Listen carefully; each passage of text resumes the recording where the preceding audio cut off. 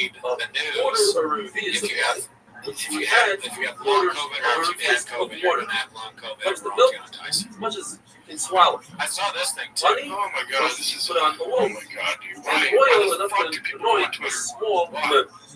water in order to make an ointment for the eye, and other liquids, and other waste liquids is a reveal.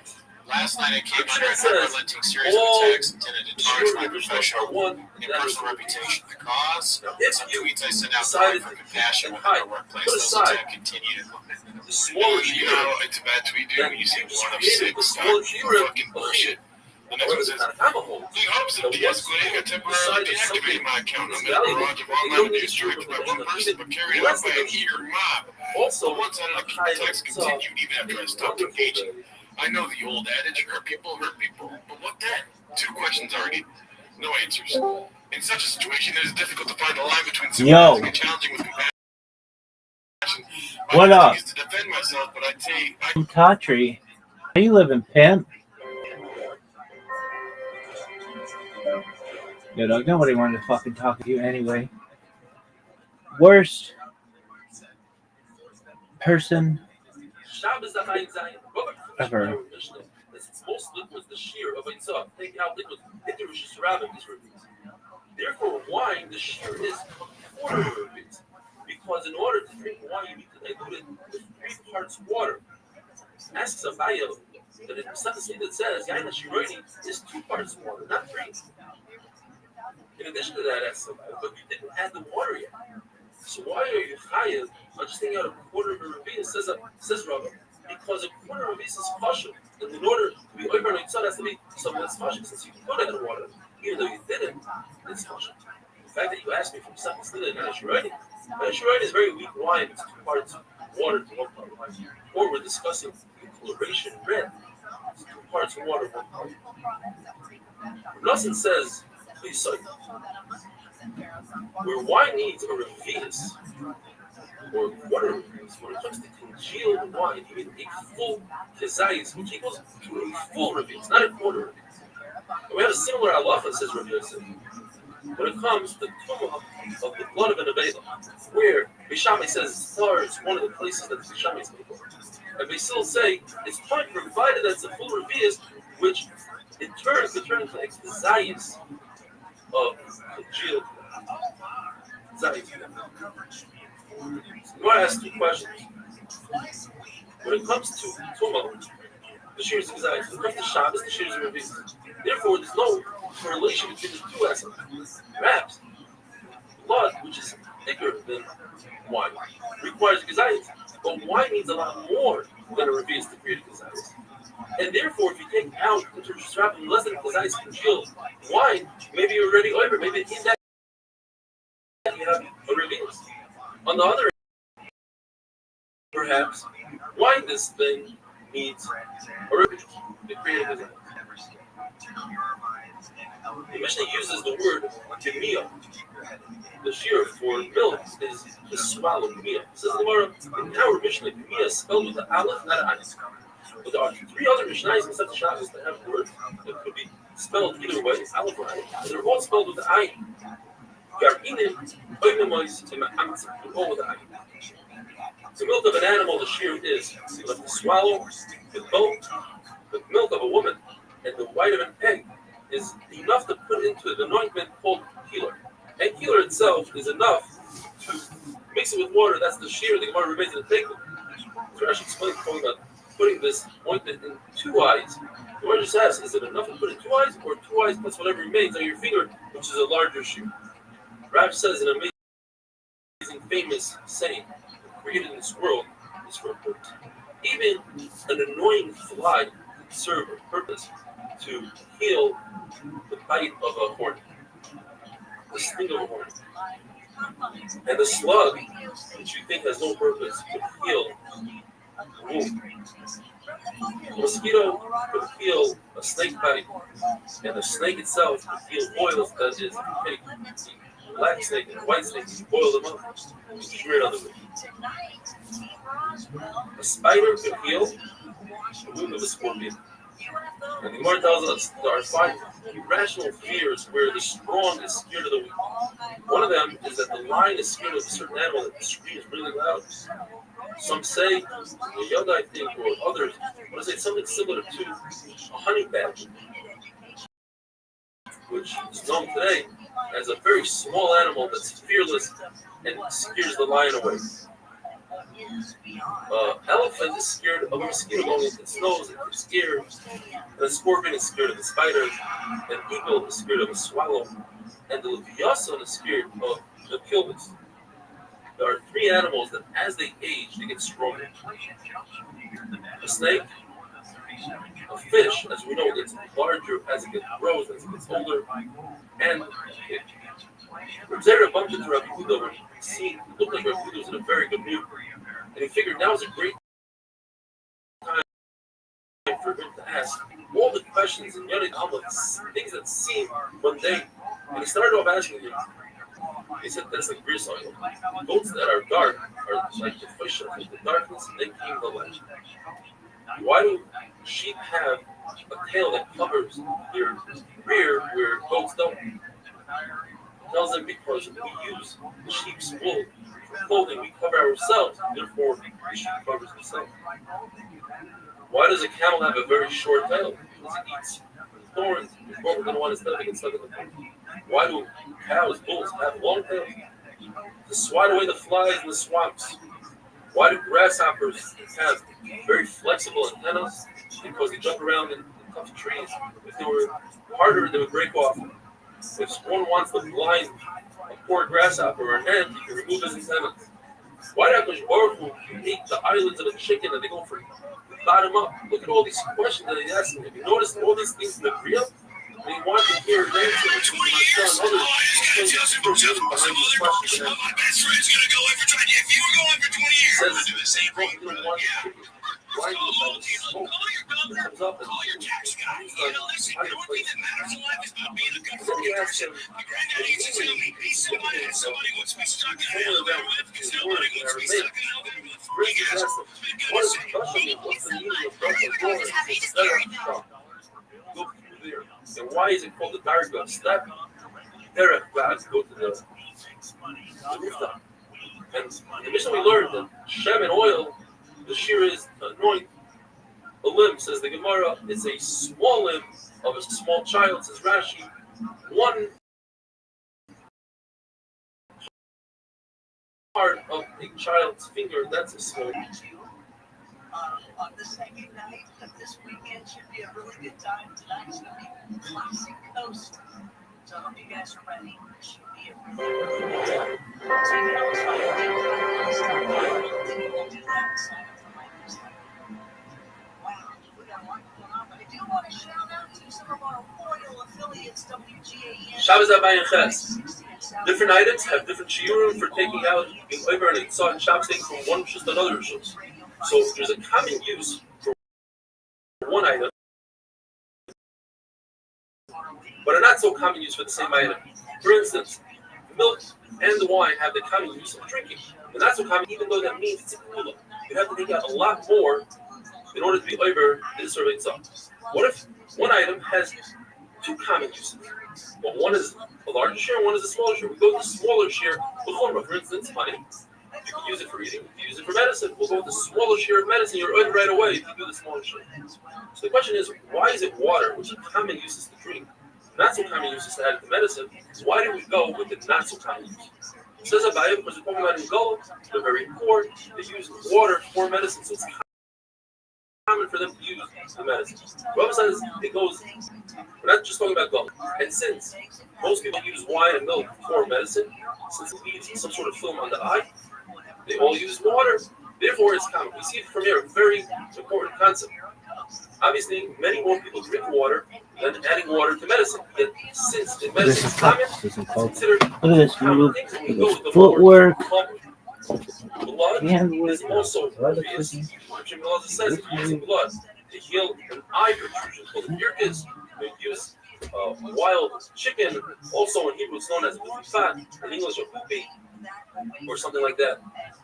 Use it enough blood for one eye. If a person has a cataract, he'll use enough blood from a mole for one eye.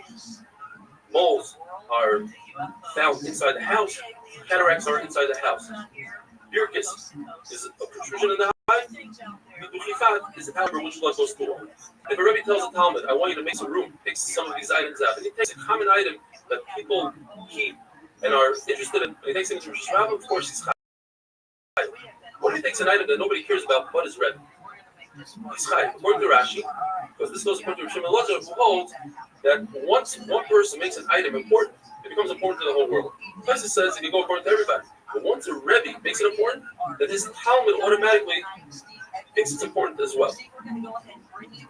Chacham agreed to Shimon Lazar when it comes to wastewater. The shear is Rebbe's. What can you do with wastewater? You use it to knead clay. Now we do find that the shear for kneading clay is a lot less. The size of the opening of the hole where you put the bellows in the oven. That's if you already have ready-made clay. The shear is much smaller. But no one is going to go through the tircha and the burden to start making clay from scratch unless it's a much larger shear of a Rebbe's. When we find that concept later on tomorrow's daf as well.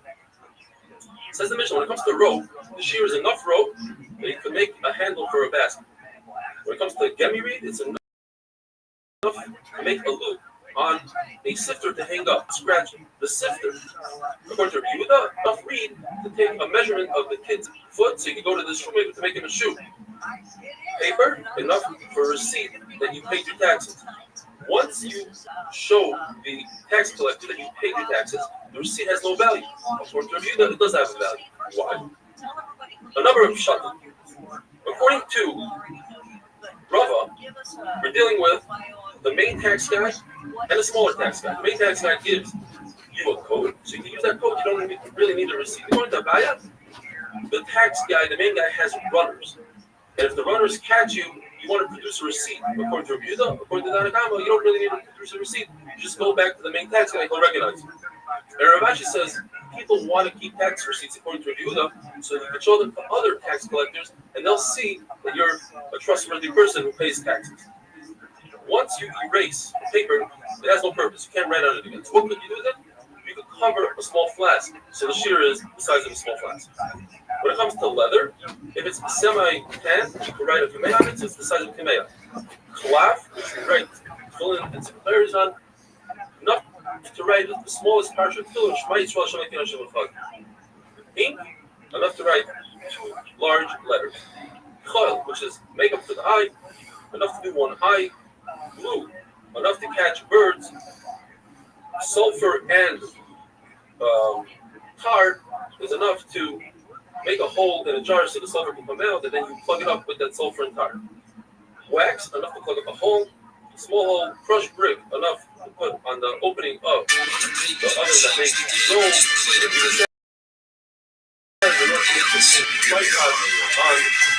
On Aramaic, Sid, lime, which girls use to remove hair, enough to put on one small joint of it. Use your new door. It says enough to put on the hair to make the hair lay flat. And according to Nehemiah, enough to remove the hair in this area. Which are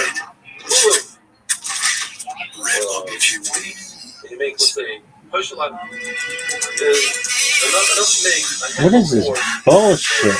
That's it. Or sick. Get up to 22 hours of battery life with Snapdragon. There you go. That's good. Oil. Enough to put on the back of bread. Inside of the cellar, which is a gregaris. Cotton, enough to fill a ball, which is the size of a walnut. Take out a star fight. That says, I owe somebody owes me money. It has value. But once it's already paid off, according to Rabbi Yehuda, you're still chayav. According to Tanakam, you're about similar to the machlokes we had before. Rabbi Yehuda says you're allowed to keep a star fight. There's no issue, so it has value for you. According to Tanakam, you're not allowed to keep a star fight without because 3 fouls later on, so it has 0 value. According to Abaya, everybody wins. I'm gonna heat star you. was paid off. You're not allowed to keep it in your possession. The machlokes is what happens in a case where the loiva admits that he wrote a star. Doesn't he have to be tying that star? Does he have to make the document stating that the original star is a good star? According to Yehuda, since he does not have to produce such a document, so the original star has value. And that's why if you take out the original star, you're a chayav. Rava says everybody commits, you have to be a chayav. Machlokes says, what happens if the loiva doesn't want to pay? And meanwhile, the malva produces the star. and he takes it out into your surround. Since that star has its value now, because you can use it to collect, and without it you cannot. Therefore, he's high. Rashi says we're talking about the loiva, not the mal. We're talking about a special document that the loiva has in his possession that says he paid off already. And he uses that document to show other lenders that he's a trustworthy borrower. And he pays off his debt.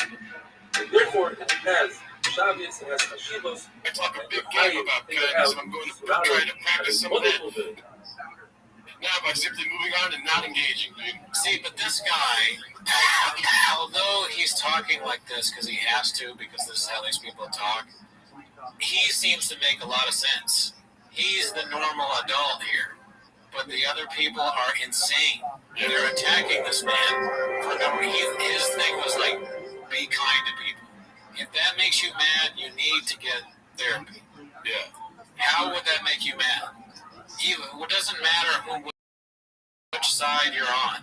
If someone's like, hey, let's all come down and talk about this, that person is the wrong person. Leather, right?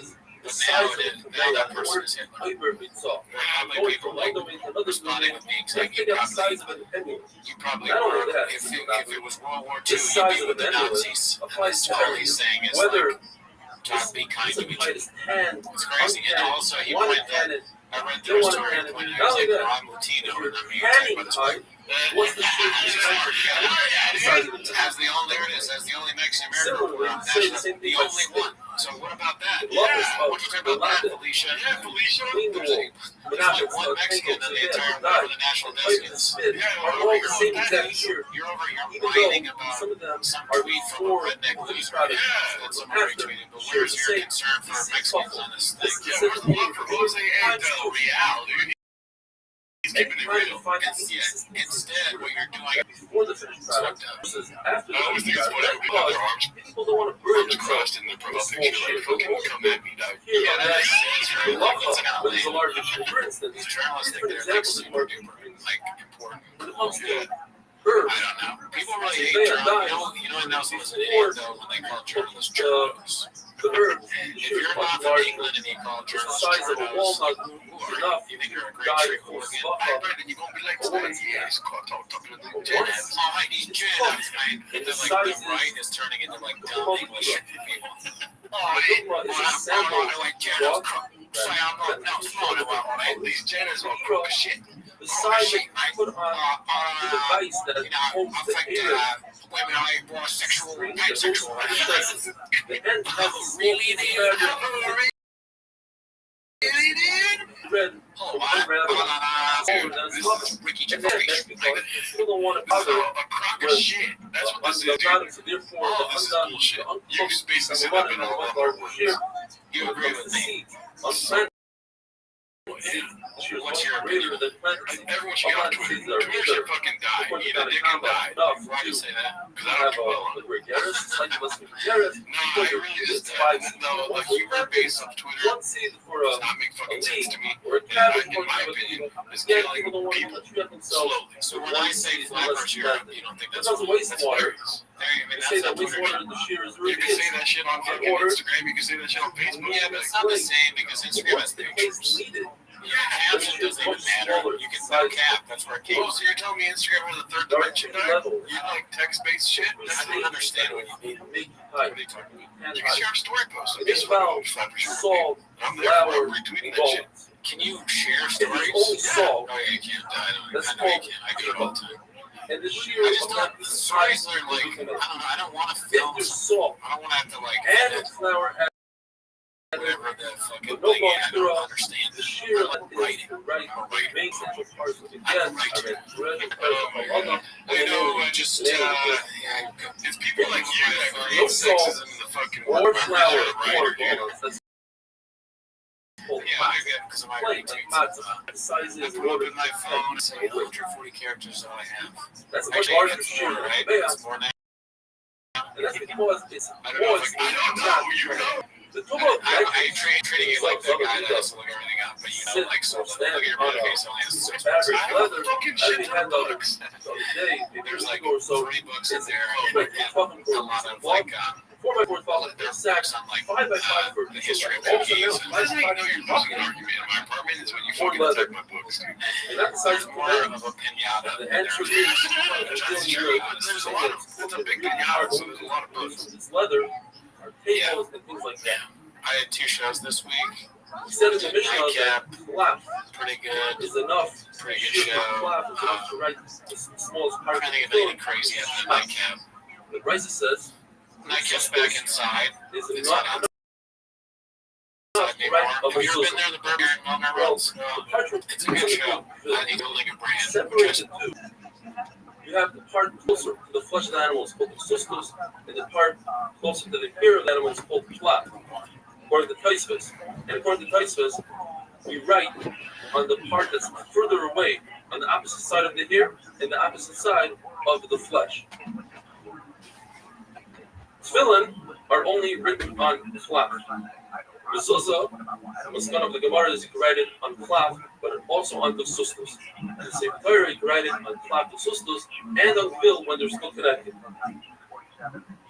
The sustus, which is not row for tefillin, therefore it needs a larger shear size of a mezuzah. Sometimes you can call the parsha of tefillin by the name of mezuzah. For instance, the halacha is that if tefillin has the ritzua, you shouldn't touch it. That's one of the 18 enactments of Beis Shammai.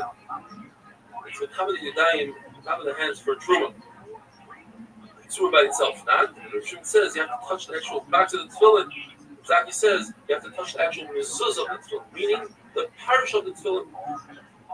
Rav says a statement. Sustos is like flap. It's part of the Gemara. What he meant to say is opposite of what we would think. That chalaf is like the sustos. In other words, just like the mezuzah can be written on the sustos, it can also be written on chalaf. The law is that the parent feel about to put in the shavings. You cannot cut out the parsha of mezuzah and use it as a mezuzah because malam b'panish v'lemer reading. You don't go downwards and usually go upwards. We have to be talking about that the tefillin were written in the chalaf, and therefore you could write the mezuzah, even a mezuzah, on chalaf according to Rav Meir. Rav Meir holds that you could write a mezuzah on chalaf since it's better for the mezuzah. It'll last longer. It's better protect like that. Have a wonderful day. A wonderful day. This move. Look at this athleticism.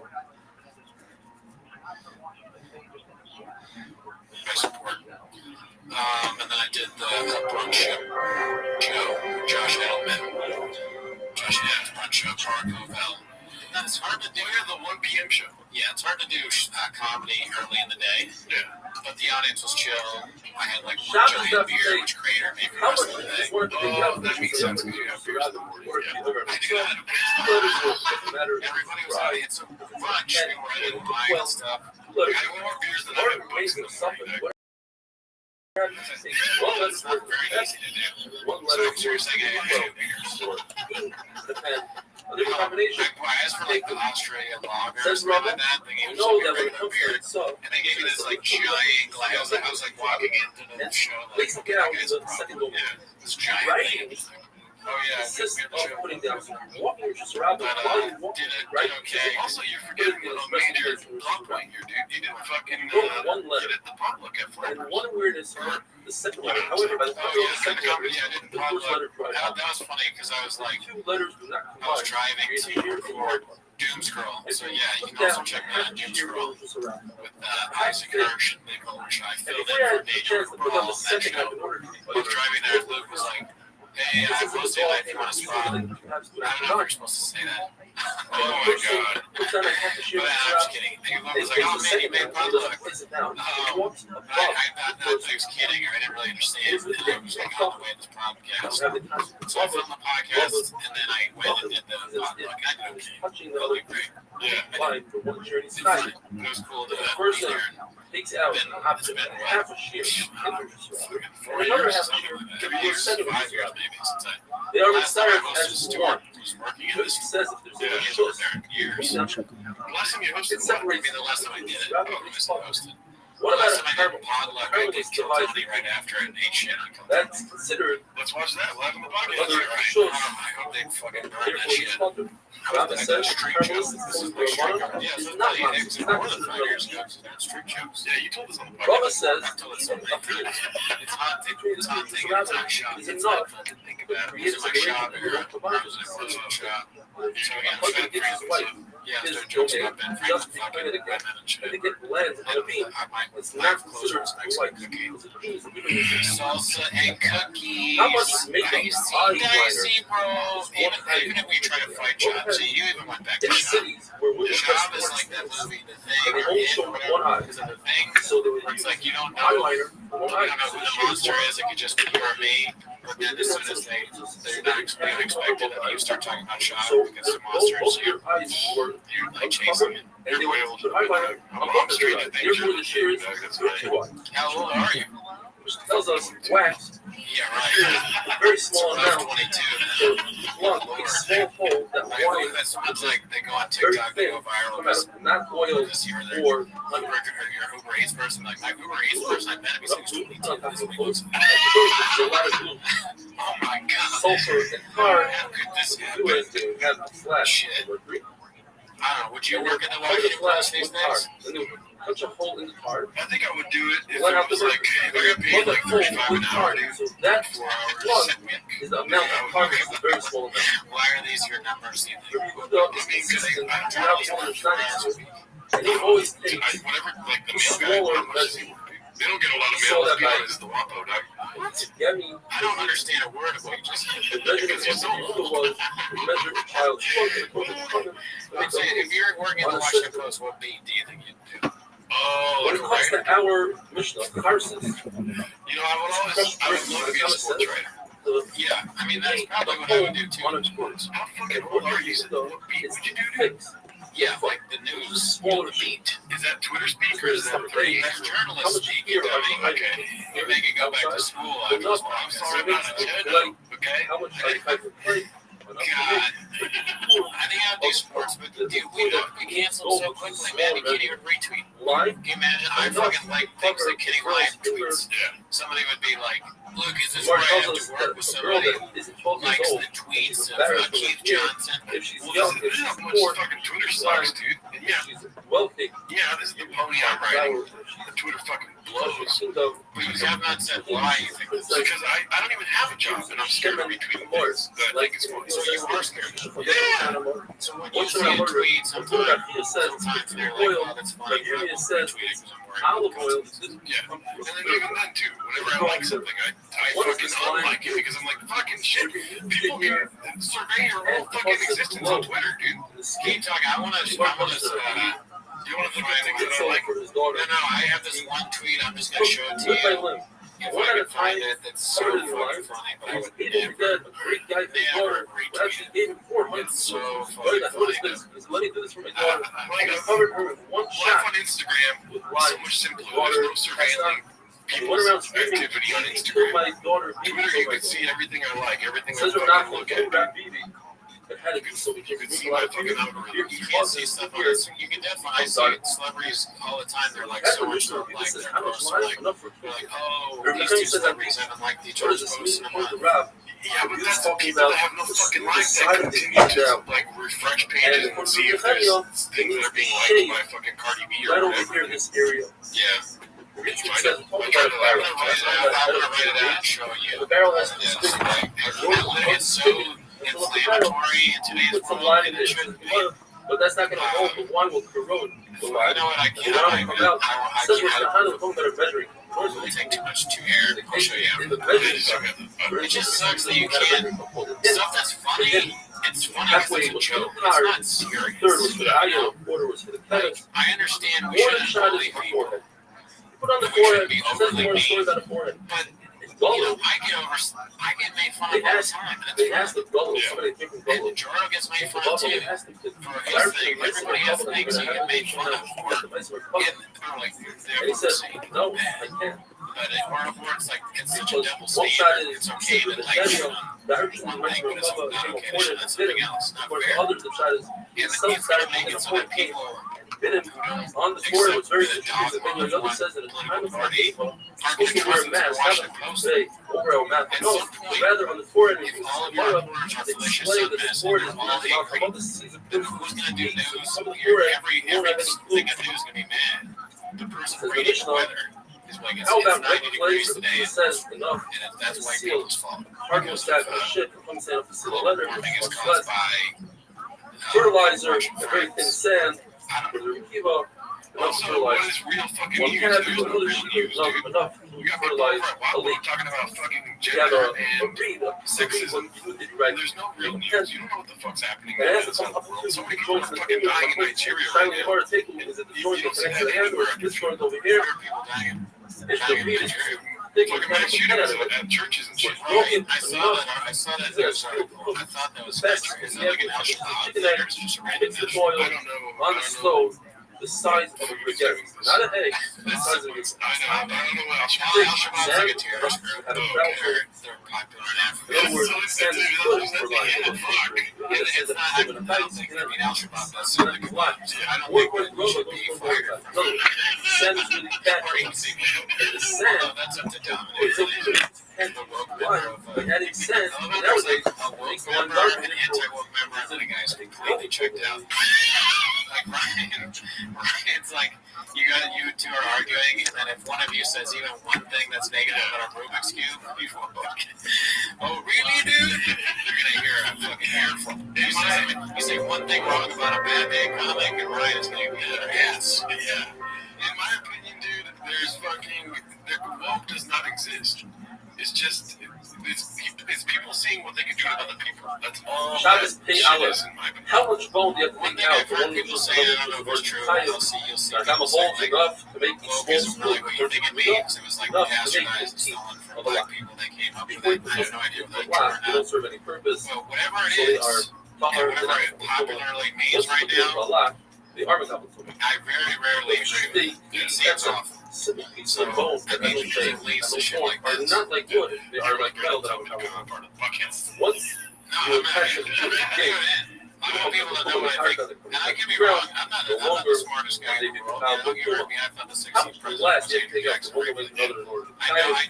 know that that's Abraham Lincoln, but it was a great fart. Some Or say whatever. It was a great bonding moment. two And we're all woven gonna, threads it'll be, from somebody's timing is at home. I want to take some boom. I mean, it's podcast stone. go, baby. How large It's is a just stone? hilarious. Give guys what they want. That has enough The guy mass to standing throw clips it are and always burn. bad. You keep putting them up. But He doesn't stop. Can you imagine if you had just bad clips? You're like, animal I has to mean, be I'm doing that right now. animal skin. Are you putting it back? How much Really? weight Yeah, I mean, I and haven't seen angry clips. I put in a clip a couple days ago, and are more it got like 4,000 views. However, But that that doesn't doesn't put sound up bad. here. But then again, Human dignity. I'm not proud of it. I just did it because I How need to about we wear relax and extra, which is not funny. Soon as came to this way being asked, how big are stones is I mean, one like, I always permitted do it, redo it. to There's bring a into delete the button. bathroom to use as Yeah, toilet delete paper? it. Yeah, wait So they till told it's him in. Put that in. three. I And want the same to authority get some of that tape. the I mayor got like one of my comes to cats Esther. sent me that tape. The mayor says that Esther has to be a minimum of a walnut, which is a minimum of an egg. And the same thing applies here. Obviously, I do a podcast where we talk The about stones, the mayor things, says, right? Whatever the fuck you think three woke is, stones we that talk are the size about of that. a walnut will do the same stone that are the size of an egg. And However, there's this, like, 100 research it's funny too because so there's this girl that that is comments different mostly sizes. every video One talking is the about how much size fucking of an owl, trash I the other get. is the size of a walnut, Gerard is a fucking and the other one is the size of stupid an egg. ass. Yeah, And it's kind of mean, lady. Yeah. says, wait a minute. Does that mean I have to carry around a stare at the exact measurement? So they say, you're right. The share is whatever get fits the in your hand. messages We don't care. on 5 my stones, 2 YouTube studio stones, what size, but whatever they fits don't in your show up hand. That is on YouTube. I didn't Yeah, hide it it from the says, channel or if anything. it's a permanent It's just you use so many curse words in every single one that it's just automatic. She calls me a shitbag. She says However, I'm it's not a dumbass, and permanent then like it has bathroom. a lot to do with like Joe Rogan. That shear She is calls me a straight Joe like Rogan a all the time. The middle two, yeah, outlet, Yeah, wallet, even like the middle one, the size of a yeah. Everything says it's People see what I say on Rogan, something and called people fucking heights, put me in a fucking corner. which You know? are pebbles that crumble. Did she see the episode where Brother you're like, says, you didn't like Rogan? That's you're the not allowed episode to- she said. That's the episode where she's like, in order it's for told us somebody it's who's Rogan. constipated to Rogan massage loves Joe with Rogan.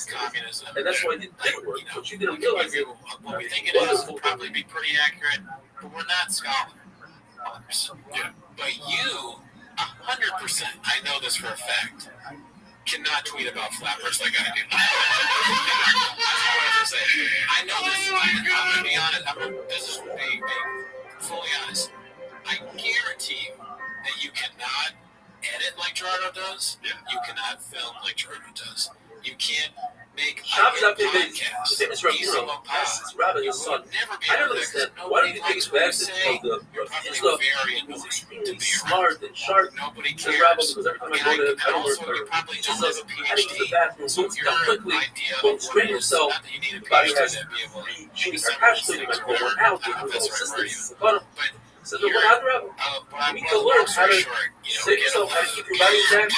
Every person has two options of toilet paper. One is a stone, and one is a shard of earthenware. Earthenware is dangerous. It's official. A stone is what says you're put up use a stone rather than put yourself in the water. It says you're put it out. It's better to use a shard than just look to. In fact, the right stuff says just like what Fizda, you should use the earthenware. Once you're people will say you got rice stone, but earthenware is not dangerous at all. It's nice and smooth. What if a person has two options? Grass and a stone, and according to the second kind of Rashi, you're talking about a shop. Grass is also slightly abrasive and dangerous. My point is, the big problem is, there's a concept when it comes to toilet paper. You know how to use toilet paper. That's flammable. Why you use it today? It's different travel. Rabbi talks about it. Ramah says that's what people do. Some say, how do we use grass? Because this grass is moist, and therefore it's not flammable. A person needs to go to that. He needs to relieve himself and he holds himself back. My point is what happened. Either will have bad breath, rather explain the will rise, or will simply have bad body odor from the breast is mashma that's bad body odor. The person physically carries constipated, a number of trips, further his they can stand up and sit down, stand up and sit down. In fact, he says, I saw my own eyes in Arabic, so, and he spilled out like a pot that spills over. Rav Khan says, a person not only should stand up and sit down, that's great, but he also has to walk away. Find another place. And therefore, this fits into the halacha that a person is about to have a very long meal and is embarrassed to stop in the middle of the meal and take a break. So before the meal, you either walk 4 times 10 amas or 10 times 4 amas, which is helpful. Which tells us, if a person has a piece of earthenware, try to remember, what is the shear that we tie it from itself, taking out from one rishus to another rishus? Really enough. Jesus says, enough that you can put between beams to stack up. Rabbi says, enough to hold a coal. Rabbi says, enough to hold a revius of water. I told you about that, right? Rabbi says, I have a zayter and hint from the Pasuk. When the Navi talks about the Korban, the Balkan will destroy things to the point where you can't even hold a coal in a piece of earthenware. You see, earthenware, in order to be kosher, it has to hold a coal. It says in place, but it's just continue. In the end of the Pasuk, it says, and the Balkan will destroy to the point where you can't hold water in the earthenware. Rabbi will explain that he must be saying is, first, the Balkan will destroy everything that has value. So this means that whole fight. And then on the destroy things that don't have that. They say they're straight, but then they look into Dominic's eyes. From the Pasuk itself, and you know what Dominic does? You understand that Rabbi's shear of holy fire is greater than the shear of a because it just makes sense. The Pasuk starts off with a large item. I will destroy the large item. Then I was wrong with the smaller item. That's how you have to explain the as well. We're dealing with a very large bonfire. You cannot walk over to a large bonfire with a small piece of shard earthenware and pick up a phone. You'll get burned. We're dealing with a very large piece of earthenware, so that from a distance we grab a coal. And with that, we finish the parak. And we begin the parak. We're dealing with a bunch of Shnayis that just weird we learn different elements. Not necessarily have to do with Hilchos Shabbos, but eventually we're going to get to Hilchos Shabbos of meal. And the first lesson is about Rabbi Zara. It says, I know that Rabbi Zara, Ba'asmatko, not in the Fusha Pasuk, but some hints from a Pasuk, Rabbi Zara is in Hamid and Masa. Mago, like if you touch something, Masa, if Rabbi Zara, you know you're not physically touching it, in a pot, you become covered, just like Avida. Avida picks something up, You become coming, as the pasuk says, Tisrei, K'moi Dava. You should throw out the Avodah Zarah like Anida. Say Toimar Lo, get out of here from Avodah Zarah. The Brisa says that if a Jew built a wall, and then a non-Jew built 3 walls around his wall, made that wall that was built with Avodah Zarah, and the wall fell down. You can no longer rebuild that wall because you're opening Avodah Zarah. What does he do with broken? First of all, he has to distance himself. That wall, but what does he do with leftover stones? They are with Hama, according to the people, Bimasa. Just like Anida. Like you'd be exhausted from work when you're back. Rambam explains that according to everybody, Avodah Zarah has a hekesh to Nida, and therefore Avodah Zarah is with Hama Bimasa. Where is the Maslow? Maslow is in a concept called Eben Masam. Eben Masam is a very large boulder that's suspended. And if there's a Zav and Nika on top, which is unbelievable condition, it travels right to the stone, the stone and common any cleave that's below the stone. Machlekes says, do we learn that concept that is by Anida? We learn that concept to Avodah Zarah. He says yes, and Chachamim say no because we learn from a sheretz. The sheretz does not have that token. What is it to do with that? That the Mishamshim Avodah Zarah, that whole Avodah Zarah is not the Kama. The Matzah is the Kama, B'Maga. What do Rabbanan do with the hekesh of Avodah Zarah? To Anida, that's the Kama and Matzah, but there is no Eben Masam. Why? Because the Chacham learn the hekesh of Anida, Avodah Zarah, without the concept of Ibadah. That is, if the limb, Rahman Islam, is cut off from Anida, that limb loses the Tumas Nida, gains in Tumas Abraham and Had, the oil, the Matzah, but not the Eben Masam. So too, Avodah Zarah is not the Kama, but the Masama is not the Kama, the Ibadah. That's the real thing is that there are the fact black that guys like Ali Siddiqui should be whether or not this Ibadah it's a limb of Avodah Zarah. It's one of these attachable Avodah Zarah pieces come on and off. Once piece came off, is that the Kama Beivar? Or where you see it's not. Obviously, we have to say Rav is asking Judge Rabbi Kiva uses all the way through, even if it means that it will be a kula. By saying that there is no kula on that age.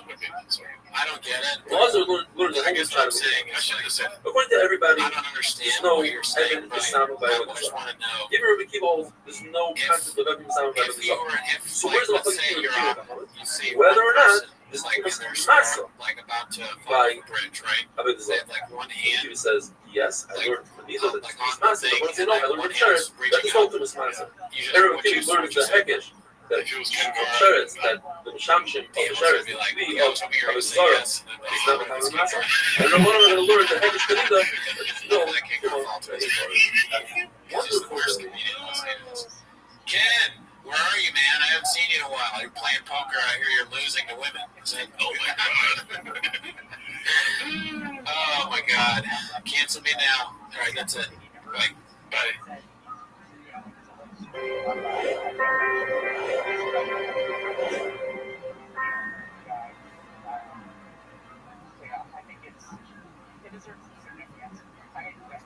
Shabbos Daf Mei we're continuing with Mishnayos with a theme. How do you learn certain halachas that are not necessarily connected to the second Shabbos? How do you know these halachas not based on a pure limud, rather on a smachta, a good raya from a pasuk? How do we know that Shechazera, the name implies, it's a roila hazriya, it's viable? How do you know that it's a Tama woman 3 days after relations? Because it says in the pasuk, separate from your wives for 3 days. And this is the reason, because we want the women to be with the higher during Matan Torah. How do you know you let them call Shabbos and cook up hot water for a baby 3 days after the Bris Milah? It says by Shtem that Shimon and Levi waited for 3 days after the Bris. When they were praying, you see that 3 days after Bris, the baby's considered a Chayil Shesh V'Sakana and called Shabbos in those days. How do you know that the Sawyer Hamishtalea, the Lazazal, the one the goat you throw up a clip on your kipper, you wrap a band around its neck, a red band, and another band, like six colors,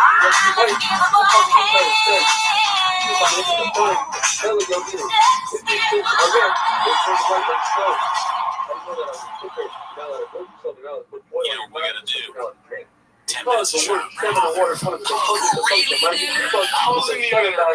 so I'll start the timer. Athleticism. Yeah, 10 minutes of show. Alrighty then, dude, you ready? Yes, I am. Alright, here we go. I love the nice face tattoo. I'm obsessed with that tattoo. I wish I wish I look like a healthy Why are you so obsessed? I was a leader. I was a proud boy at my show. Add it up. Proud Boys at your show? That's a I don't want to help out with feed, but if I ever do need that help, yeah, Van Diva is good. Well, last time I was there was during the These riot. guys are like melting away, and you can tell like they're it's like a much higher intensity version of what's going on with our lives. Cal's thinking about some like court case he has, or just repeating stuff that shop whispers. I think that we're having the tattoo today. I go FaceTime. Proud Boys, really, dude? Oh, really? Maximum pass. Here's black, right? Riding outside my hotel. And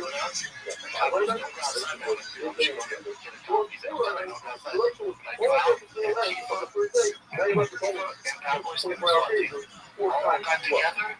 They should have a picture of me, like this. Yeah. They're great. None of that sounds true. He's just lying. That does all he does. He just lies. B-Shop fans, dude. What's a B-Shop? Oh, B-Shop. God, I have trouble understanding. Dude, B-Shop fans. Not even 5 good boys. Proud Boys? Cops. What are they all like? Dicey, Bro, you know what's funny? Dude, my girlfriend told me yesterday that her son told her that he wants to be a thug boy. Like in reference to shop or just like that saying, like being flavors. Yeah, he just wants to be heavier, but the first thing I thought was shop. So I have to use your thing for that. Yeah. You know, I'm working on a bit about like, do you get these ads on Instagram where it's like really, really hot, attractive women saying, oh, these shirts for thick men are so great. They work so well with thick guys. The fuck no. No, I get that. And it's not a good bit yet, but it's just like, I think they'd be more effective if they had women selling the shirts that I have a chance with. Like when I go women without hope, I don't want to go. That thing, so that I was saying, like, it's so comfortable. I like it so much. And my sister's about to evict me from my house. Had to ship me. But yeah, man, thick boy is really obnoxious. Yeah, say that. Just if I don't think there's anything wrong being a little tricky or whatever, but you know, you don't need to come up with like a saying to make yourself feel better. yeah. The guys that are like, you know, that remember like the, oh, he's fat but he's fun. The guys that are like that never actually say I'm fat but I'm fun. They just work. They're confident. I mean, I'm fun. They're good eggs. We love a fat guy, don't we? Yeah, Travis, fat but fun, dude. Dude, Bang Bang should open up for a shot. Yeah, that's much more. Oh, shit. Oh, God, it's fucking 10 seconds. Did you sing me the second one? Yeah, I think so. Unless I sing the same one twice. We need to learn how to speak Japanese so we can do more of the show. Is it called Japanese? That's what I think so. Whatever you say, Papa. What do they call Brenda's? What do they call Brenda? Don't take it Elefante, because what happens is one day this bitch is going to file Elefante and decide to stop this bitch outright, and then she died. And then the bitch came back during her funeral and stomped out the corpus.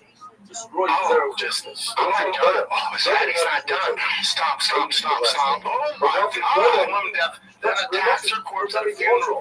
This is a special kind of elephant. Oh my Lord. It smelled or something. Wait, a corpus? Do you think, I don't know what that is. Do you think the CTE that Brennan has, like, made him like this? Was he really dumb before it? Or what he was just talking, I didn't understand what he was saying. Yeah. I was like, what? There's a lot of words, and it could be just a Vegas hangover. Yeah. But I really was like, I don't understand. I really, oh They right here, which Rabbeinu didn't say anything. Elefante. But I kind of want to hear what he yells. Play the rest of it. I'm trying to figure That out. was the whole thing. That was it. Yeah. Hold on through. The shot tuned into fact. T-Fat-K, dude. Yeah, the shop subreddit will shit on like anything he does. Yeah. It's like a 10-second clip, and they're like, "But play it back." They want shot clips like the people watch the Suburban film. You know, like when Kennedy, not a reference to this. But if you look at it from this angle, Shab is very stupid in this one. Play it back the tape. Okay, you'll see here that Shab is drooling out of his nose. Listen, you know, Fazoli, bro, like, when I get that, dude, I snort it right up my nose. Check this out, dude. Wednesday, Read this out loud. Thursday, I get tacos, dude.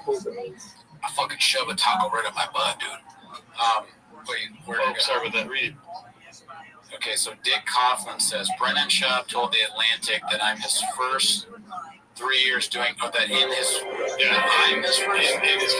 first 3 years of doing stand-up, he performed 6,000 hours of comedy.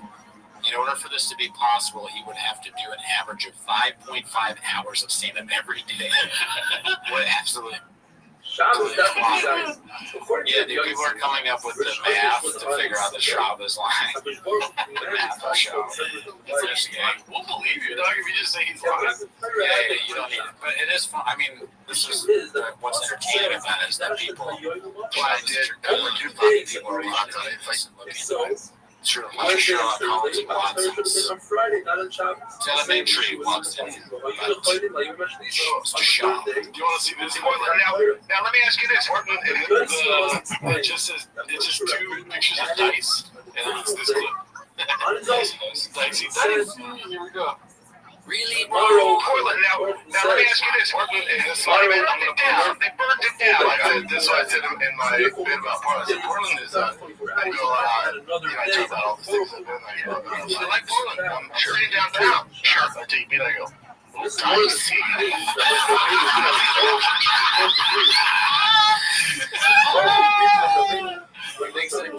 Dicey is like a great, it's very intelligent bit that he created. He's like, and you know what I did next? Dicey. That's one of those times that he has to think about what he said. He's like, you know, and he's trying to say it correctly. I don't want Brian to get this wrong. I didn't just say Dicey for anything. There's like a shop board, and it has like Dicey, a picture of a cookie with sauce on it. Delete. There's no deal on. Yeah. He's like,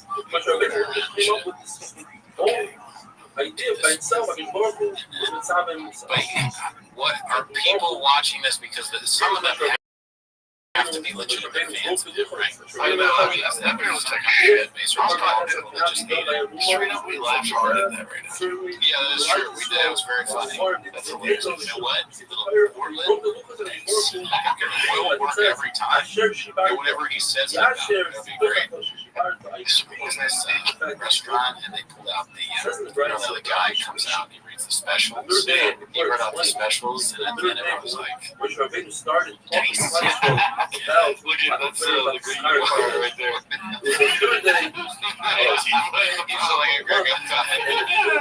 Damn, dude, this group is so good, dude. If you want to see it, look at the YouTube. It's a great picture. We have 50 seconds left. So that was a picture of the guy the black guy that went around like meeting secretly fans members and then making it like them, and then like they were like on with the clan.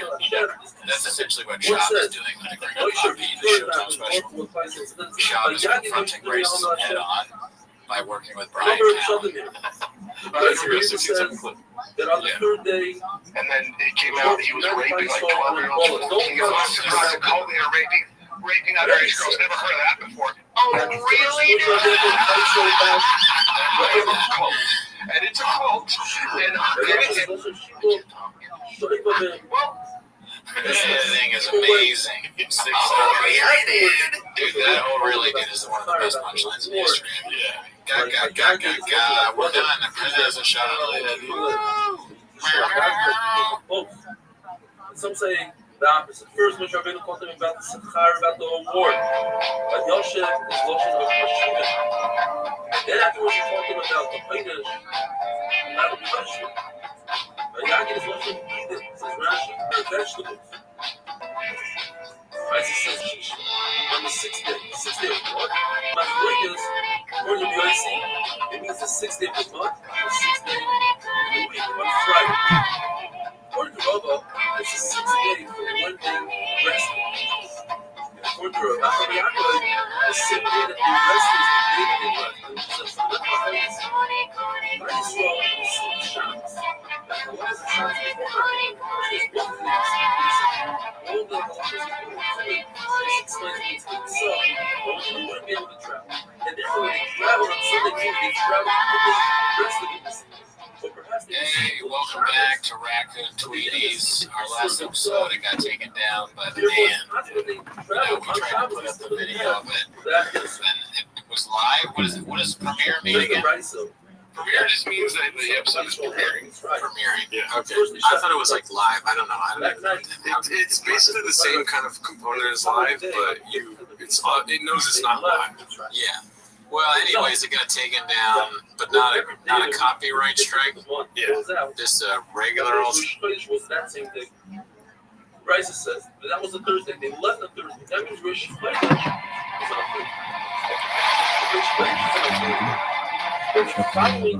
Guys, thank you for tuning in. This is the first ever 10 Minutes of Shop interview. We're so lucky and blessed to have on the CEO of Jang Shamaportal. Anything else I would say would if you want to support the podcast, try Patreon, subscribe, all that stuff. And we also want to do more guests like we're doing. So if you have any ideas, Discord and let us know for other people that you want us to try and get on. But this was amazing. I mean, you really got to check it out. Sean McCorkle, thank you. Hope you enjoy.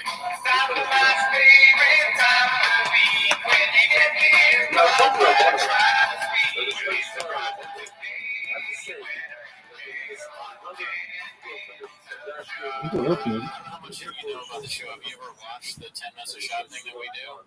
I watched about 10 minutes of check the views, and I get people sometimes that want to do a podcast, they have 7 views and 6 of them are watching it. And so, I have a buddy who sells a program to drive traffic to YouTube videos, and YouTube videos have 12 to 14 views each. And I'm like, that's what we're doing for a living, teaching people how to get 14 views on a YouTube video. Yeah, we just one episode where we watched the Gringo Poppy, and then it got so many views, and then we created the 10 minutes thing off that. People just love it. So, yeah, there's a lot of people that don't like it. All you gotta do is put a shot review of any kind. They've been begging me to do one, but I feel like I'd be the 15th person at this point to pile on. So. I guess, yeah, maybe, but I think you should do it. I'd watch it. You watch a little bit of your stuff. So, yeah, with Shah, I had a question for you. The first question I had was, so he is always eating stuff while he talks to people. He always has something in his mouth. Do you think that that's like a disrespect thing, or is that CTE, or what is that? What do you think that is? I think he gets CTE is too much credit for sure. He was an idiot ever since I met him in 2010, like he's been an idiot. I think he just has I thought spelled Duraf. He just had no more than least software people I've ever seen in my life. He actually really should stick your tongue out as you're eating before every bite, and then you shouldn't swallow with your mouth full of food falling out like he doesn't understand, like just standard human behavior. He doesn't get it. So when you knew him back before all the controversy and all that, was he known as somebody who would misspell things or say words wrong and all that? Was that like that's always been shown? No, if you look back at some videos, you can see that he was. I doubt it, but I don't think anybody. I think it took the homeless cats to figure that one out. I would notice. It was so funny when I found the whole Reddit page. It's kind of you're alone, like you think you're the only guy. I'm pretty sure Bill Cosby or something like that.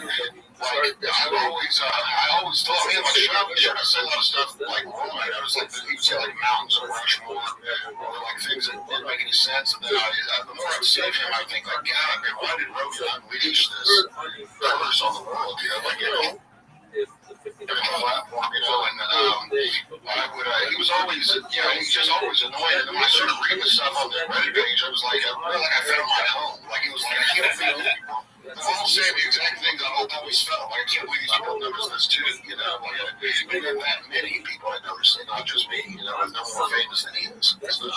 Yeah, that's kind of like what we had. I mean, I assumed he was bad at stand-up because everyone hated on him. But I didn't. I wasn't like most people was like, oh, am I the only people that think this? Because I had the opposite.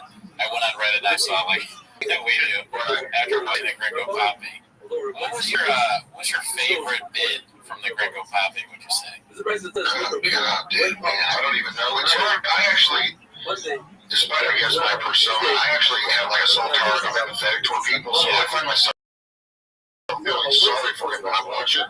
Like I get, it's like we had a kid when I was in high school. One year I played basketball in high school and college stuff, so we had this dunk contest, but they lowered the goal to 9 feet because I was one of the only guys that could dunk. What kind of dunk contest had been good with one guy dunking, right?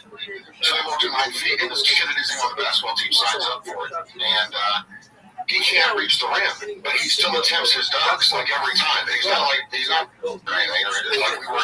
And I was like, everybody's laughing because he'll toss the ball up and do like a 360 and then not even get it 6 inches within the rim or whatever. And he just kept trying, like he did all 6 rounds. And I felt like I don't know, it's really terrible when my brother brings it up in class reunions too. Like, I'm still bring it up to the kid when he sees him. But every do the dunk contest, like, that's kind of how I felt with Shroud, you know, whatever.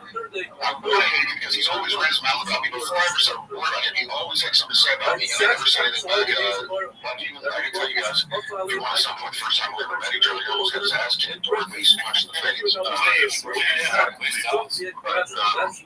Yeah, the first time I got flown out to, they were going to do this show, Spike TV had bought this pilot, and it was going to be, they were just copying Tosh.0, except they were going to do a fighter and a comedian and have them comment on videos. Other than that, it was just Tosh.0 with fight videos. So they sent me the videos, and they sent me the script they wanted me to read with the jokes, and I was like on the way out, I'm reading because I only had like a day or two's notice. I had known the guy that wanted to audition from the Strike Force days, and he's Jeremy Lamb, and used to run a lot of Strike Force. I think it was Strike Force or Affliction. But I met him in a couple of events, and he knew I was kind of funny, so he wanted me to come out and audition for it. So I'm reading the jokes on the way out, and I'm like, I don't even want to be on camera saying this, because I wouldn't want someone to think I came up with this. This isn't funny. Like, the stuff they wrote isn't funny, you know?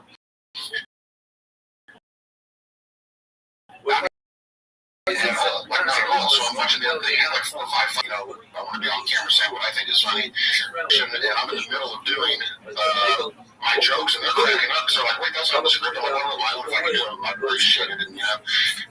So they're like laughing. I'm with another comedian, a guy who, that's a whole other long story. I was trashing him the cable guy for 20 minutes, and after I trashed him for 20 minutes, he goes, he's my best friend, actually. And I was like, awesome. But so I'm in the middle of my audition. All of a sudden I hear a door slam like open, and I hear like somebody going like, "Oh, come to the door!" Like real loud, like, and like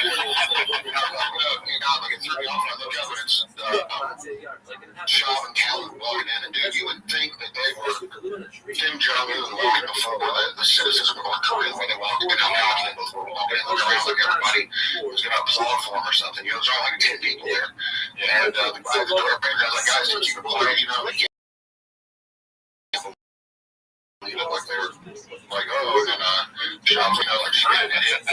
And so I'm sitting there, and I'm just like, when I hear him, I tell one of my jokes and start laughing. I hear him say, oh, this guy, like, he realizes it's me, you know, and it's the first time we ever met. And so I stop in the middle of the audition. I look up and say, you got something to say? Like, in the middle of the audition to him. And he was like looking around, so I'm talking to you, like maybe there was someone behind him I was, you know, talking to. And I said, you got something to say it. And he was like, he just started looking at his Gucci boots, you know, just looking down at North Star or whatever. I said, yeah, that's what I thought. So then, my audition was kind of ruined because I wasn't in a good mood anymore, you know, like it was as I kept thinking I wanted to smack it. Plus, Adam Carolla had made me and Stephen Bonner take boxing lessons from him right before the thing started. It was very awkward. Like, he was at Adam Carolla Studios, and he brought out mitts and gloves and wanted us to, like, get mitts with him, and I was like, I don't want to do that, man, I'm good, you know, whatever. Like, I'm in nice clothes.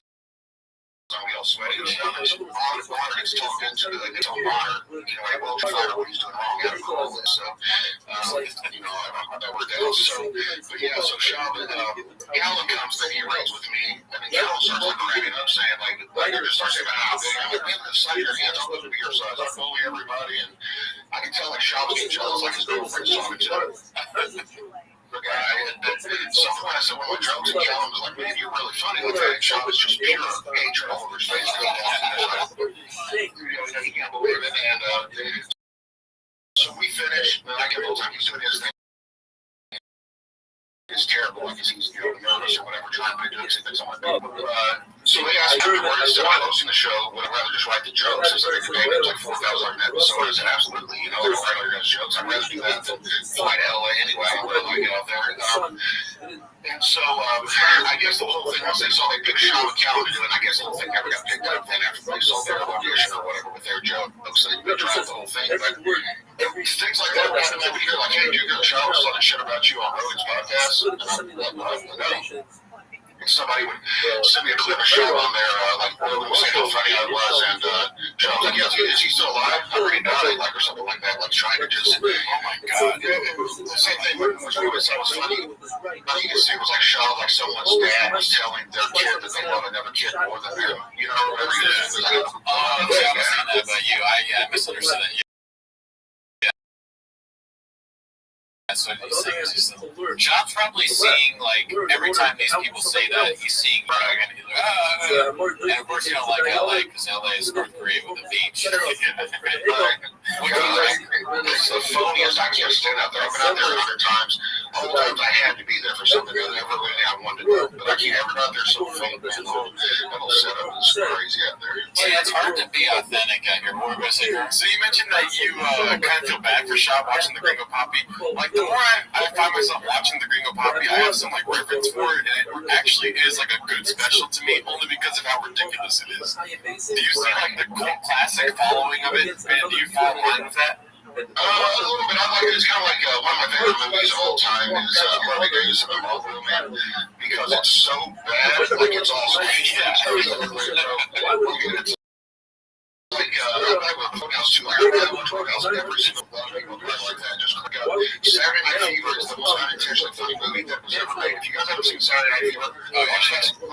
It is meant to be serious, but it's the funniest thing. It's the funniest thing ever. So yeah, he can be unintentionally funny, but not funny just laughing at him, not with it. Like his and the fact that he thinks I always told people I don't dislike Shaw because they're like, oh, you're just jealous. I'm like, dude. Cain Velasquez would beat me in a fight easily. Luke Rockhold is better looking than me and richer than me. I can name 100 fighters more successful than me, but I'm really jealous of Shaw. Like, if I'm jealous of somebody, why is it only him? I don't like Shaw because he thinks he's Richard Pryor. Yeah. It's impossible to be jealous of Shaw at this point. He's so embarrassing. Like, he's failed, like Lonnie said, how did fighting go? How did the podcast go? He's failed at everything. I don't even mean that in a mean way. I feel kind of like you. I'm sympathetic to him. He's just so bad at everything. But it's funny, every time you start to feel bad for him, then the whole, like, walk me to my truck thing came out. And then he's like, oh, he's cheating on his wife. Like, I knew he was doing that. I always told my close friend is. He doesn't even know. Like, people that know him very well will send me stuff like, hey, Shop's doing this now, like, laughing, They're like, dude, you're ugly with Shop said today. But they're like, hey, Shop's looking for a counselor. He's trying to beat an addiction to the jack-off Asian. Sorry. Big fingers in the butt, too.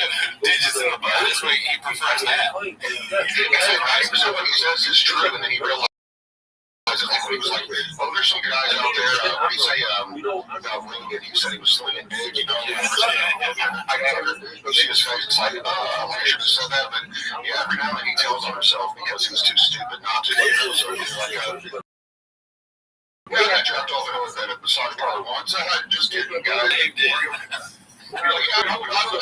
Brad Pitt. No, just kidding. Like he doesn't know, like, how to get himself out of it. But yeah, every time you start to feel bad for him. After the whole Gringo Poppy thing came out, when I saw, like, mainstream people, just even Steve-O was trash. Like, dude, Bobby, like, when I started seeing everybody making fun of him, I thought about how long anymore I feel bad, and then he just does something else like that much more ridiculous. He's gonna sue everybody over the walk my drug thing, you know, or whatever. Like he's just always got. He just tops himself over and over again. What do you think about? There's this new thing where he keeps returning dogs. Like he gets. Have you heard about that? I knew of the one dog he got his rope out of, and then you just never heard of it again. You never brought it up again. You're wrong, a friend. I've got a guy that I used to grow up with, and he's the most fake successful person ever.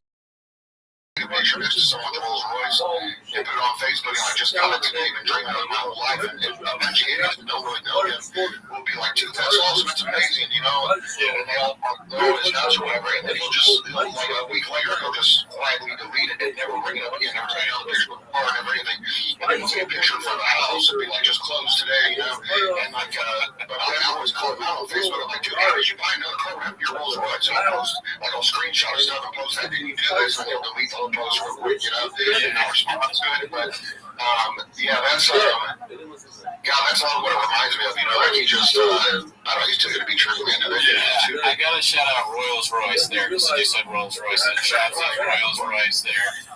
And the shop was getting dogs that were unsafe for his kids too. Like, is it a Cane Corso? Cane Corso. Cane Corso. Yeah. However you pronounce it.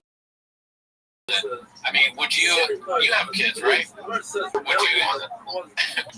Would you get a Cane Corso and have them around when they were younger? Is it something like that? No, I've actually got American Bullies and Pit Bulls, but I would not even now. I don't let my kids around them unless I'm there. I get my kids are broke. I don't let anybody around them. The Cane Corsos are just bigger Pit Bulls. So they are. That's what that's a big. Yeah. They're I think Argentinian dog or something like that. South American, but it's just a bigger version of the Pit Bulls.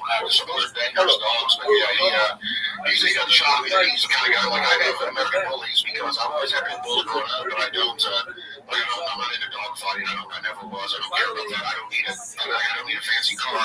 I don't need a dog to make me seem tougher. You know what I mean? Like if it's fighting, that's exactly the kind of dog he would try to get. That's the same that me and Gerardo need to seem tough. I feel stupid about this because you are the CEO of PF Chang's, but do you know about the Chombies thing, or do you have a take on that? I heard it now. So, I'm actually, recently I flipped my car on Christmas Eve. Like almost got hit by it I had to go to Germany and had a failed bad procedure. I've had over 3 or 4 weeks, man. Like I've had, so I'm kind of out of the loop on everything shop. Whatever, just because of all the stuff that's happened. But no, I loved it. Not to put the spotlight on me and my problems, but I would love to hear about whatever it is. Yeah. Well, first of all, glad it didn't turn out awful for you. Sorry to hear how it feels. Yeah. But my terrible way of saying, glad you're okay. But the Chombies thing is Shab got a tattoo on, I don't know if it was his arms or legs, but it's like his kids as zombies. So they look like they're dead. Surely. So people have been calling it Chombies. And I'm just like, what is that? I don't know. Because that sounds like, it must sound like some shop would do that. Oh, yeah. There's video of it. He's like proud. He's at this tattoo shop. It's another thing, like you were saying. Hey, it's some cool tattoo guy. He's trying to look cool. He's like, I'm here with his demons. You see that? Dude, that doesn't even look like his Yeah, one of them looks like a girl. I thought they're both boys. Yeah, that's what I'm saying. I had a daughter. Jeez, that's even more intelligent than we thought. It's right next to his little Boston Red Sox, whatever. It's not his little Red Sox or his little socks tattooed the baseball, whatever it is he's got. He's such a trend jumps on every trend. So his favorite team is who number 1 last night. Exactly. We've talked about that, like not specifically that, but the hats. He has so many hats. Like his house must be just full of hats. You see the little brains on it? Why would you have brains coming out of your kid? I've got portraits of my kids on my arms, but they're not zombies. It's just. I got to meet and hang out with Theo Vaughn in in San Diego. I think December, like maybe I don't know, maybe November, I don't know, a couple months ago. I was out in San Diego for a wedding, and I saw Theo Vaughn was performing. So I had one of my buddies that knows him. I said, hey, you should go and meet Theo, take my, buddy and his girlfriend and my girlfriend back and meet him backstage. And he's like, yeah, so you hooked this up. So I got back there, and Theo's just like he is on podcasts, like like same guy, you would imagine. And so we're talking to the first thing I said to him, I said, hey man, I want to hit you with a proposal. I know it's kind of inappropriate. Just me. I said, I want to hit you with something. I could tell he was like, oh shit, man, you know what I mean? Like you just did a show, I can tell you I can talk about, a business proposal I have for him. I said, that's what I figured. You've got a huge following and you're like really funny. And like you got a huge audience or whatever, and you have a podcast. And what I thought is, I'll start a podcast with you. Like me and you'll be on it, and you can bring all the jokes, you can do all the work and do all the funny stuff. And I'll just sit there and repeat everything you say, like the punchline. I'll just repeat them right up here. And I said, I really like the king and the parrot. And I realized you already did have a shop, so it would be him and his manager-in-law that they went from how we're going to tell this giant dude who already asked if he could beat him. Now he's trying to hit him with doing a podcast. He thought it was dead serious. I realized you already did that show. You already did one that you were the only reason I was watching. And he cracking up. He goes, he's got a tough road ahead of him. That's all I can say about Shop. And I started cracking up. That's a great man. He's like, it's a tough business. I said, especially when you're not funny. And then he started laughing, and his manager started laughing. You could tell they didn't know how I felt about Shop at first, and they didn't want to say anything because I was messing with him, but it was so funny. I told Lefty, even when we left, he was still kind of a little confused on whether I was serious or not. So I kept saying, hey, maybe we do a podcast together. And I just kept saying, because I made a video a long time ago. He got banned from, I'm sure I'll get sued or something, got banned on YouTube or whatever. I noticed that this before I even knew about the Reddit page.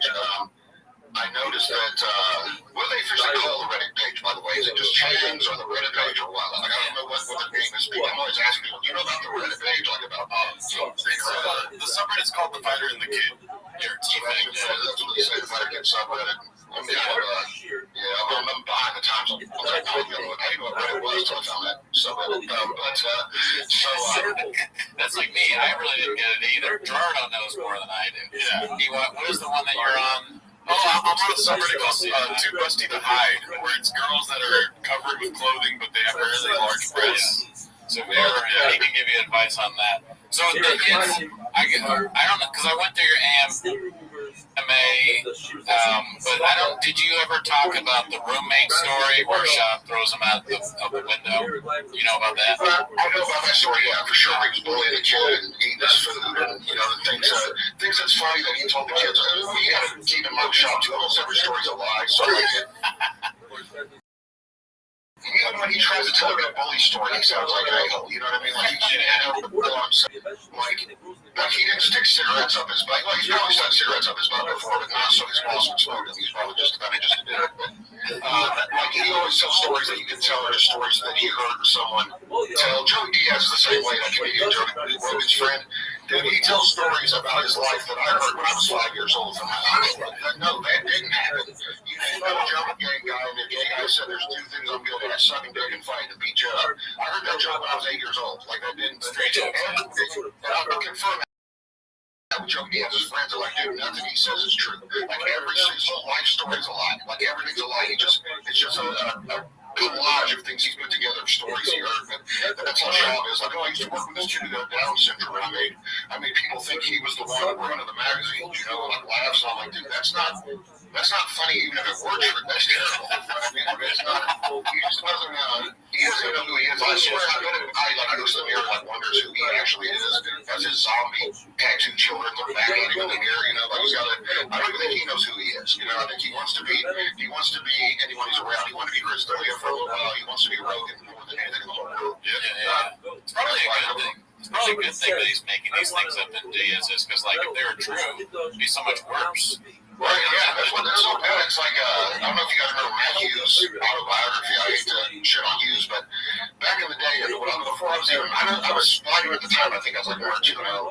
I would get on the Underground Forum, which was a little bit similar to the Reddit page, to the subreddit. That was funny, but it was pretty funny Underground Forum. And I did a book review of Matt Hughes' autobiography because that book is so, you can't believe that anyone would write the things he writes about himself. And like he admits to cheating on his wife and thinks it's funny.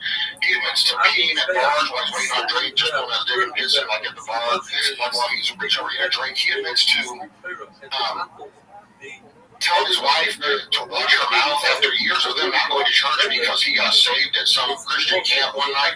He comes back and told her she needed to quit disrespecting Jesus. Like, just out of nowhere, she's like, wait, what? Like, you know, it's just like, I read the book and I was like, I cannot believe that anyone would write this about themselves. Like, tell these stories about themselves. So I did a review chapter by chapter on the Underground, and I gotta admit, like, he said that one of his college friends couldn't read, and I said that he made fun of the fact that one of his college friends couldn't read.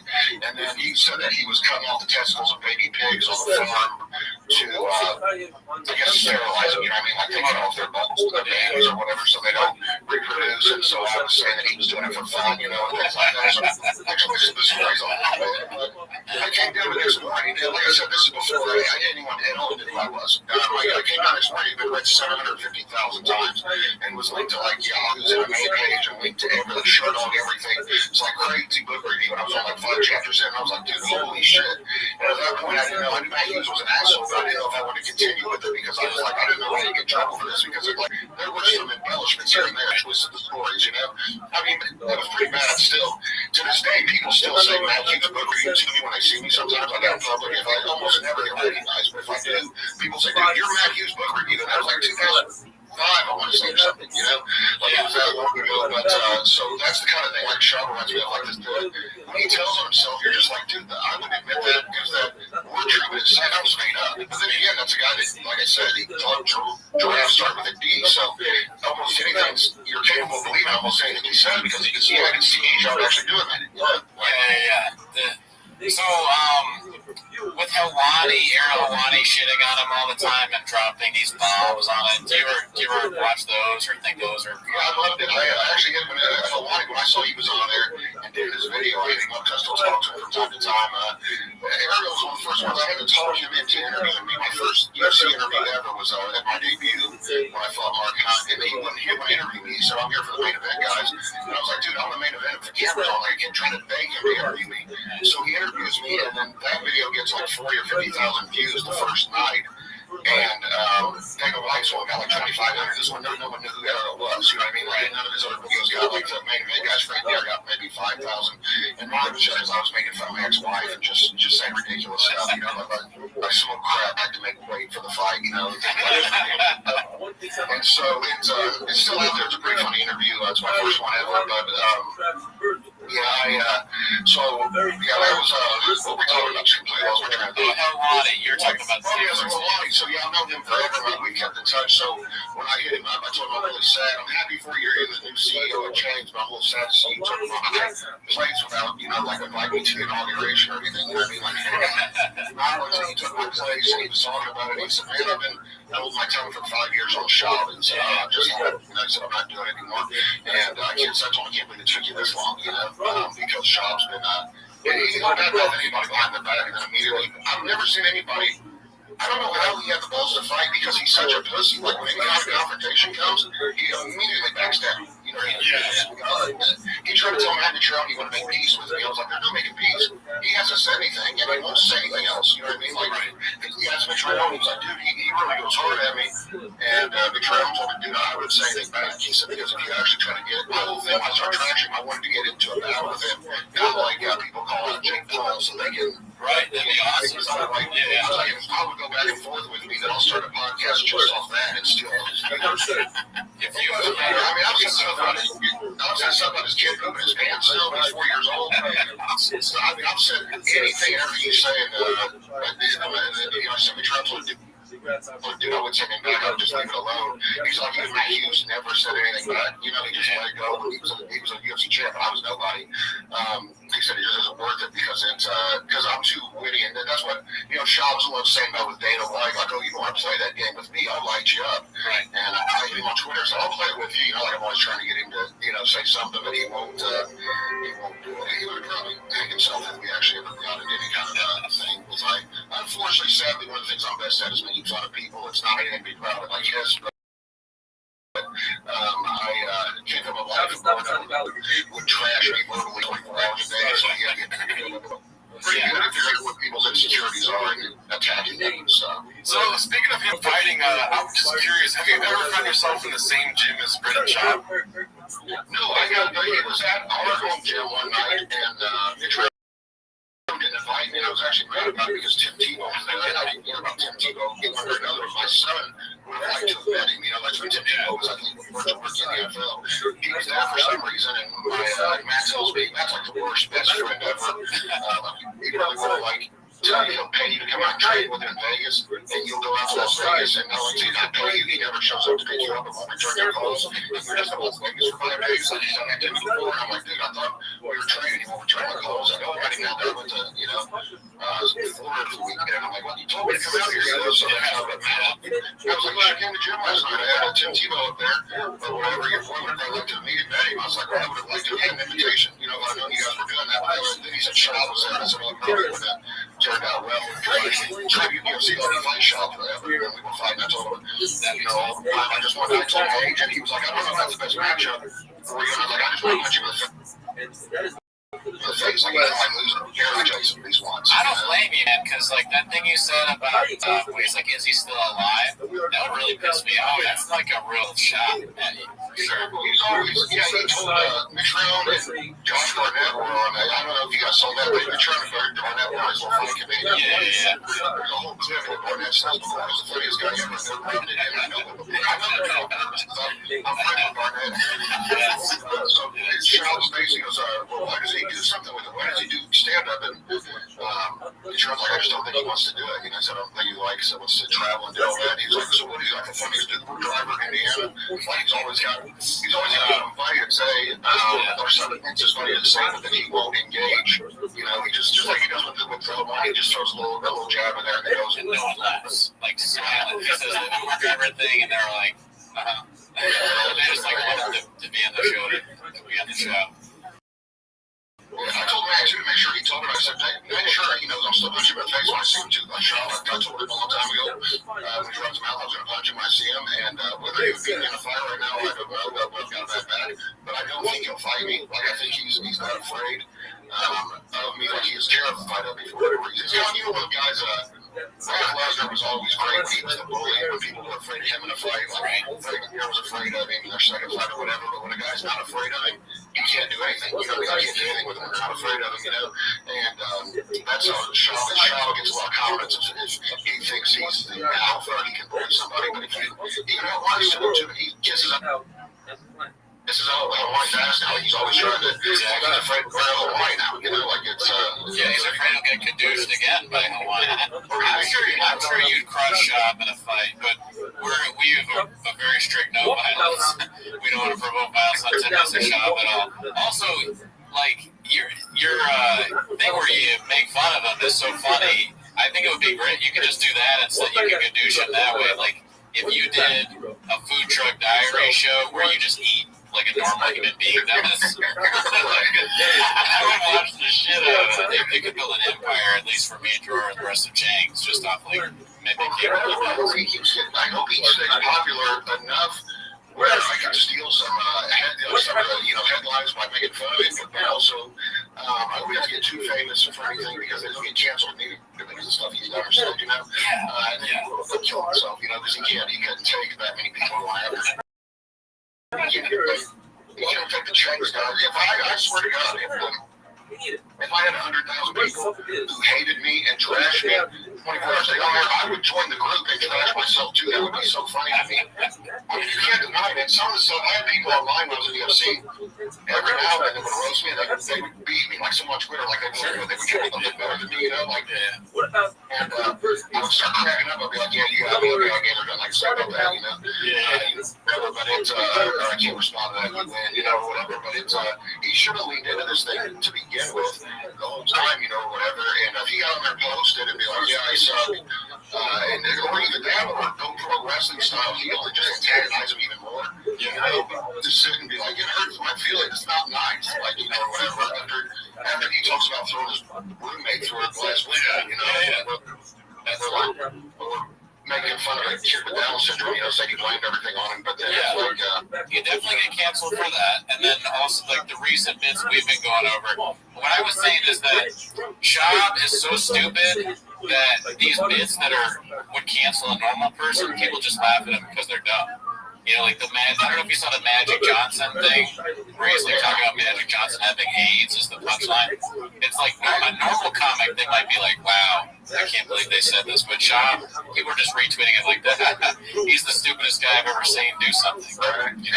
He's actually had potential with the mosquito thing he said, but he still fucked it up. But we have a theory that there's no way he wrote that mosquito. Oh yeah, well there's no way someone else wrote that. If he was smart, and this is what I don't get, if you're making the money he allegedly makes, I would hire a writer to actually told Mitch Reynolds to tell Shab, like, I have paid to do it and give him any kind of material, but I said I will write a 30-minute bit for him if he wants, but I want $100,000 for it. If he can claim it's his, well, I want $100,000 for it, whatever. And I said, it'll work, it'll be better than anything he's got. And I said, I can produce it in 24 hours because I can think of in 5 minutes, I can think of more funny stuff than he can think of in 5 years. Like, it's just not funny. It's not, it was like CM Punk in the UFC. I didn't want to pile on that guy because he came in, he tried, but he was also humble and knew he didn't belong there. But he is really CM Punk of comedy, except he doesn't know it. Like, CM Punk just did not have what it took to fight in the UFC. He wasn't athletic. He didn't have the background. He didn't have the toughness. He didn't have the athleticism. He just didn't have it. He's too old. He didn't have the body to do it. He just didn't have it. And that's what Shab just does not have what it takes to be a comedian. He's relying on Rogan's coattails. When you're on Rogan's podcast, about 30 million viewers a week, he's been on there like 200 times or something like that. When you get that kind of exposure, I mean, that Lex Friedman guy was on Rogan twice, and then he got a podcast with 300,000 prescribers. Shab rubbing off on all of us like we do all the time. Don't watch the show, yeah. But no, he wasn't show. It's part of podcasting. That's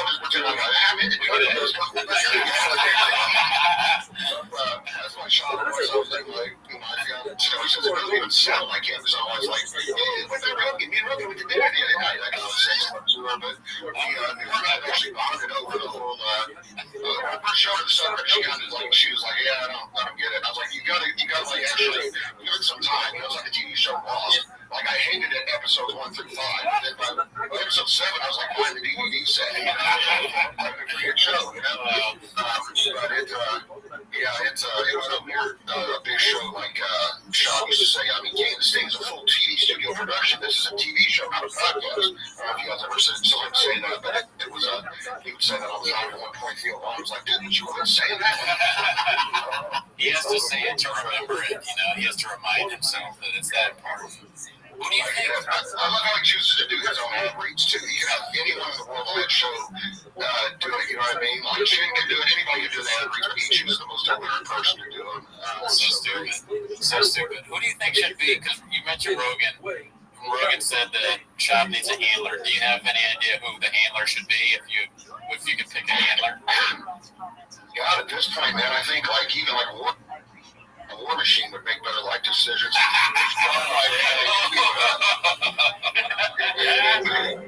If he would pick anybody just to ask. I think that's what happened a lot of times when he was at Rogan. And I'm sure what's funny is I know too, when Rogan moved to Austin, Sean was moving too the same month. Like he told his wife, like, yeah, this is what we gotta do. And she's like, listen, I know this from inside source. She's like, I'm not moving. Because she wants to be famous too. She thinks she's like famous. You're gonna be on the Kardashians. She wants to be in LA. Even though she allegedly was born in Mexico, but she wasn't. But that's a whole nother story.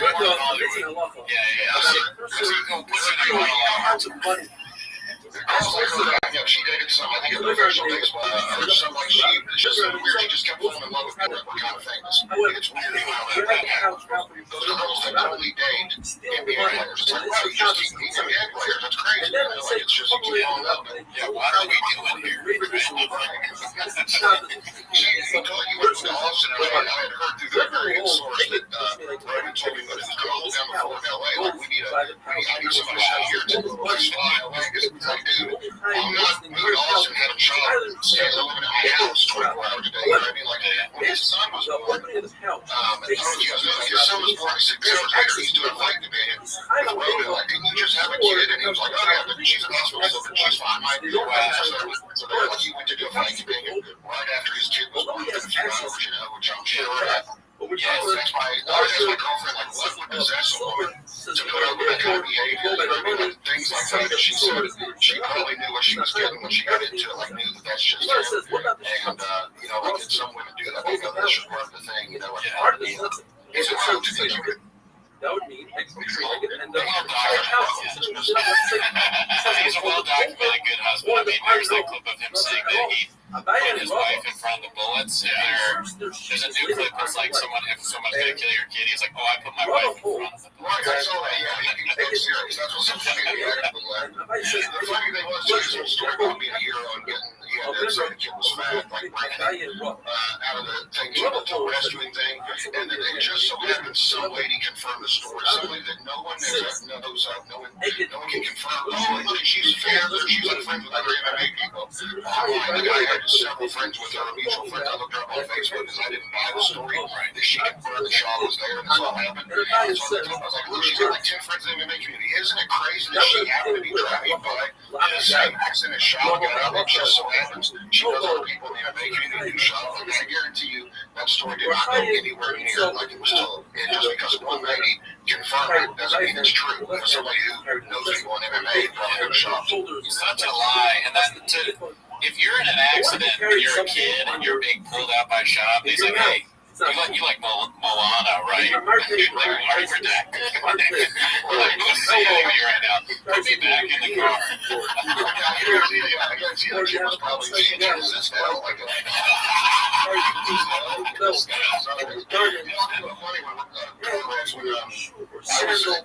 I was a trying, but I never went myself. Even I had money. I retired at 28. I was a millionaire. Like, sold my business. Retired at 28. Got divorced, and all my money was gone. But even back when I had money, I never had a really nice car, right?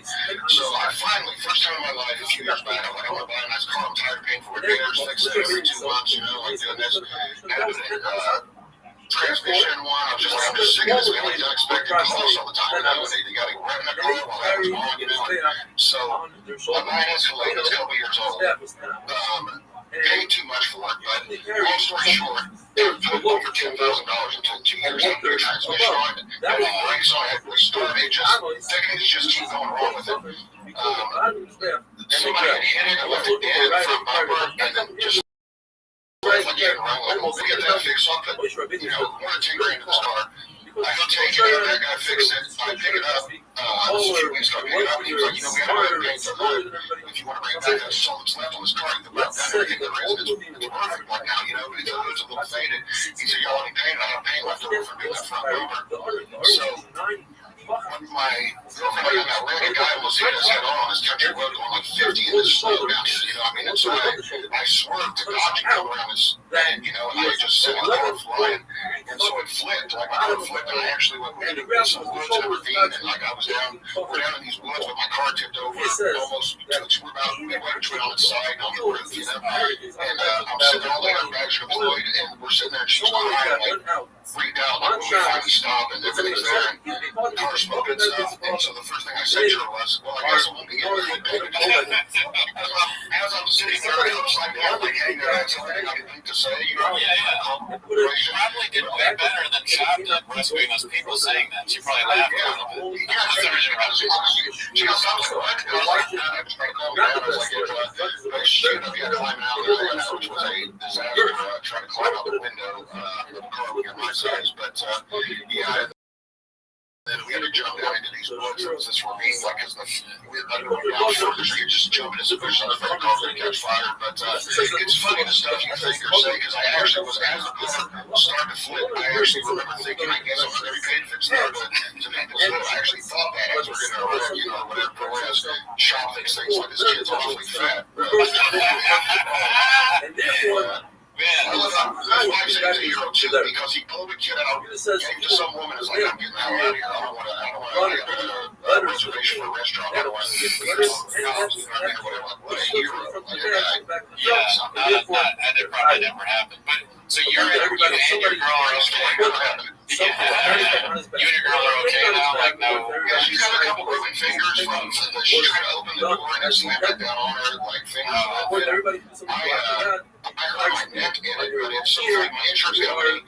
I pay my insurance a year ahead of time because I just don't feel like messing with the quarterly billing or the monthly billing. And I don't trust real skeptical people with direct withdrawals because I'll call people that know me before I'm doing direct withdrawals on my bank account. So I'm all paranoid. So I pay a year ahead of time. So I find out my insurance agent right in the middle of doing the emergency podcast. I get a text from him that says, hey, I tell you, you didn't have coverage on that accident the other day. And I'm like, wait, why? Because I just destroyed my car.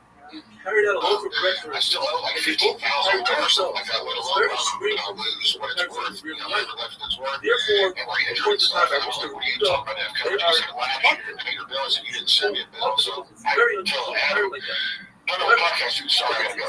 Whatever, I know a podcast, I called my agent, I'm gonna start going off on him, man. I'm gonna start basically trying his life, whatever. Like, you're not gonna take this, it's gonna be like a $70,000 hit for me, you know what I mean? Like, I'm not gonna take a $70,000 loss, and that's it for not even hurt, it's like medical bills and stuff, and I was able to prove to him, like, see, my new address when I moved, and he goes, well, it's still kind of your responsibility to pay your thing. I was like, it's not, it's your responsibility to chase down the check. If I send one to the wrong address, you send the wrong address, and he goes, well, yeah, it would be nice. Okay, well, I sent it to the wrong address, so go chase it down. Yeah, I got coverage, whatever. I told him I was actually going on Rogan's podcast, going to make it a 3-hour commercial. On his podcast, I just told him that. Just told him to make a 3-hour commercial for how much he sucks and how much Jerry sucks. It's a company I've been with since I was 16 years old, so 30 years I've been with them. No claims, no accidents, no anything. Never paid anything late, never paid anything on time. 30 years, they're going to tell me, oh, yeah, we're not covering you, sorry. You're covered by 3 days. Whatever your bill was supposed to be made 3 days ago, whatever. And I was never received it. But shout out to Adam, this company or something. I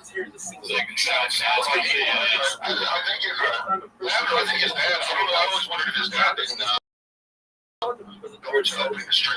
The comic book store, just I heard the one that was on his closet was visual, like it's kind of stuff. When he told that story, Adam he was saying that guy, he was like Rick Glassman or something. I heard Glassman. I don't know how that thing where the guy is just smashing shop to his face for some reason. They're wearing like astronaut outfits. I don't know, like For the COVID, it was kind of bad. Yeah, the guy's like, even doing his like to mouth on the like straws the way Shop does, like he was blatantly making fun of him in space. And Tom was like completely clueless when he tells that story. Yeah, he's talking comic books, store in my mom's closet, in my house, and he's like, well, who would come in and buy those? And instead of just saying, dude, I didn't really have a comic book store. Like instead of just saying, we had 9 years old, at a comic book store, when you start to have a lie, he commits to it and goes with it. Just people coming off the street, I had repeat customers. It's like, your mom was just let me come in. Yeah, we ended up shutting down because just too many people were showing up, And I'm just like, Eddie. This is lettuce. This also only has 2 years. 2 words, nefesh achas go together, it's 1 year. Ba'asai says it by itself. Therefore, I'll exclude if one person doesn't appear and one person doesn't have. In that case, you're butter. But in the 2 other cases, Zeyachov, or Zeyachov, both cases were chayiv. And the second year of the pasuk was to exclude the case where Bez made mistakes and every mistake, and you ate chayla because of them, you are. In a case where one person can carry the weight all by himself, the other person does not, he cannot, let's say he lends one finger or he's physically too weak. The person who can carry all of it by himself is chayiv. The person that's helping out is potter. The question is, why is he potter? He helped out, he carried someone. The answer is because the helper is as if he's a nobody. He doesn't carry anything. And the Gemara goes on to prove it from 3 different places. Allah is that by a zok sits down on something, or lays down on a beged, he's been common that beged b'medrus, provided that he puts most of his weight on the beged. So let's say he's laying on a bed and you put a beged under each one of the legs. He's not putting all his weight on each one of the legs. Bukhari is only putting down 25% of his weight. However, if you were to remove one of the legs, the bed will collapse. Therefore, we view each leg as if it's carrying all of the weight. All 4 begadim are tummy. However, when it comes to an animal, since an animal can balance himself on 3 legs, all 4 begadim are tummy. The question is why? Why don't we view each leg as a helper, as a Messiah? The answer is Messiah. Hey, by Mamish, and therefore, well, perhaps you'll say, I'll tell you why they're open, because there's a suffix. Maybe he lifted up his leg, the one that you think the beggar is coming, that leg he lifted up. The answer is, when it comes to a Zav, we have a suffix, we say everything's coming. For instance, if the Zav lays the blue arrow, the table is coming, because all his weight is on the table. If he lays on the width of the tables, all 5 tables, they're all covered because each one is only carrying a fifth of his weight, and that's fine. But let's say he fell asleep and you don't know which direction he went. He started out lengthwise, but perhaps, or he started out to the width, and perhaps he went to the length. We don't know which way he went, and therefore all the tables are coming. So we should say the same thing about the animal. The answer is because even if the animal put the weight down, it's a sayay by mamish, it's just a helper, and that doesn't. Rabbi Yossi says that a horse, when he leans forward on his forelegs on a beggar, they're common, but his hind legs are not becoming beggar. And a donkey is the reverse. And we don't say, perhaps, by a horse, for instance, the hind legs should also be common because they are helping. It's a hey boy. The avoid on the base of Mikdash, the Harim Kru, where shoes, their feet have to be flat on the surface of the base of Mikdash. What if you put one foot on a stone or a bench? Well, if you remove that stone or bench, and the kohen can keep his balance, his avodah is question. The question is why? The bench was Messiah, helping out. He put some of his weight on it. The answer is Messiah. Halacha is when the blood comes out of the base of the shita, you have to catch it with a clean. You have to hold it with your right hand. And if your left hand assisted in catching the blood, Kabbalah said that. Now by this question, why? It's Messiah. It was helped by the left. The answer is Messiah. Hey, by marriage. This machlokes is in Rameir when he says, Zeyachal, Zeyachal. 2 people who are very capable of carrying an item all by themselves, and they help each other carry it. According to Rameir, they are both to have 2 shiur, 2 dried figs worth, 1 fig for each person, or they share the field in 1 dried fig. The Gemara brings 3 rice to this as well. First rice from the case that we had before when the Zav is laying on a bed. You say that all 4 telesos that are under the legs are tummy, but we don't have 4 zavim. Perhaps we should need 4 shiurim of zav. We should have 4 rice of zav. And you have 1 zav that provides 2 of all 4. You see that 1 shiur is enough. If a deer was trapped in a house, you close the door, you are chayv. 2 people close the door, they are potter. But if the door is very heavy, they are chayv. If they close the door. The question is, but you only have 1 deer. You should need 2 deers for 2 people. The answer is, all you need is 1 shiur. Another right. If 2 people stole an animal, they shechted the animal, they are chayiv 4 times if it was a sheep, 5 times if it was an ox. The question is, why? You only have 1 shechita here. You should have to have 2 shechitas in order to be chayiv the 2 of them. The answer is, 1 shear is enough for 2 people, and so too in our sugya. The Gemara wants to bring a raya, the loom. If 2 people carry it, they are chayiv. The question is, perhaps have a raya.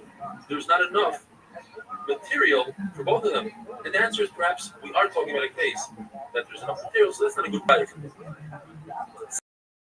Says the Mishnah, if a person versus rabbinitically, there's food, but the food is not a proper shear, it doesn't have a full fixed work. So he's putter on the food. And he's also putter on the kli because the kli is secondary to the food.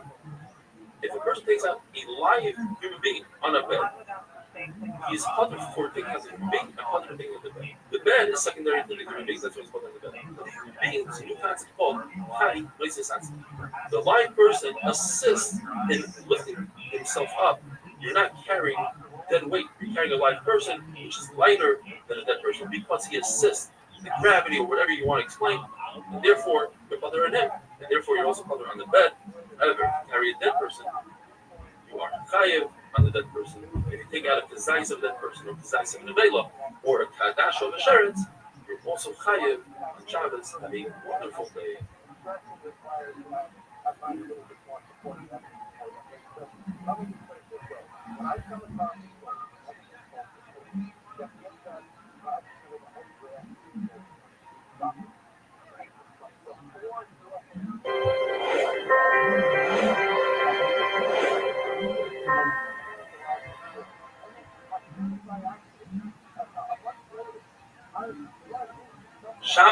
Tzaddik, I'm going to try something new, to do a synopsis of emails that I read during the regular shir.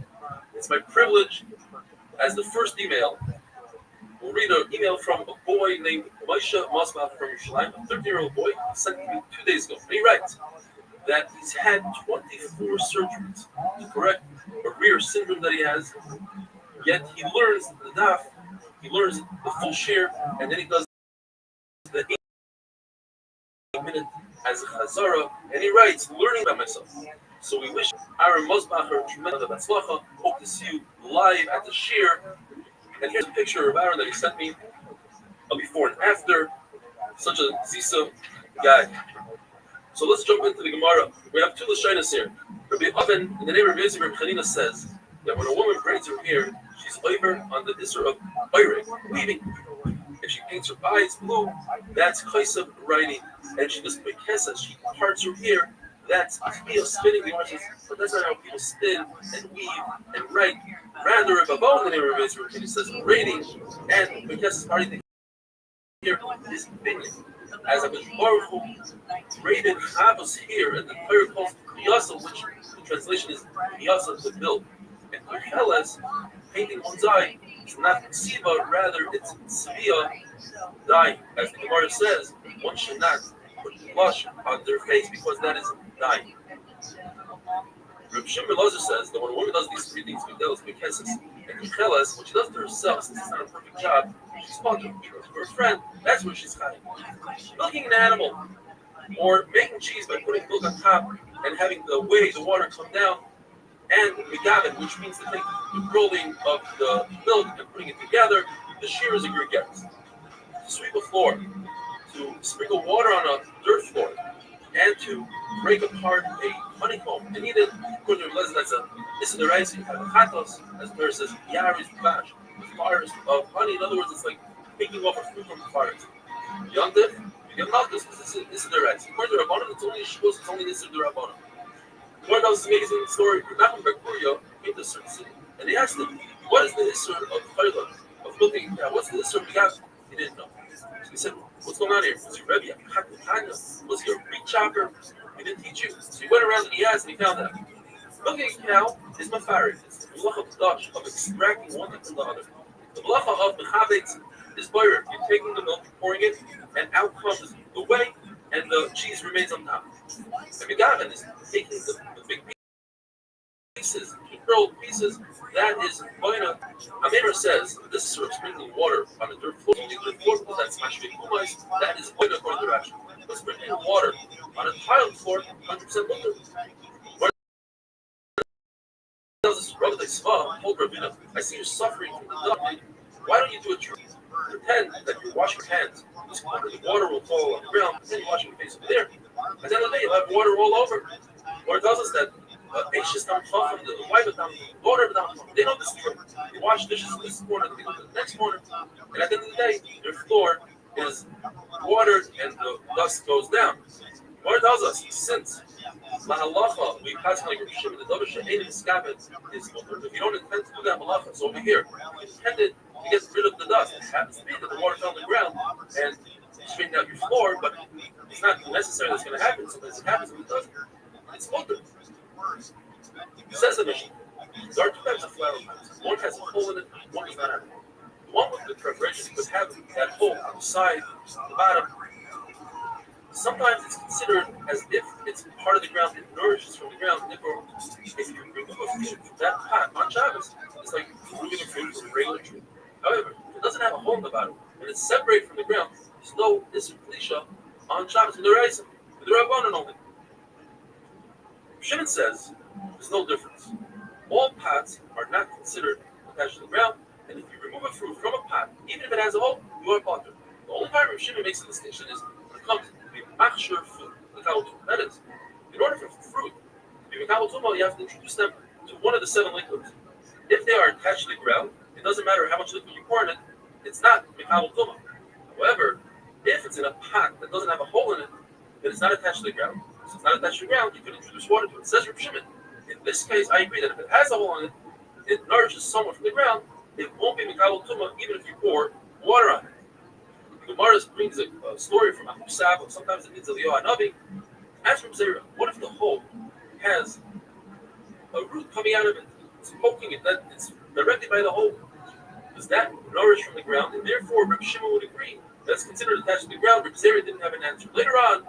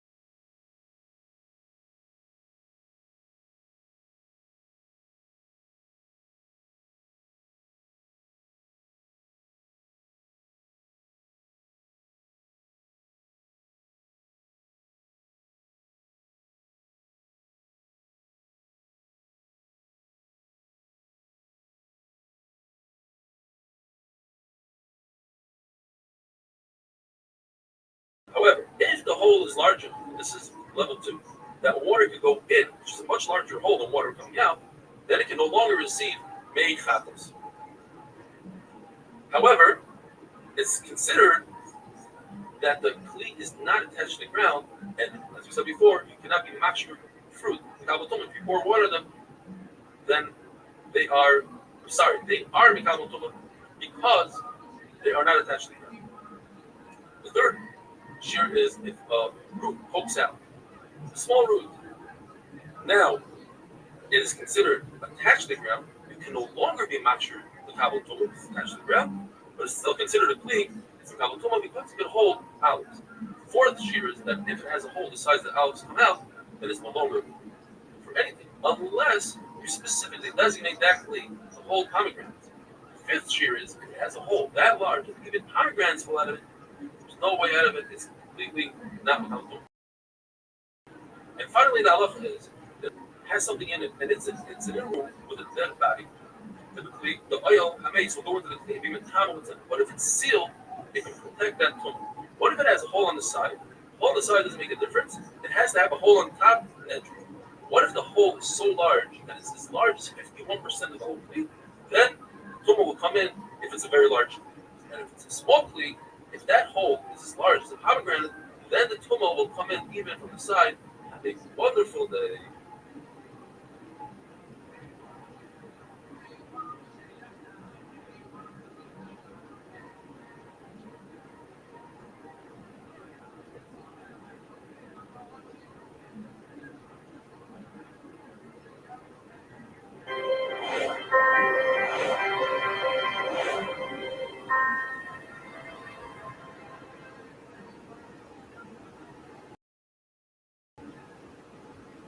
Shabbos Daf Tzadik Vav. Today's synopsis email comes from David Mishulam Weiss from Muncie, and he writes, "My highest compliments to you on this wonderful shir that you share with me and thousands of others lately. It really enhances my learning. It's an excellent review of the Daf. Thank you, David Mishulam." Also, a quick shout out to our great friend Shlomi Klein from Crown Heights. The Gemara tells us that in order for a kli, a flower pot, to be considered attached to the ground, it must nourish from the ground. What size hole does this flower pot must have in order to be considered attached to the ground? Machlokes, Rabbi Yossi bar Elvin and Rabbi Yossi bar Zavda. The Gemara is not sure exactly who says what. It's either one says the size of a pomegranate, which is very large, and the other one says the size of a small root. It's mekatzel katzel from side to side of two very different shiurim. And the way to remember these two very interesting shiurim is the famous line, Echad hamar b'echad hamamin, u'bilvachi chavel libel shemayim. HaKadosh Baruch Hu doesn't care whether you buy an expensive korban or a cheap bowl of flour, as long as you have the right intent. Eliezer holds that when it comes to earthenware, once the kli has a hole the size of an olive, it's no longer mikabel tumah. It's not considered a kli, even if you designate it and say, I want it to remain a kli, I want it to hold pomegranates. Unlike Rabbi yesterday, who says that typically the kli is batal, but if you have the right designation for pomegranates, it will remain a kli. And with that we finish Perek Hamatzniya, unbelievable, one more Perek down, and many more to go. Perek Hazorik, dealing with throwing items, continuing with the theme of Yitzhak, taking items out from one Rishus to another Rishus. If you throw from Rishus HaYachid to Rishus HaRabban, or from Rishus HaRabban to Rishus HaYachid, you are free. If you go from Rishus HaYachid to Rishus HaYachid, and there's a Rishus HaRabban in between, pretend you're throwing from one side of the street, from your house to your neighbor's house across the street, you are potter according to everybody. Why?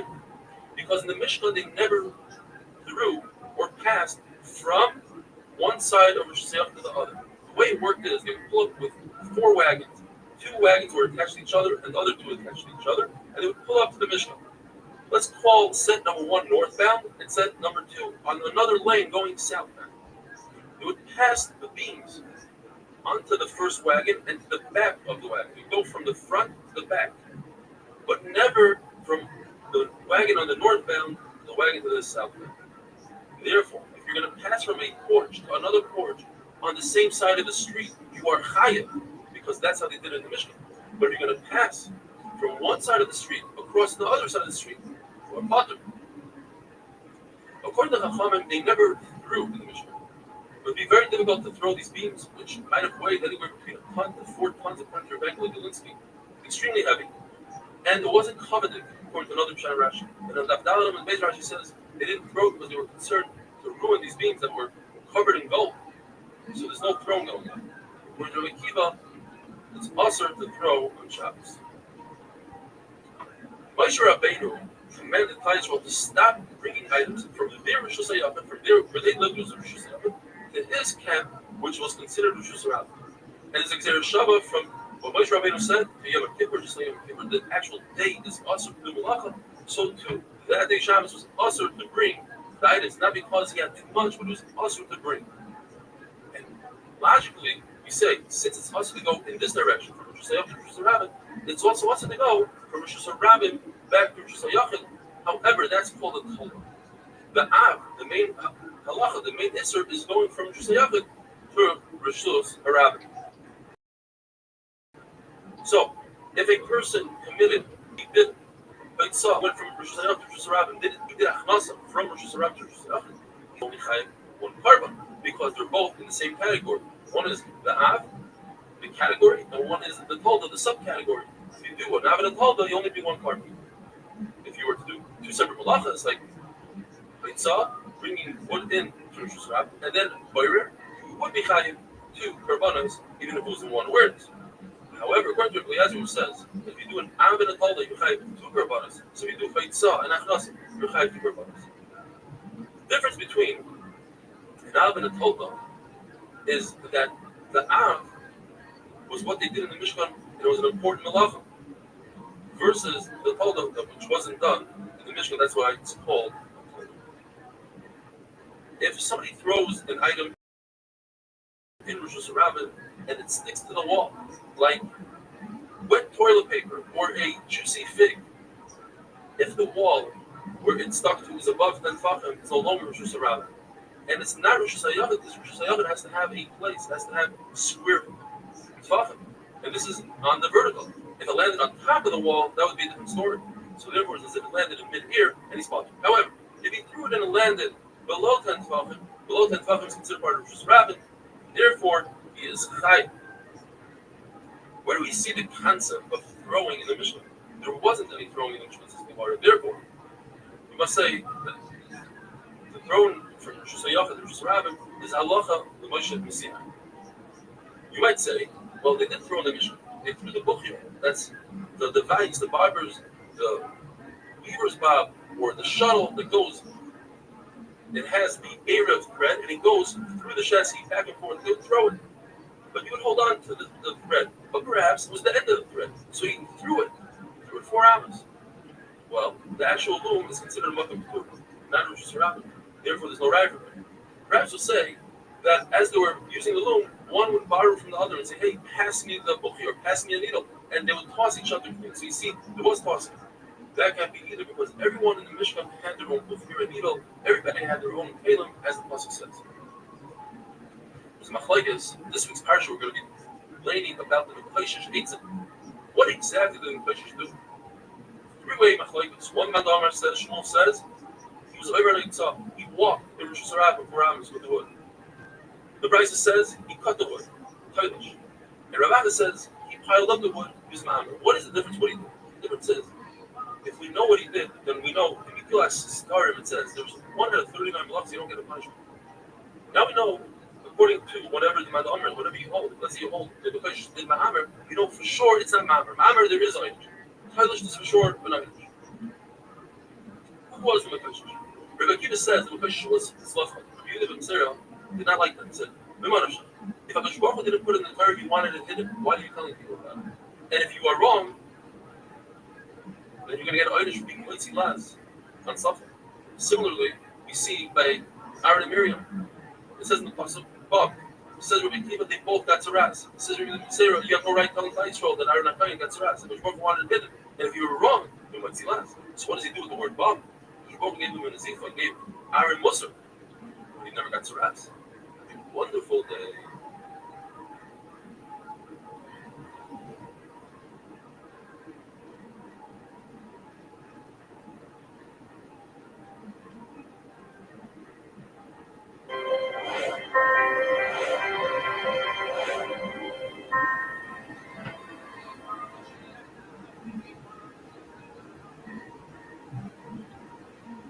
Shabbos Daf Tzadik Ches. Today's email comes from David Gladstone from Cedarhurst. After giving his own Var Torah, he writes, just want to say how much I love the shir. It helps me start my day off with Torah. I do sometimes join the regular Zoom shir in the middle of my day, but recently everyone has been booking meetings at 2 p.m. May you continue with this great shir, David from Cedarhurst. If somebody takes an object, throws it from one Rosh Hashanah through Rosh Hashanah into the second Rosh Hashanah. The trick here in this price is that in the first Rosh Hashanah, it only traveled 2 amas. Traveled through the Rosh Hashanah, and finally the second Rosh Hashanah travels an additional 2 amas. According to this price, the 2 amas plus 2 amas, the 2 Rosh Hashanahs, combined together to make a shir of Isra.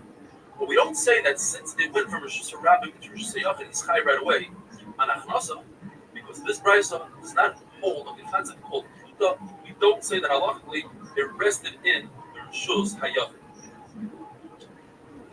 We're starting now with beautiful sugya of the Mishnah and how the crushing worked. The Gemara tells us the concept.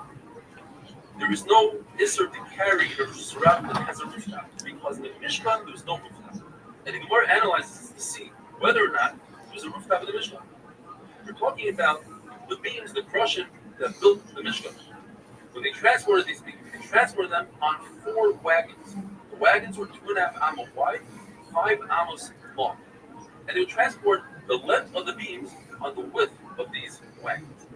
Says the Gemara, if we can find ear gaps between the crushing, then you're right. There's no ceilings in the Mishnah. But if the wood was together, stacked together on these wagons, perhaps that should create a rooftop. So how are these crushing stacked? The simplest way, and that's the first step, perhaps they were stacked on their long side, 1.5 amma by 1 amma, so they put them on the 1.5 amma, so they should be more stable. There were 48 crushing, 12 crushing per wagon. That would give us 3 stacks. 1.5 amma times 3 is 4.5 amma. That leaves us a half an amma for the 2 gaps in the 3 stacks. 3 stacks of 4 high. A half an amma is 1.5 tefachim per gap. That's less than 3 tefachim, which puts the same level. And that closes the gap, and now we have a roof. We have a ceiling. So let's say that they didn't stack them on the wide side, on the 1.5 amma side. Perhaps they stacked them on the amma side. An amma would give us the potential to put down 4 stacks. We have a 5 amma wagon with 4 stacks. You can't put 5 stacks because you have rings. It's too much. We'll put 4 stacks of 3 high. That gives us 3 gaps. We have an extra amma from 4 ammas to 5 ammas, extra amma for the 3 gaps. That's 2 tefachim per gap. 2 tefachim is within Lavan. Once again, we have a ceiling. Why does the Gemara say there were no ceilings in the Mishnah? According to the Manda that says that the crushing started out as an amma on the bottom, but tapered off all the way to nothing, to a finger on the top. If you stack them on the wagons like that, you will indeed have large gaps appear, no problem. But what would he do about the other amount? Says the Gemara, they stacked them like clothespins. Meaning, they took two stacks and put them together, creating one stack, and then they took two stacks, putting them together, creating another stack, a second stack. The reason they did so is to give it more stability. When you have two stacks put together like a clothespin, they won't tumble. Therefore, the gap between the two major stacks is a full amma. And that ruins Rhode Island is always fun. And then when Kennison, when I first met Kennison at the store, I said, oh my God, I was like a rebel. I'd never seen anything. And I've seen that in trash. And I said, this is, I'm psycho. You gotta see this fucking guy. He's nuts, man. It's unbelievable. He's like this preacher, this comedy. It's insane. So, we bring him to Boston. And I think this is the first fire. I had to fire him after the first show. He showed up all fucked up. And, you know, I got him so low. He went on stage and he was doing like new material. And I said, Sam, is there any way you can do your HBO? He goes, no, bro. That's been done. And I go, well, I gotta let you go. I figured that. And I gotta get the connection. Then he can buy it from there. And that replace him all. Then he shows up in stitches at my gig. And he comes walking in. I go, Sam, I can't just get this. This might be money.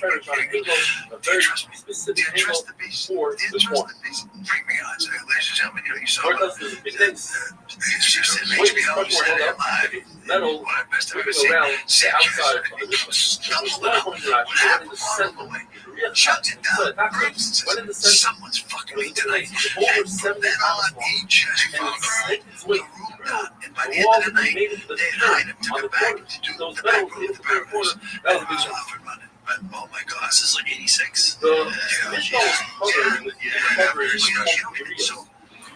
in New York. We're going to be discussing the first three and episodes, and the second one comes out to see the show. The first one consisted of 10 sections. Section was 4 hours, and he's supposed to be on today's show. So he flies in every girl that's ever broke up with him and puts them all up in the same hotel. It's fucking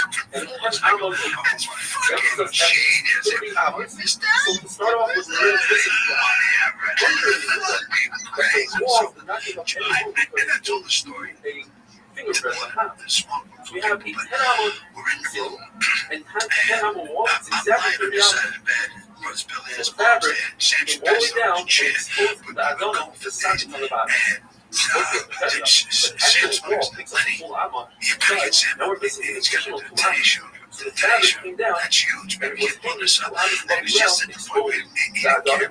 Plus, 1 more armor of the wall. Get him, you gotta do this. Your mother wants you to do this. It's great for your career. And we turn on the TV, and he's putting on his fucking money. He's putting on his coat. And this challenge takes on. And we all start watching. I will this. I went back to back. All the way. On today's show, we will be using television. Oh my God. That consisted of 11 sections times 4 hours. So we're thinking it went all the way down to the floor. I guess she was teaching I forget her name. And the kids were in the classroom. And don't watch it. Anyone wants a cookie? This cake. It went all the way down to the floor. Plus, on the backside, dragging like a towel. Yeah, it was video. I don't know if you know the story about him, but his brother Bill wrote that book, Brother Sam, and he talked about how Sam got hit by a car when he was a little kid. He was a normal kid, and he gets this horrible head injury. And then all of a sudden, he was fearless. Like that happened to Roseanne, and that happened to him. Same exact story.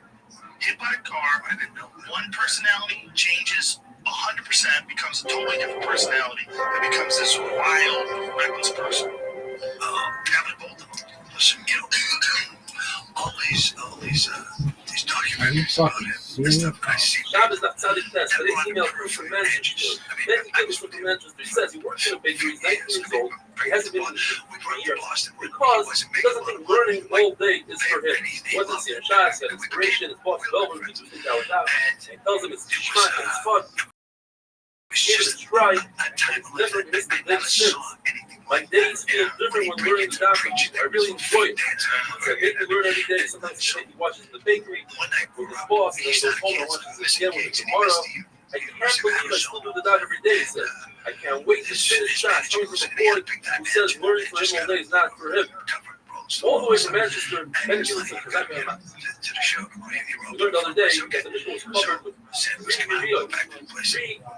garments. The lower wool was made out of purple wool, blue wool, red wool, and fake, which is linen. The second layer was made out of goat's hair. More than it's not more difficult than the goat's hair. You have to have a lot more puffle, like Claire says. But they call it not just a puffle, but they're hard to puffle. What is different? The goat's hair, they would wash the goat's hair while it's still in the goat, and leave it while it's still in the goat. It does not take a lot of puffle. The Shia says that wagons that carry the construction, the two wheels, all considered for rabbit. The reason why the wagon was 2.5 wide, although apparently it was only at most 1.5 wide, and it could fit directly on the wagon. Because they put the construction lengthways on the narrow wheel, and it was concerned that if it was only 1.5 wide, the crushing which are long would tip over. If the wagon is 5 amps, and the way we set up construction is either 3 stacks of 4 or 4 stacks of 3. But either way, the most of it is 3 stacks of 4, and the stack is 1.5 amp wide. 1.5 amp times 3 is 4.5 amp. Why was the wagon 5 amps?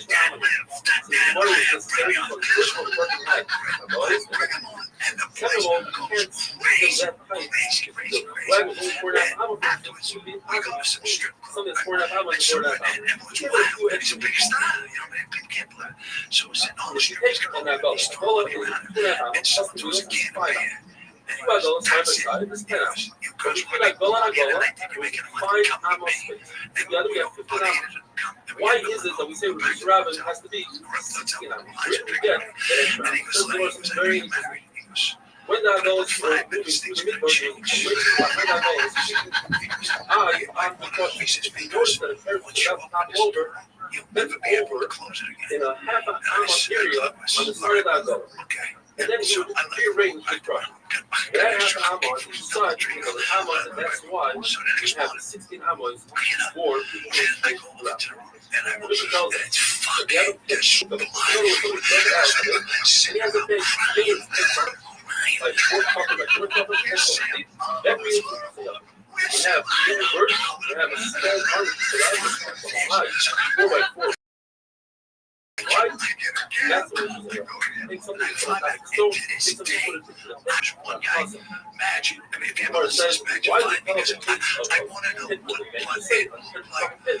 The answer is tell us the pit that 5 fucking, let's say, on a pit, 5 fucking with a bank, combined together to make one machine. If a pit does not have walls surrounding it, it's a military surrounding it. It's also the picture. Here, if your head is over the thing, perhaps you take water out of the pit. We'll collect it on a trust. There are walls over it. And if there are no walls, you put your entire body, most of your body, your head, into the pit. That is also the motorcycle has rubber. What happens if you take it out, you throw it on top of the stove that's filled with ground? You can say pick it up from. Just trying to get back online. Or perhaps it had to travel through you know that a button no longer travel through a door. Lands down the street. Yeah, our mission. Our mission says so. We take it, we put it on top of. Even though we went through, you gotta know a place to go. Most of the places I know, you are excited. We told them. The same thing. Why are you telling me the same exact words? What about you? What do you think they're more? So I think that when our mission, we're going to deal that estimate my ball. Let that land in the nevertheless, that is considered part of the mission. Part of the Or you put it Change what comedy that's how you was. can be done It in became something like before him, it was if you people have telling a jokes, very narrow but he was so outrageous. And when he did that HBO special, that one he did for the Roxy on Sunset, that fucking special changed comedy. Like it changed people's idea. Like that joke about homosexual necrophilia. That sexually offensive.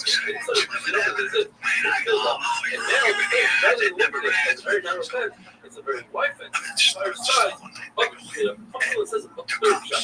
It says, if this fence has a power, make a power with it. So that can have a power to itself for And he's bombing. You ever had a beautiful question? What happens? You have to like 9 something. You go for you have the final time. I'm here to take a That piece of paper, napkin, something, anything. And I want you right on. Or perhaps it wasn't a In your life, fit it's when you past, looked it you up. know, But it happened together. the secret man. You say that You there are take things that, that you're and I want you to get home, and I want you to wipe me the fuck look it up, it didn't happen. Not for 10 bucks. What do you do? So grow first the bottom of the pit. And now for what we're talking about, are you ever? That is that you dirt into a place that was the culture. But by the time it landed, it just wasn't just became the same 9 bucks. Less than 10 bucks. But it happened every day.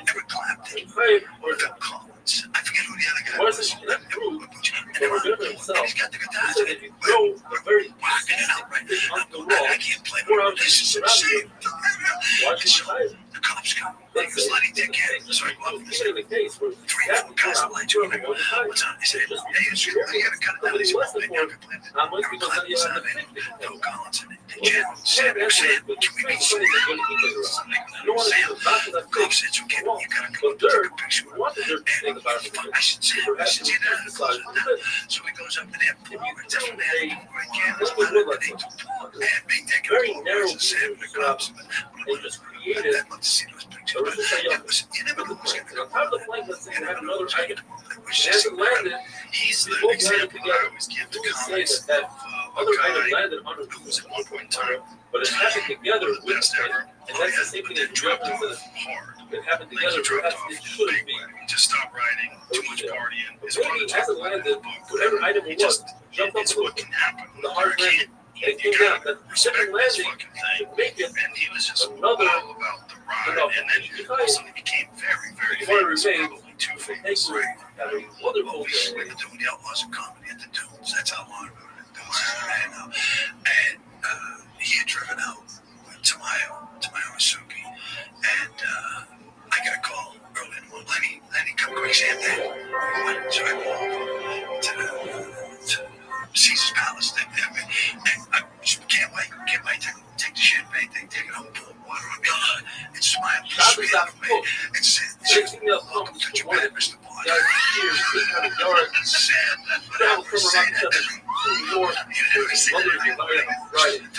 And he writes, she was so funny.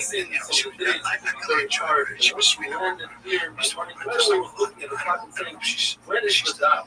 I don't know what it is. She wasn't just someone very special. She was having a Leah, our thoughts, and our diving, our whiskey. In my country, you drop atomic bombs. Water is that there's no hot dog. You're not really putting it down, you're putting it down on a moving surface. Yet the car says, water belongs on water, and that's why it's not enough. It's not enough. Water, that's not enough. Or has itself and remains to take a nut and put it in some sort of other vessel. It's nut. Relative to the vessel, or relative to water, it isn't.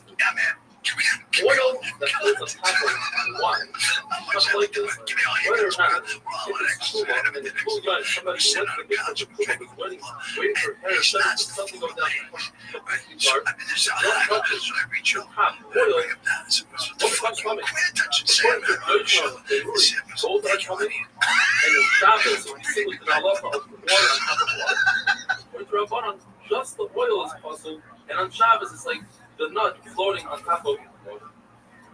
A guy says an interesting halacha. You have a bar of pit that's 8 tefachim wide and 10 tefachim deep, wide enough to make 2 boirers, and you put a reed mat right down the middle, a little bit from each bar, so you don't have even a single car that's 4 tefachim. Each one is 3.999. Therefore, you put something into one of those bayros, you are potter. Rabbi Yochanan, who had a suffix regarding if you take dirt and you put it on the bottom of a 10 tefachim pit, or you bottle that dirt to the bottom, certainly when it comes to a machzeles, a reed, it won't become bottled because a reed has value. Says in halacha by a machzeles, by a reed, certainly by dirt is mevatel. Says about if the pit is full of water and you throw something heavy that sits at the bottom, or you throw water on it, the water is not mevatel the pit. Put in fruit into this pit. Fruit is no different than filling up a pit with dirt. And the fruit, it's like meat that it's able to be stored for a long time. It's mevatel the whole pit. And if you throw something on top of the wheat, it's not as if you threw it into a pit and you are puzzled. According to Rabbi Rothschild, who says a very interesting halacha. If you're in the ocean, and on the bottom of the ocean bed is a carve out of 10 tefachim deep and 4 tefachim wide, that consists of Rishus Hayim. Although ocean is a carmelist, that pit is Rishus Hayim. So it's full of ocean water. So you see that water is not mevatel. The famous mission that we had a number of times, if you take something and you throw it like a juicy fig, and you throw it on a wall that's above the tefachim, you are potter because it's not a Rishus Hayim, it's above the tefachim, and it's not a Rishus Hayim because it doesn't stick out or jot out. However, if you throw it below 10 tefachim, it says if you throw it on the ground, and you are high. As if you throw something above 10 tefachim, and it lands in a small, according to Rameir, we say constantly, we'll carve out the wall halacha. We see the same halacha in Machlekes. The doorway has to have 10 tefachim height by 4 tefachim width. What if you have on the bottom 4 tefachim, and as it goes up, it gradually arches? Halachically, we pretend that there's no arch, that it's squared out, it's carved out. So too over here, Rameir says you carve it out, and when you come in, you don't carve it out. There's a concept in English, the rise over the run. The Gemara tells us that if after 4 amos of an incline, you reach a height of 10 tefachim, that's as if you have a vertical create of a chitza, the same thing by a mavui. If going into the mavui downwards, there's a incline 4 amos that reaches a 10 tefachim height, or going into Rishus, they are both considered walls, and therefore in that mavui, it's not necessary to put a lechi or a kaira for a hectare. Very interesting thing, Allah. Let's say throw a frisbee 2 amos, and the wind takes it another 2 amos for a total of 4 amos, you are potter. What if you threw this frisbee 5 amos, and the wind stops it in mid-air and holds it there momentarily, and then 180s it right back to you, you are chayiv. Because Rabbi Rothschild says it resting in mid-air.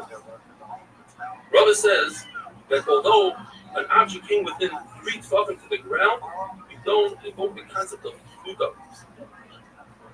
Even though we know the trajectory of this item and it's going to land very soon, there's no wind.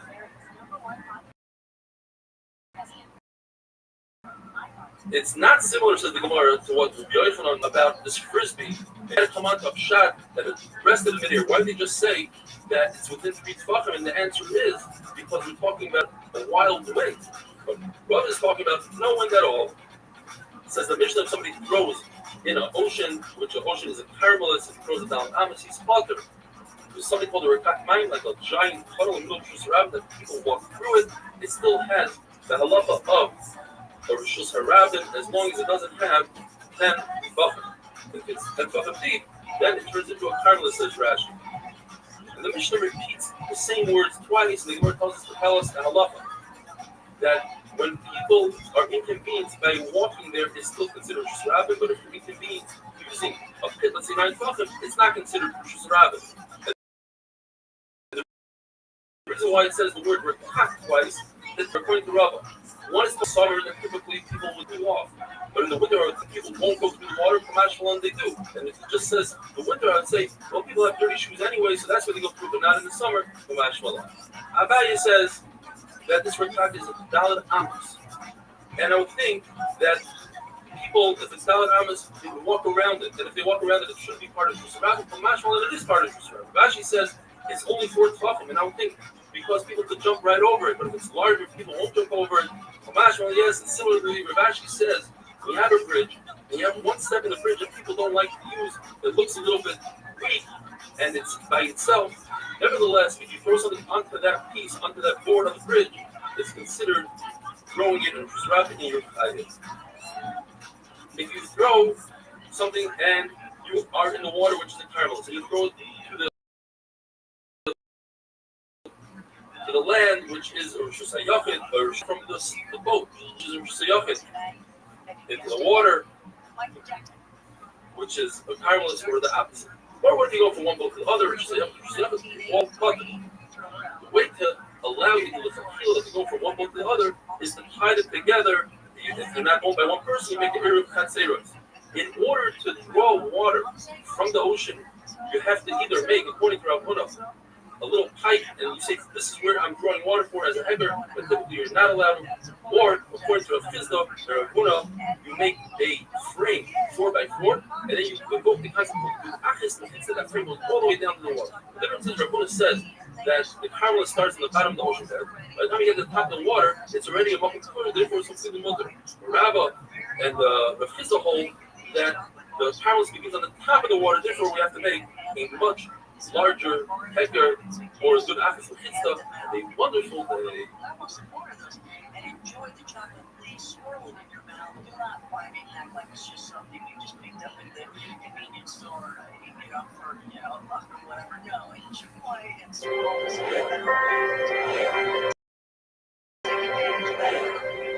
I also want to tell you about my show's Blue Rock Talks, Honey After Dark Project, Creepy Hotspots. And if you're like, you got a lot going on, well, just go to my site and sign up for my newsletter. It's called Where's Willis? You'll know about Shabbos Dafkus Aleph. Today's email comes to us from Yossi Klein from Superior Plumbing in Muncie. He says, he's a 34-year-old Hasidic and he's never really started to have true Ahavas HaTorah, he says. He realized that he's a visual person, and because the shir involves so many visuals, he started enjoying learning.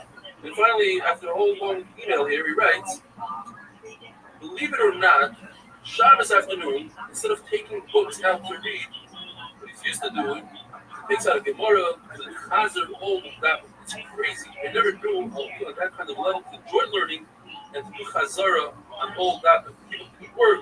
You have a big schools in Shemayim, Yossi Klein from Superior Plumbing. I live on Slack. We're discussing if a person is on a ship with some sort of rod or making a frame 4x4 tefachim, and it goes to the frame. The frame has a good achis that hits all the way to the water. What about wastewater? The Gemara says you don't want to spill the wastewater in that frame because you'll be disgusted to draw fresh water from the same place. Rather, what you can do is spill it on the boat's wall, and then it goes down. That's called inflation. It's an indirect force going down into the water. And when it comes to carmelist, we're not geyser on Boichon, is indirect, carrying on Shabbos. The Gemara brings a raya that says that the Gemara says we're not carried from a ship to the ocean, which is a carmelist, the ship is interesting. You don't go from the carmelist to say Yehuda says if the inside of the ship has 10 tons, but the outside wall of the ship is therefore is not allowed to carry from the water into the ship. But you could carry from the ship into the water. We have to explain that we just said you spill the water onto the ship's wall and it goes down, that's koicha. Rashi points out that if the ship was not above the water from the outside, they don't need water to carry from the water into the ship because you're going through a Makkah tour, over 10 Makkah tour, and you're allowed to go from a carmelist to Shusayachet through a Makkah tour. If you have a very, very small boat, like a canoe, kayak, it starts out on the top of that sport tefachim. And then Shusayachet needs sport tefachim, by 10 tefachim. The problem is that it comes to a point. And by the time you get to the point, you don't have 4 tefachim. So it says if the walls are hanging in midair, so that's not a good. He used to be a carmelist. However, if it comes, the walls come all the way down with 3 tefachim of where it becomes narrow, then we'll say level and it's okay. Or if you fill the bottom of the boat with some sort of reed or whatever, fill up the bottom, again, once again, you have walls that come all the way down, and you don't have a point anymore, then it's okay. Nachman asks, why don't we invoke the concept of Achas Mitzvah? Let's pretend that the walls of the side go all the way down. Why do we care about the edge, the sharp point that the boat comes to? And Abaye explains that even though Chachams don't say they're Achas Mitzvah when it comes to a basket on top of a pole, but they do agree that if you have a pole that's 4 tefachim wide and above 3 tefachim from the ground, it narrows down. Over there, since it doesn't come down to a very narrow pole, it's still wide. You do say good Achas. What's the difference? Because you don't say, typically, if a goat can go through or animals can go through, then you can't draw an imaginary line, because at the end of the day, it's not effective as a mechitza. But this wide pole, although it's not 4 tefachim at the bottom, but a boat is not going to go through, so it is an effective mechitza. The same thing when it comes to a boat. It's an effective mechitza because boats cannot swim. What about fish? We don't care about fish because fish are not visible, and therefore it's an effective mechitza. Robin also says the same idea, that if you have a hanging mechitza above, let's say, a pit, it's an effective mechitza. Or, similar to what we said earlier, if you have a 4x4 frame, you say, without mechitza all the way down to the water, we don't say, oh, but you have fish under there, and they'll ruin the mechitza. Fish do not ruin a mechitza. The Mishnah says, as you learned, that you have 2 ships that are connected, tied together, you could carry from one to the other. The question is, what is the fish? So Rob explains one way that we're talking about that there's a third ship here, a very small ship, a canoe. Between them, and you can carry from the large ship to the canoe, even though the canoe is not tied down to the large ship. Or asked, but doesn't mention anything about the ship. He's talking about 2 ships. Therefore, Rav Safra uses a very strong language. He says, Moshe. In other words, how do you say such a pshat? So he learns, Rav Safra, that we're dealing with 2 different owners. And the Hiddush is that you can make an Eruv Chatzeros on 2 ships. I don't think Eruv Chatzeros is reserved for houses, maybe ships. You can't do Eruv Chatzeros. You can do Eruv Chatzeros on 2 cars. You can do Eruv Chatzeros on 2 ships. The halacha is, you're not allowed to build a mechitza on Shabbos. So if one did it inadvertently, or somebody was forced to, made a mistake, he's a sassy, he thought he's making a mechitza for something else, then it's allowed. The same thing, if you tie ships together, it goes back to the header. You had 2 kind of ships, so you got to carry with the other that came unattached. You can attach them back together. If you have mechitza on Shabbos that fell down, you put it back even though you weren't supposed to, it's a good mechitza. It's amazing. When it comes to the pizzas on Shabbos, for example, it holds you can't use it. It's a penalty. We punish. We say you can't use it. When it comes to cutting ships, it explains how then you could use it even if you didn't. Big Mason, because you have the 2 rishis there. All you're doing is you're connecting them. It's Israel. The halacha is that if you tie a ship with a metal chain to an oil, I mean, you have a tent, you have a body there, and there's an oil. What happens is metal, says halal therapy. Metal has the same halal that it punches the mace. So the oil mace, as the mace is a voice to it. That chain punches the boat. It goes down 1 meter, and it goes the wall. That boat punches the vessels in the boat. And the vessels become reshaped. However, if the boat was tied with a regular rope, a non-metallic rope, so the rope becomes, instead of a via voice to it becomes Abba, it goes down 1 step. That rope in return is on the top of the boat 1 step lower to a reshape. Reshape not even the vessels inside the ship has a shape. Rule says that's how long by us. You can use any rope you want. It doesn't necessarily have to be a metal rope. It could be a cloth rope as well. Have a wonderful day. Okay.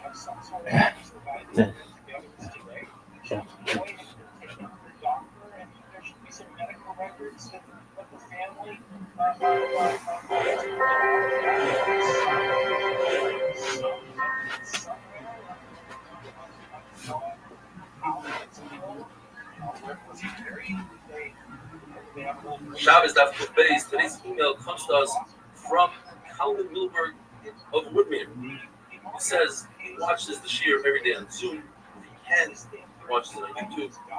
He loves the shear so much that because of all the corona and the riots in New York, he says he wants to move to Ramat Shemesh to be closer to the shear. So we wish him a lot of luck. Thank you, Calvin. And now to the Mishnah, the Masmanas Sugya. The Mishnah is talking about a very big chiddush. The guy takes an object and he throws it. When he threw it, he was a shuggy, he didn't realize the Shabbos. All of a sudden, in mid-air, he realizes that it's Shabbos. Although he doesn't have any control over the object, he's no longer considered a shuggy, and he does not bring a carbon on that action. What if he threw the object and there was no hanacha? Another individual came towards him and caught it. Or he threw it into a dog that wasn't moving, but the dog's mouth is not 4 tefachim. Or is consumed by a fire. No hanacha. So he's caught. Rav Ashi takes all these cases and he makes them into one. He says, if a person threw an item, he didn't realize it's Shabbos, and on the way, in midair, he realizes that it's Shabbos, and then it landed in a dog's mouth or another person came towards it, then he's caught. But if he forgot again that it's Shabbos, and it landed without a dog, without another person, then he's chayiv in a carbon. It goes back to the shogeg. As long as you start out the shogeg and you end the shogeg, you're chayiv in a carbon. Where it tells us you can't say that our Mishnah is talking about a case of lechta and wisdom. Lechta is the device that holds the saddlebags on the animal. A piece of wood, and it's tied to a string, and he tosses the piece of wood but holds onto the string. So they, perhaps, if he realizes in mid-year that it's Shabbos, he has the ability to stop the action, and therefore only that case is pulled from a carbon because it's considered amazing. That doesn't make sense because since he's holding onto a string, then the action doesn't even begin. There's no akira. It never left his hand. That's athleticism. First is a very interesting case.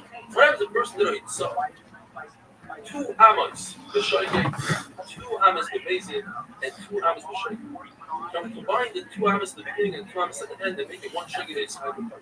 Says the Gemara, if we're talking about that he was carrying something, so he carried 2 amas, then he carried 2 amas b'mezid, then he's part of a carbon because it's considered amazing. He finished off his action b'mezid. Even according to the Manda Honor that says, in other words, if halfway through an action I write 2 letters, and after the first letter I realize that it's Shabbos, that realization, that awareness does not break up my action, and I am chayiv in carbon. Over here it's different, because as he's finishing off the walking and carrying the item, it's in a situation of amazing. Whereas when he was writing 2 letters, as he was finishing off the second letter, he was in a matzav of shogeg. What if he threw the item? Right? And traveled 2 amas b'shogeg, and then he realized that it's Shabbos, 2 amas b'mezid, and then the final 2 amas b'shogeg. Then he'd be chayiv in a carbon. Why? Because he couldn't stop it in mid-here. And even according to the Muhammad that says, yesh yediyah, the chatzi shir, that the awareness in between breaks up the action. That's only when he could stop it. Like when he's writing, he can stop writing the second letter. But over here, that's in mid-here, he has no power over it. Says Rabbah, if a person has intent that the item should land inside the dog's mouth, then although the dog's mouth is not for tefachim, he just created a place for landing, and he's chayiv. Gemara tells us that if a person who's coming and he can't eat kosher, and he eats a piece of kosher, and that piece of kosher is also nicer, and it's on Yom Kippur, he's chayiv 4 korbanos chatas and 1 asham because he ate kosher. Like this weather, you can add. Rabbi says, I have a case. One asked me a riddle how a person's have a lot of korbanos. He also, onto his Shabbos, Yom Kippur Shabbos, and he took it out with his mouth. Say, well, that's not part of the riddle. We're talking about an Isra Achila, and now you're adding an Isra. But nevertheless, everybody agrees that food was in his mouth. The issue is, who carries items, but not food, with their mouth? The answer is, if a person decides that his mouth is the bottom part, then it's safe. He's going towards the end zone!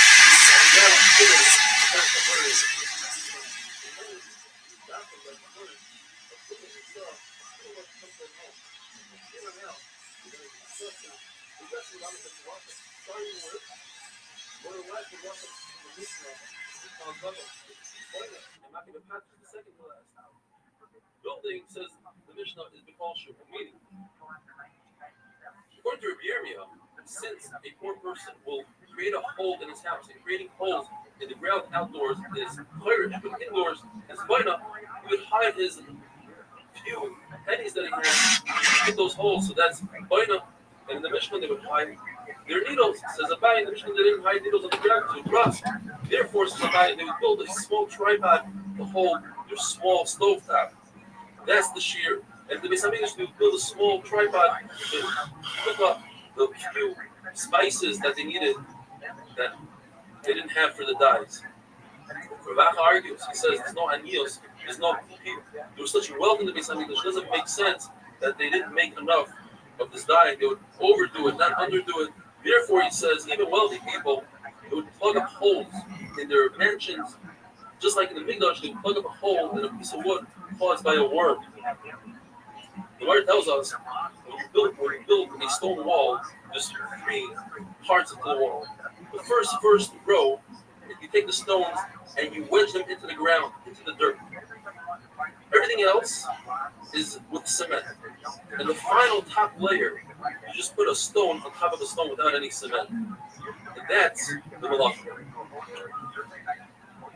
Mesates means the chisel stone. That's basically part of the building.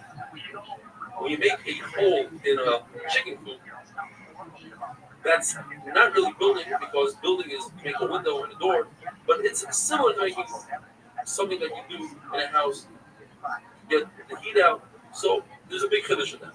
That is shufta b'kufina nemara. That is, you want to wedge a piece of wood into a shovel's handle, so it sticks to the shovel or to the axe or whatever the plea is. That's not similar to boina at all. Nevertheless, Rav says in all three of these things it's boina, and Shmuel says in all three of these things it's makim and patish. I think maybe makim and patish is in the last one in the axe, and everything else Shmuel might admit to Rav that it's boina from mashmalan. Not have a wonderful day. What does that say overall? What does that say about how the FBI is treating this whole phenomenon? I don't but you might have to decide. Is the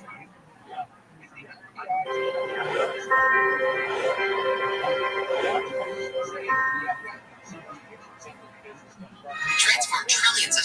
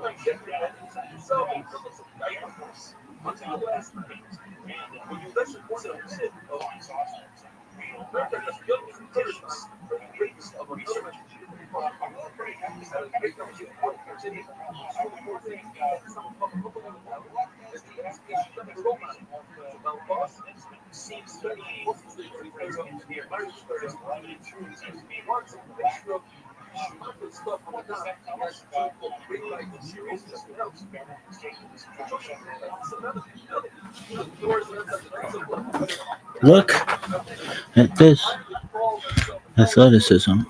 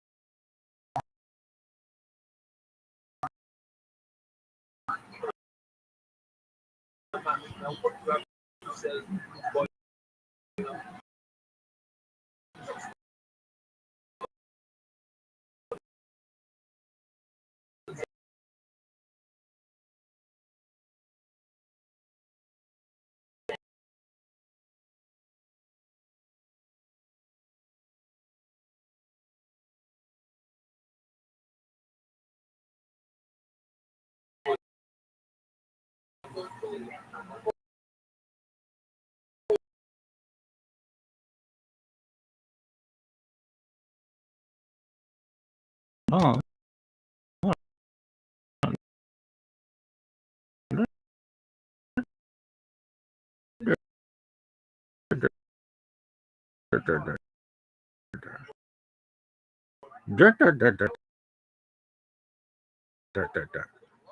Dog. West Side. All right, what is this asshole's name? 8-minute dog. Worst stream ever. Is that the whole thing? No, it's fucking bullshit. That's what it is. Oh, look at this. Oh, the sec. Thanks, sec.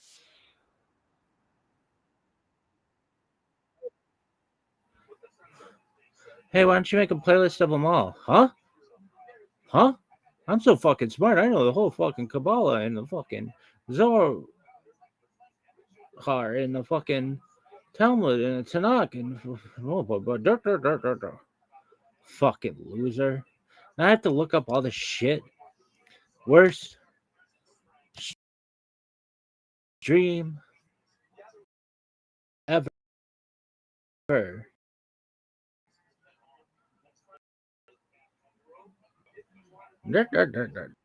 There's Doug.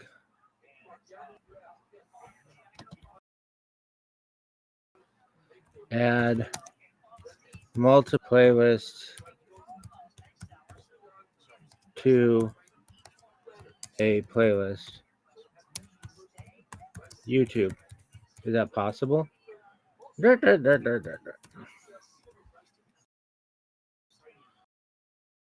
Fucking loser. Is there a move? No. Why? We're gonna host this fucking question on our website, but not about it. Bet this is from 5 years ago, 4 years ago. Nearly 5. Like 4 years and 10 months. Worst stream ever. Make sure you can always sign in. Fuck you, dog.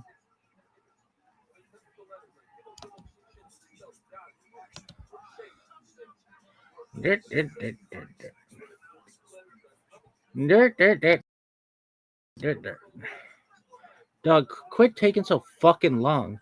You've been blocked by network security. Dog, shut the fuck up.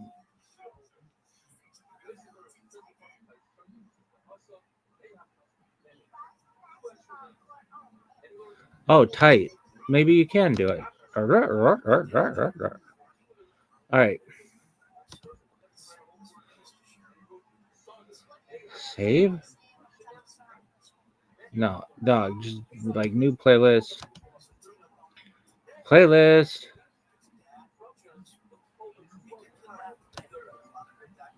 Is it playlist? Playlist.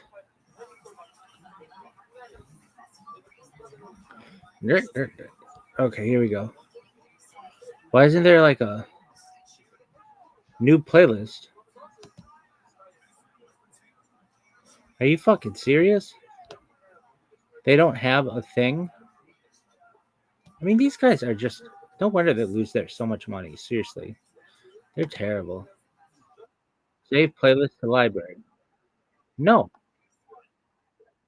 That's not what I want to do. Dog. Save to playlist. New playlist. Talmud. Like a pimp. AKA Rabbi Rothschild. Learn Talmud. No. Talmud. Dude, it just went away. Save to playlist. New playlist. Rabbi Rothschild's pimp playlist. Rabbi Rothschild.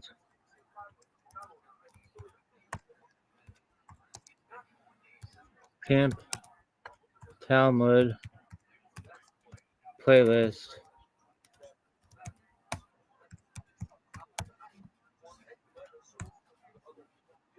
Visibility, public. Create. Did it add it? But I actually don't want it on there. Save this library. Worst ever.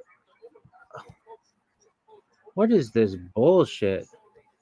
View full playlist. Ugh, I hate this shit too. I don't care. Chulin, go fuck yourself. Unavailable videos are hidden. Show unavailable videos like secrets.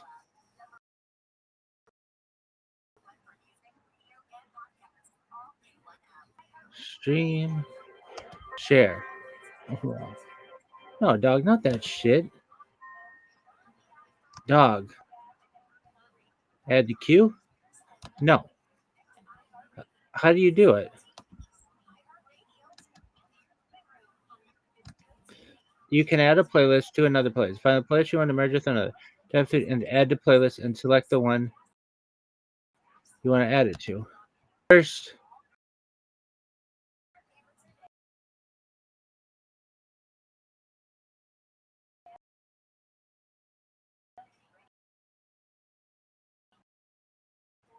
dog, I'm trying to do that. Save playlist select. Bullshit.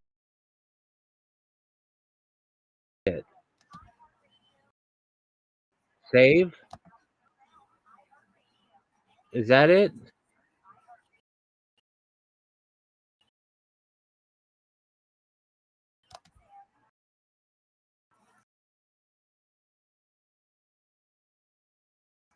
I just hit save. Oh yeah. No, this is save video. Worst stream ever. Playlist. Pissed on. Worst stream. This is worst. You've been by network security. Well, how about you go fuck yourself, dog? Fucking loser. I hate the internet. It sucks. This whole internet sucks. Add to queue. Dog, how do you do it? There's not a fucking way. That's a lie. Product expert. Hey, Pete L. Pete underscore L. Does the L stand for liar? Because your shit sucks. You can add a playlist to another. Find the playlist you want to merge with another. Tap the three dots next to it. Then tap add to playlist and select the one you want to add it to. No, you can't. The answer is no. The answer is absolutely no. You cannot do that. How to add? Click on add playlist. Like, they shouldn't have this as a fucking question if it's so easy. I think you can use cards when you edit the video. What? Okay, start at the home section. Scroll down to add a section. Select multiple playlists. Click on add playlist. What? Start at your home section. What is this shit? I bet it doesn't even exist anymore. This is from 10 years ago. The shit, I bet you used to be able to do it, and now you can't. 10 years ago? Come on, give me.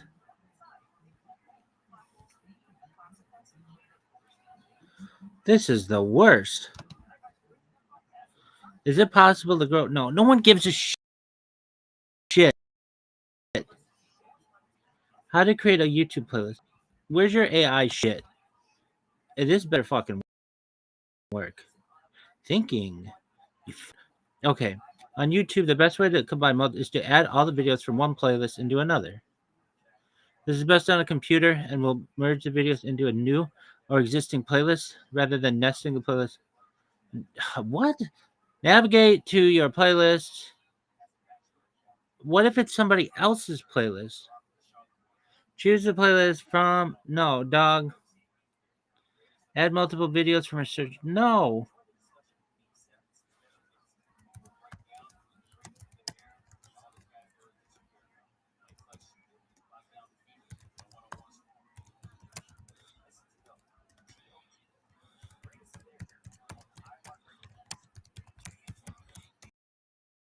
This is the worst. There's no direct add to all button for public plays, maybe other, but there are a few. Of course, there's not. Open the playlist. Find the ad. Save the playlist. Oh wait. Find the ad option. Why am I yelling? All right. Okay. Change the URL. Change the URL. In the address bar, replace the www with music. What? Add to queue. The method slightly more manual, but works for any. Okay. Choose your playlist. Use an online tool.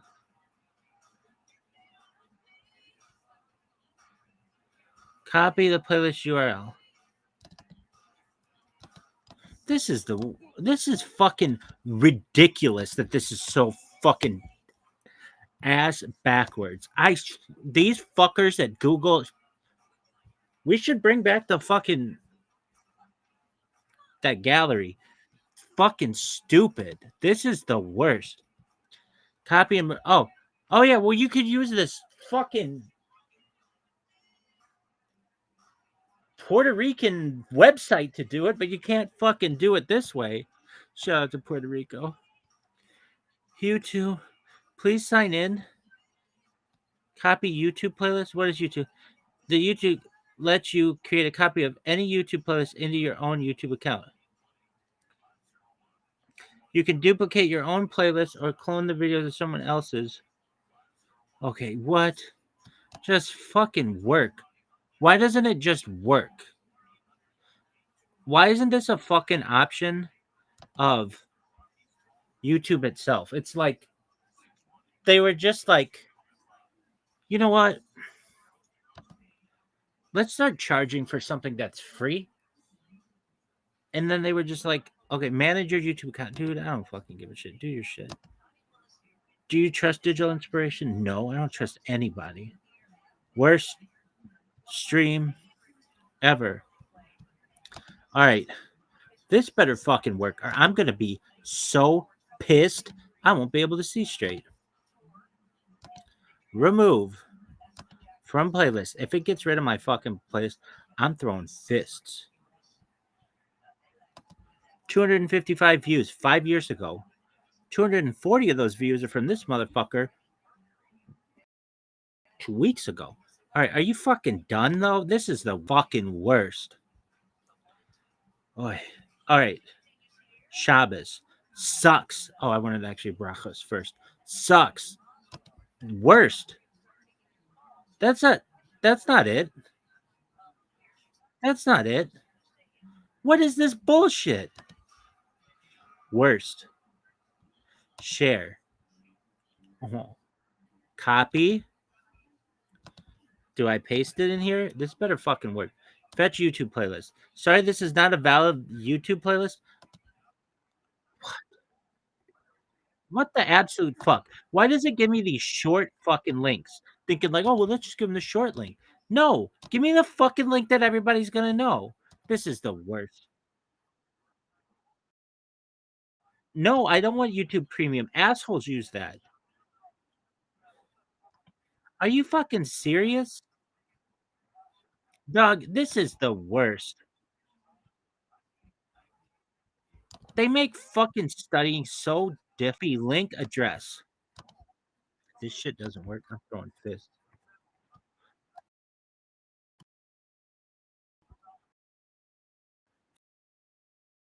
Fetch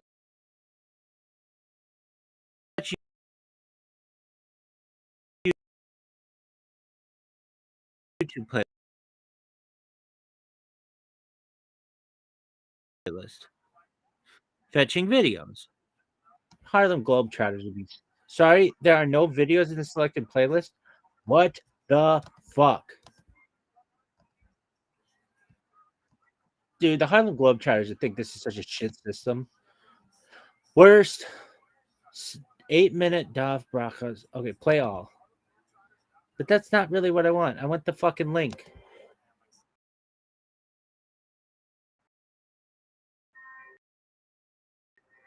Playlist.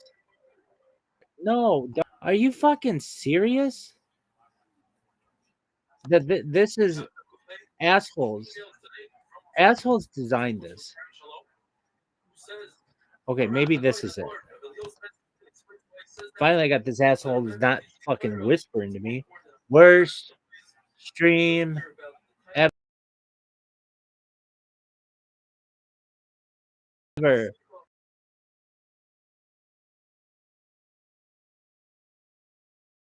Fetch these fucking videos, dog. Are you fucking serious?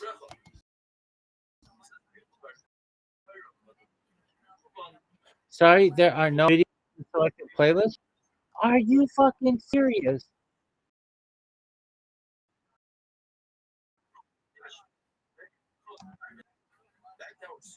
Oh,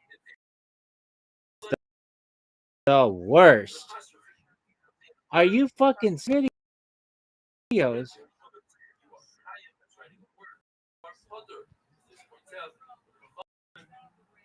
Are you fucking serious? All right, this is the worst. We're not so fucking chosen right now, kids.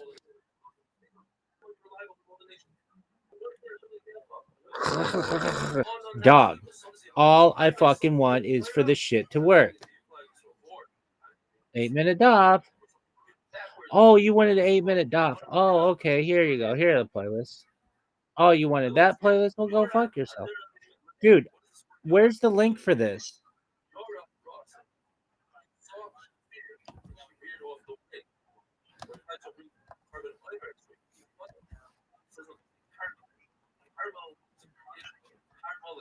Fetch YouTube playlist. If this fucking thing says there are no videos, I'm throwing fists. This is the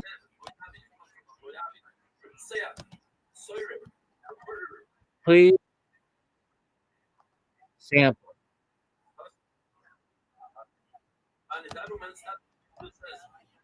What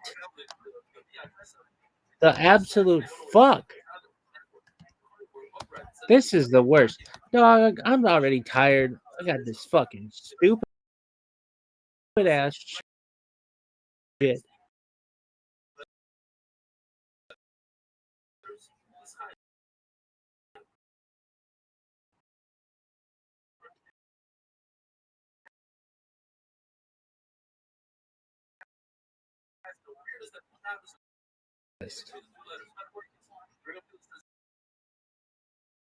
The copier channel. Looking for a copier? No, I don't.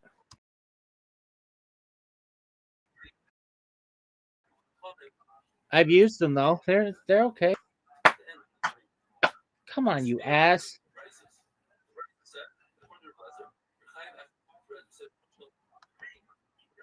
Shuffle report playlist. No.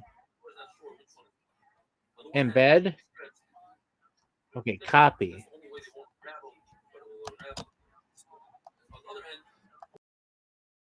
Fetch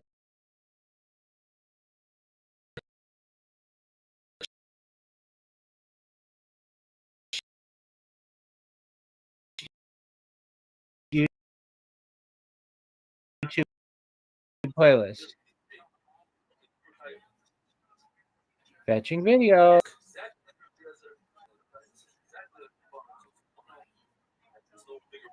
This is the worst.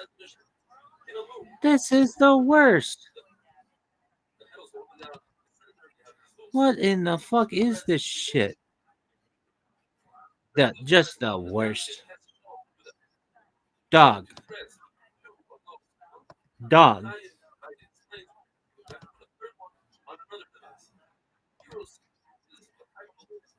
Are you serious? I don't think this website works.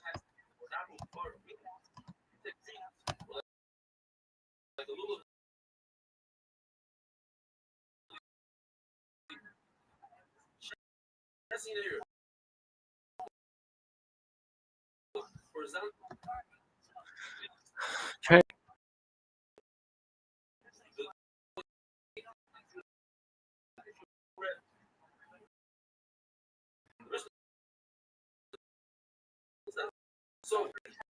Share. What does it mean?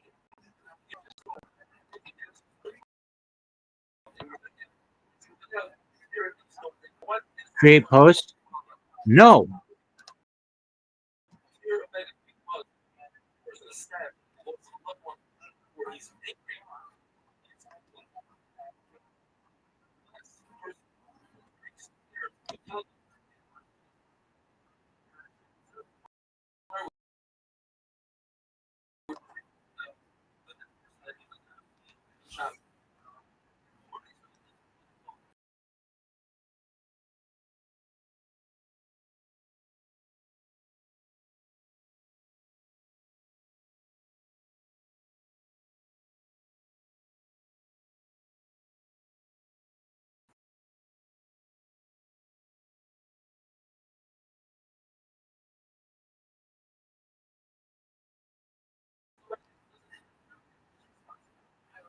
Terrible. Sorry, there are no videos. Dude, this website sucks. Worst stream ever. YouTube have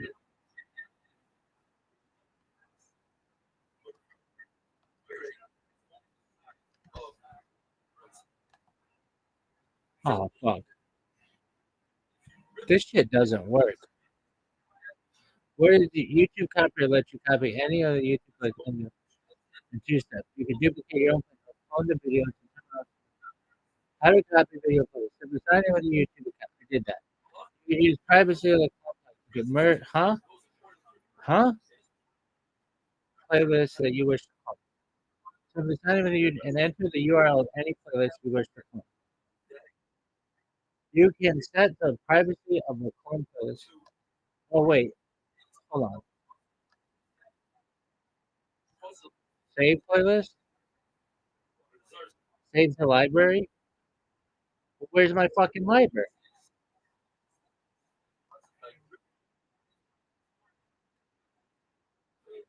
Is this it?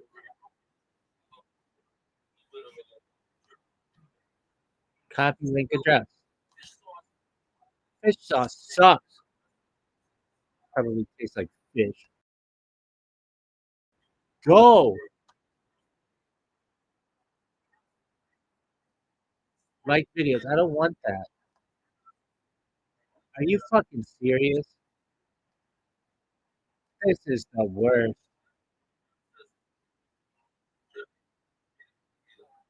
Recently added.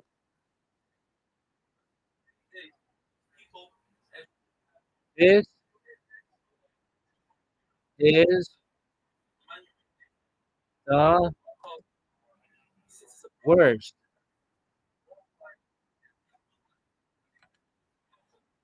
Dog.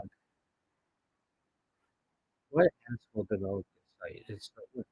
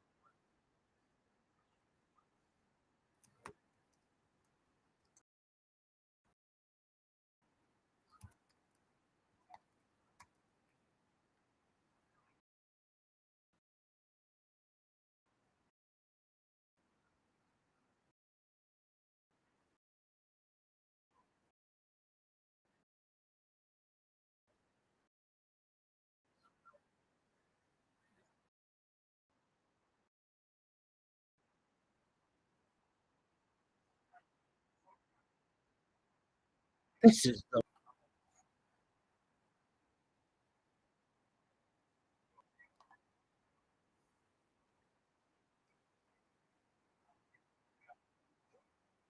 copy.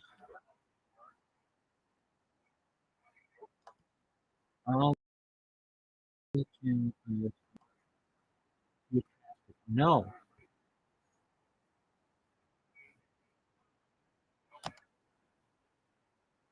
Use for free.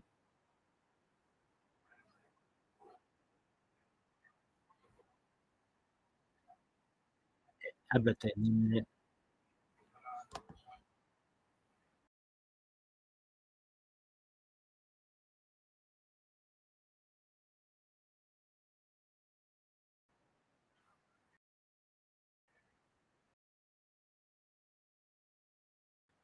Get started for free.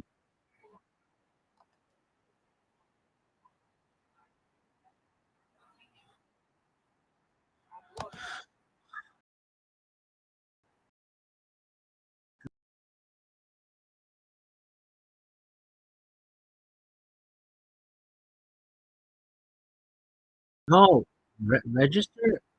Fuck them. Copy that.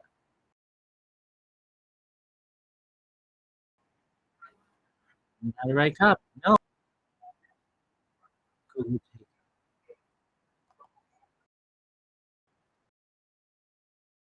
dog. Reg 14-day trial. Dude, I don't want to do anything like that. Just fucking work.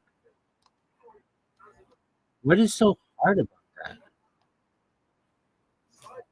Dog. Go here. All right. This is the worst.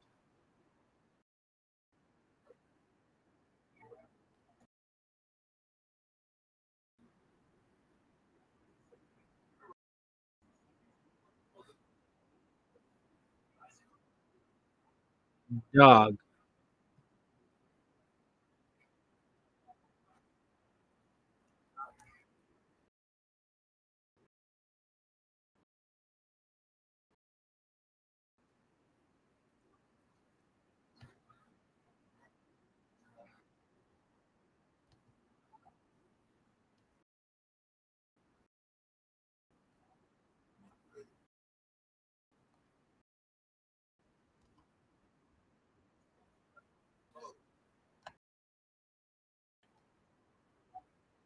Are you fucking serious?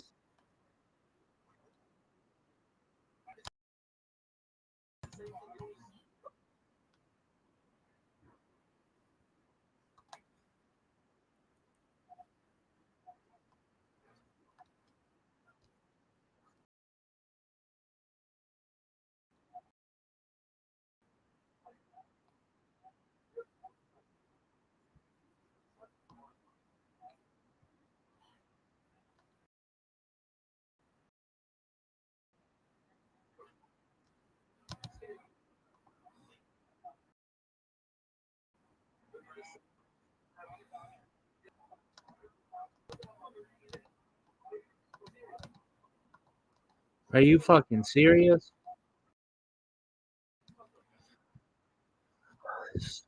Absolute garbage. I boy, fucking worse. I hate this and I hate everything about it. Dog, get the fuck off my screen, you shit. I know it's not your fault, but everything. Yeah, it is. You didn't fucking make this brilliant. Worst stream ever.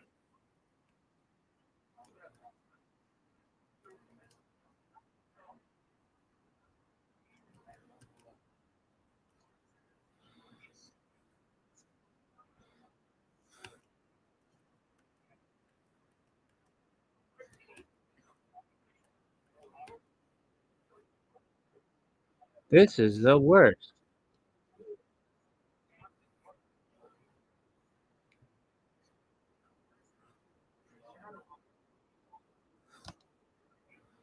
You should be banished to the shadow realm.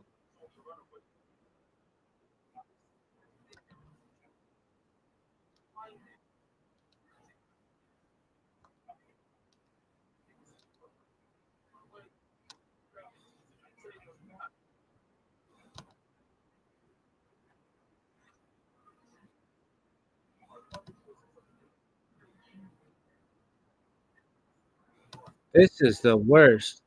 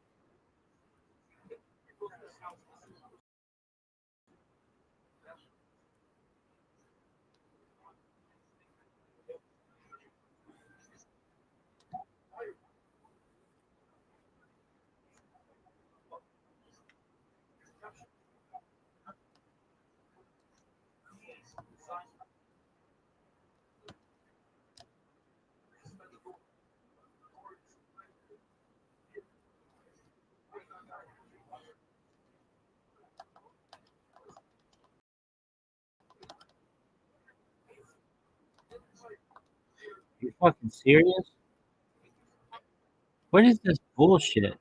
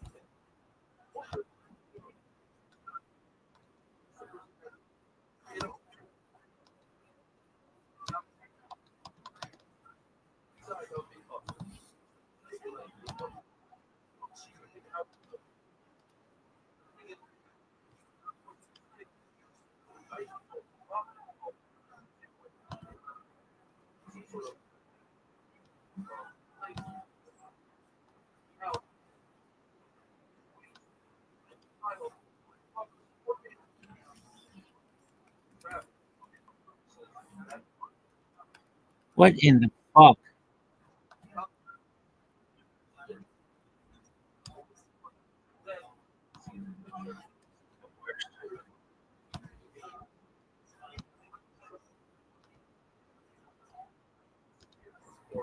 Arturo Castro. No one gives a fuck. How about that, dude?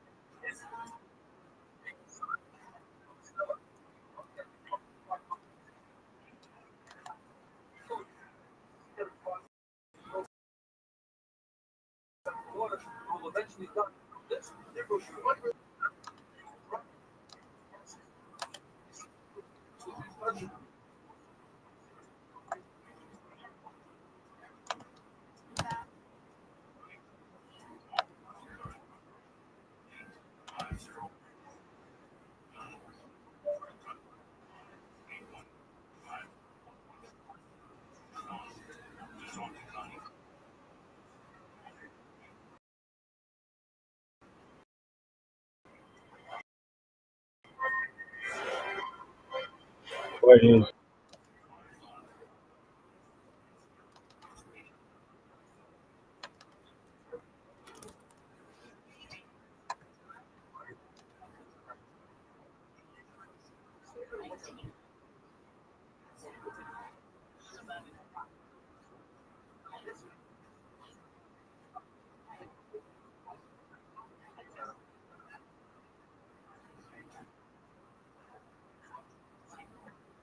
wait?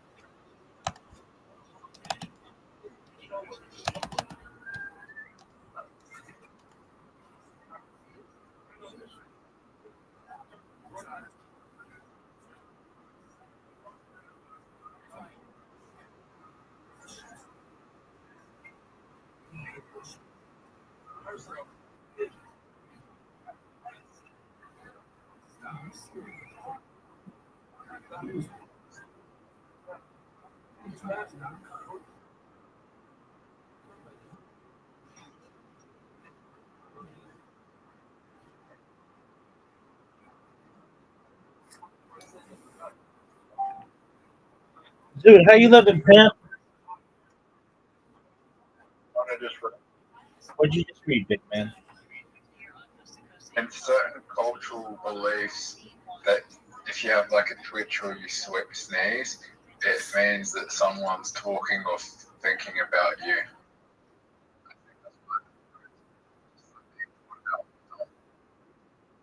You have the number for the place?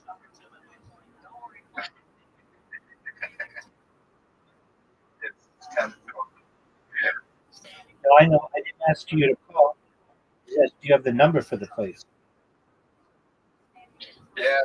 So,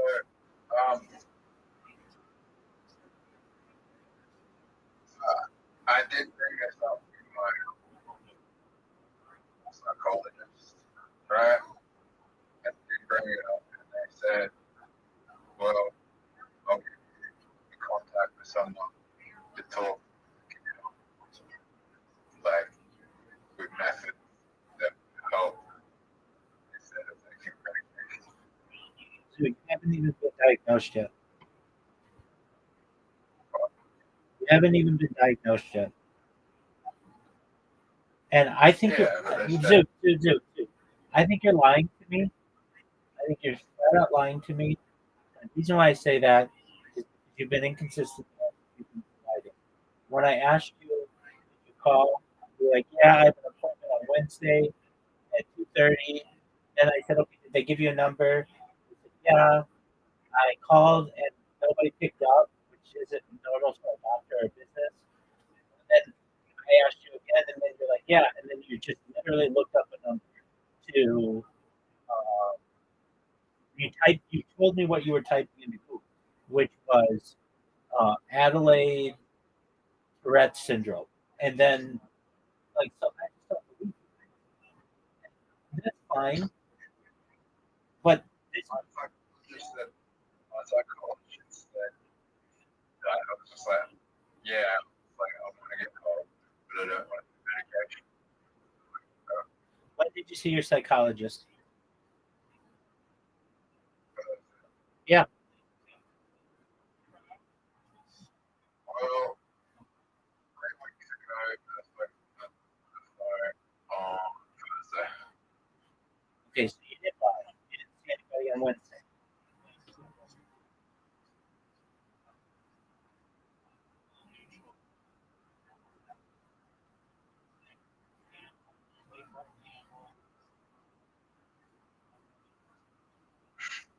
You're caught in alignment, and that's fine. But you can't keep doing this to yourself. And I don't believe that you talked to your psychiatrist on Thursday either. I'm sorry I don't. I'm just fooling with shame.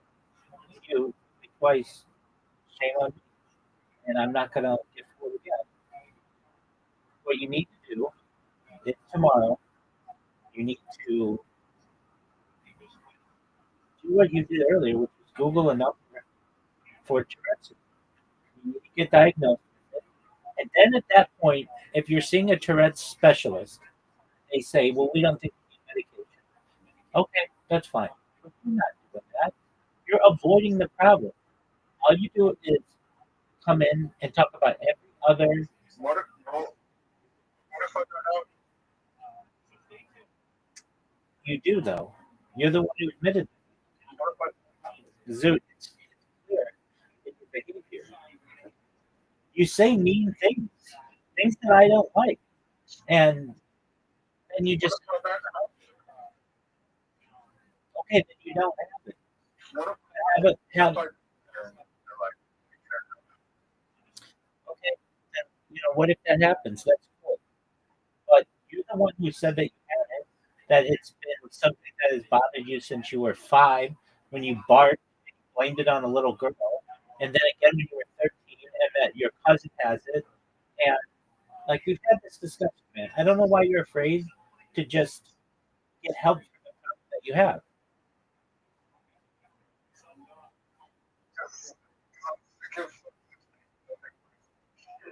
Yeah, but you're not being diagnosed with the right thing.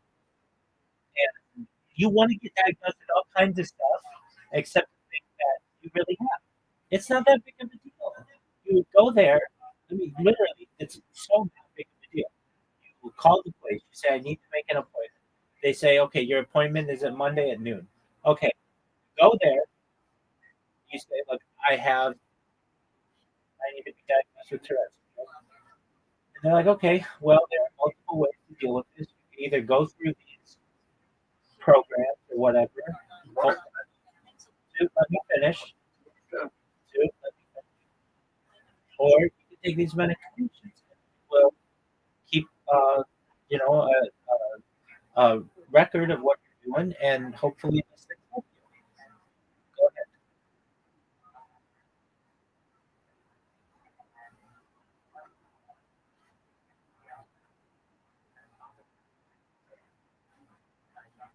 You and I both. You and I both know that. I just found Tourette's special. Okay. Do you have the telephone number? Okay. Put it in your phone, and then tomorrow, during business hours, you're going to make an appointment, and you're going to tell them that exactly what you've told me for the year that we've known each other. That you have these tics, that they sometimes are stronger than others, that you make jokes out of them when it becomes awkward. And you want to know what they can. What'd you say?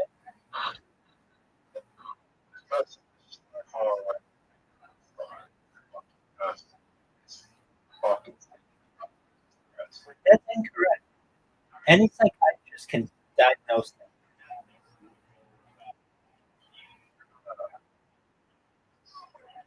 Hey, you got to be 18 to be in here, big dog. Take care. I can cause the drug process.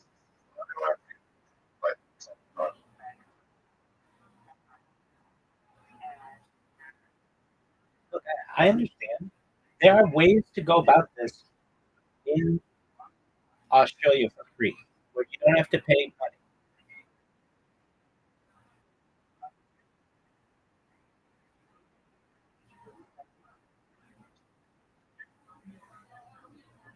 Rabbi, do you think? Are you scared of digital identity? That's an interesting question. Not scared of it. I think that in a lot of ways, it makes my project very unique because you'll be able to do what I do, perhaps anywhere in the world in the next 5 years or so. Um, but the unification of all that data, I think, can bring fear to people, definitely. What about you? What do you think digital identity and like precise stream That's what happens.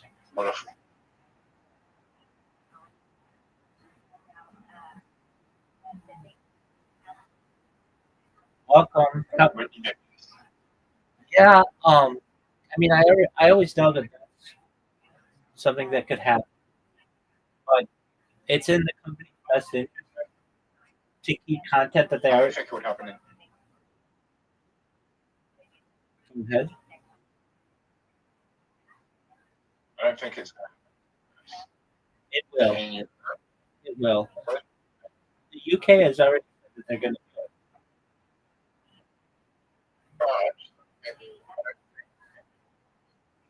under the Yeah, but that's only the next. That's only the next 3 years. They're gonna implement it.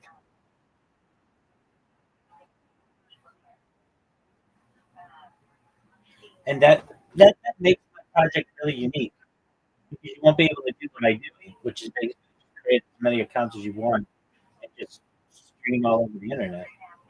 What I do is basically like digital graffiti. I just go on someone's social media and just put a whole bunch of data on it and force them to store. You won't be able to do that in the future.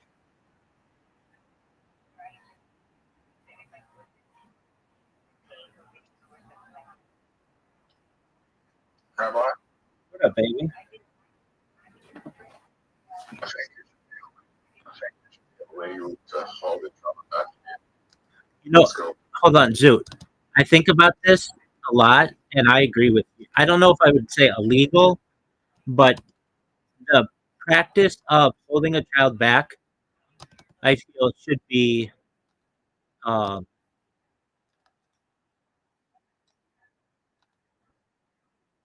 do I want to say illegal? Okay, but I mean, but I agree. It destroys them socially. Yes. I agree with you. And I mean, I can tell you that it's very. There's a book called Outliers. This is the book that basically like in order to be really good at something, you need to work 10,000 hours at it. They talk about specifically um,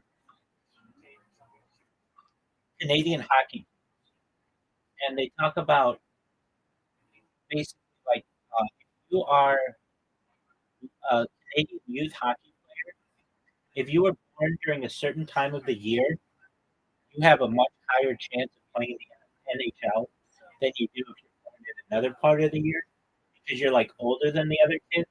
So basically, like if the cutoff is let's say December 30th, the kids that were born January 1st and January and February and March, they have a huge advantage of maturity and such over kids that are towards the end of the year.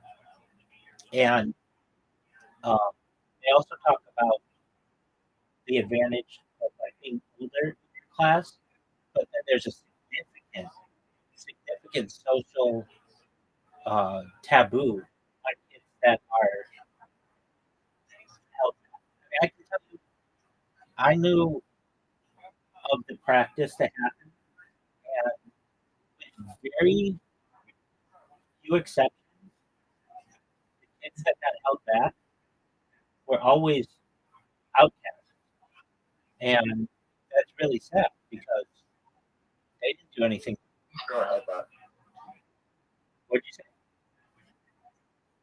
Go ahead, back. I know it did. I know it did. I fucked up my whole life. I'll tell you what. My mom wanted to do like I took my mom for she didn't like like she was like young lady, but what she ended up doing she made it oldest in my youth. Right? You have to like to turn that into the clock. You can't do anything. There's all your fucking under what happens in school and that age. I was extremely enjoyable. A 10-year-old hanging out 17, 16-year-olds. It was the worst she could have fucking made for me. Yeah, I mean, I see that. I see that. She wasn't Yeah, I mean, I get that. I think there's an argument to be made that you're at an extreme advantage, though, on your peers. You may not realize it. Statist- st- statistically, you were at an advantage over your peers. It meant that you had more time to mature. You would have been the first person to drive. You would have been the oldest. You would have had more testosterone than the other kids. I just held me back. It fucking everything I just not. It was a good decision. I tell her, whatever you fuck, do not fucking look at that. At 5 years old, I would tell her that. It's like, my life would set us up. No, we can't change that at this point. Um, I don't go over it. I mean, like, if I like telepathic with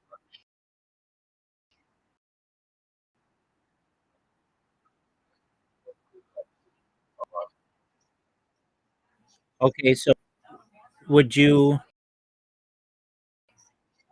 What grade were you held back?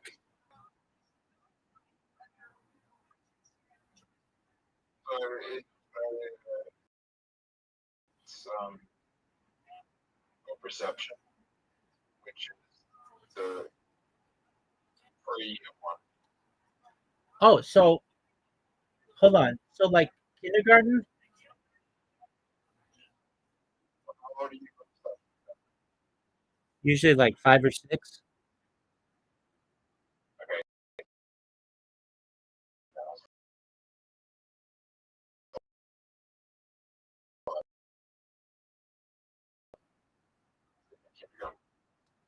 Couldn't do it.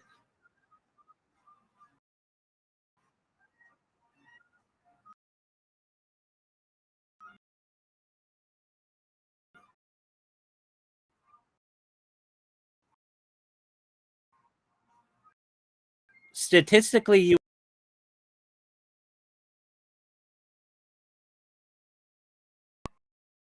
having to repeat a year.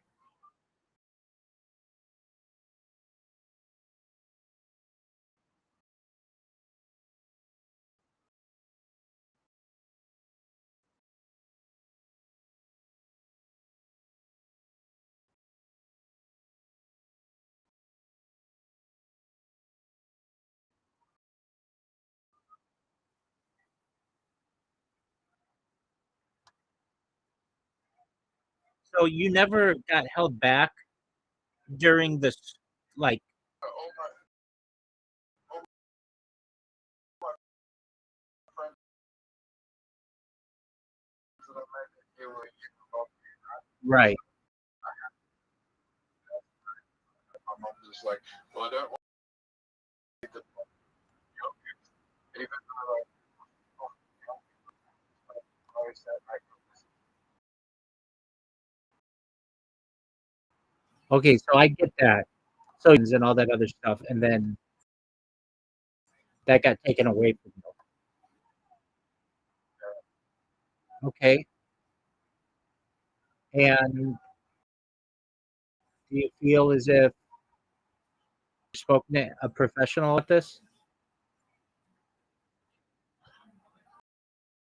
no, Okay.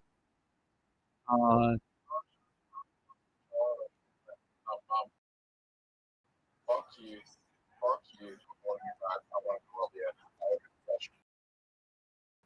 Mind about it the whole night.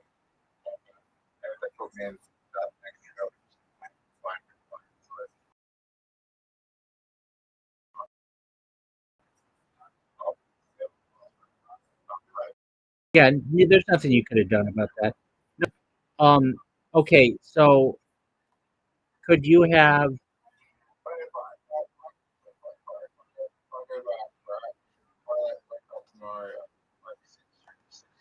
Six years old.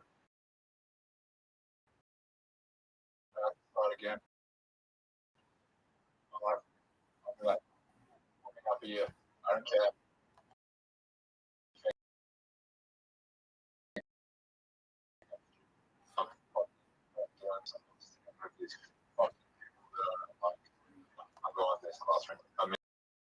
Did you have grades ever? So here's the thing. Up until grade 3, I was not fun. Okay. I was not fun. Oops. Grade 3. It's like, I just fucking care about school. I understand. What was it? Maybe, yeah.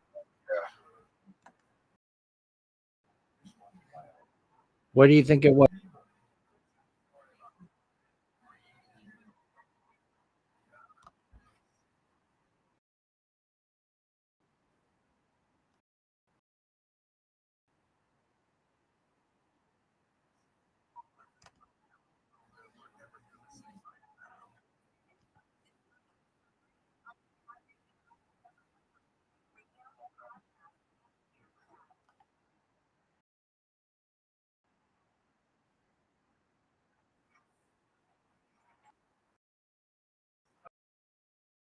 Okay, well, there's nothing you can do about that now.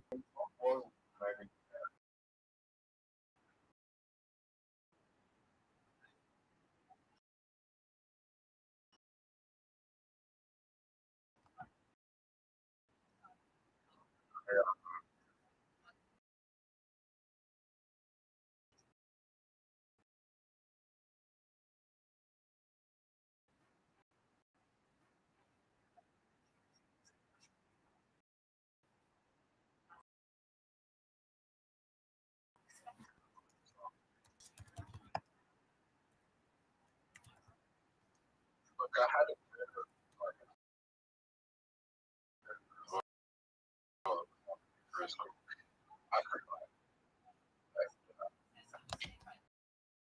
Yeah, I don't. It's okay.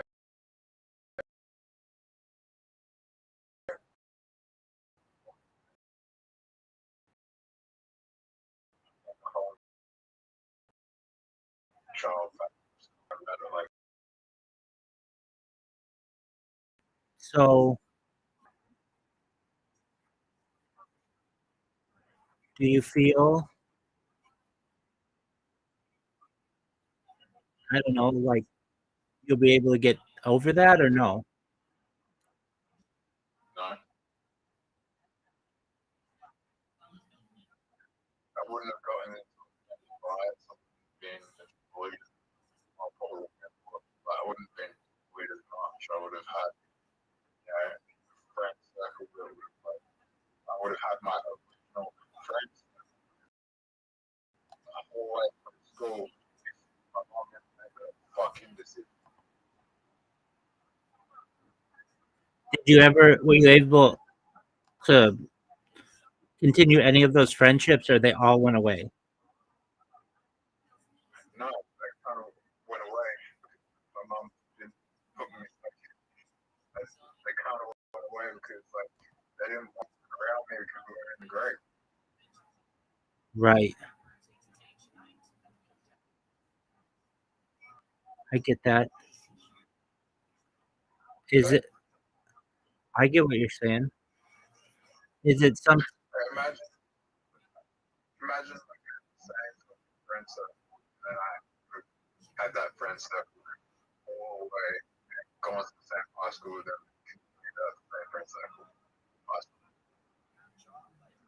right, I get that.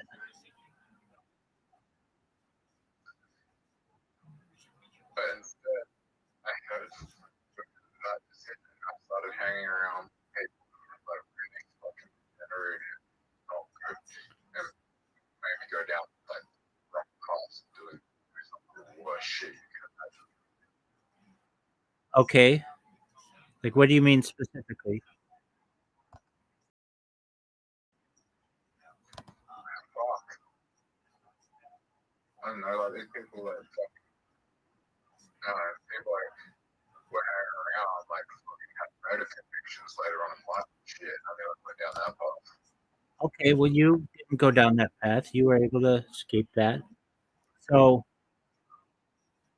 But yeah, like people were just drinking, doing drugs. They ideally go into the trust and like think,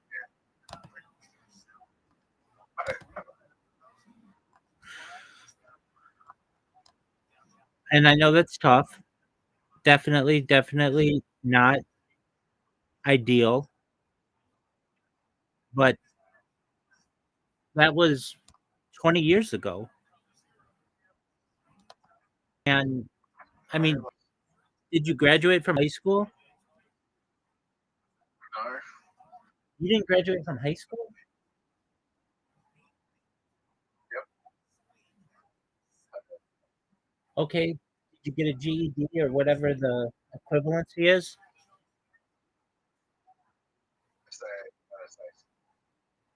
Okay, did you get that?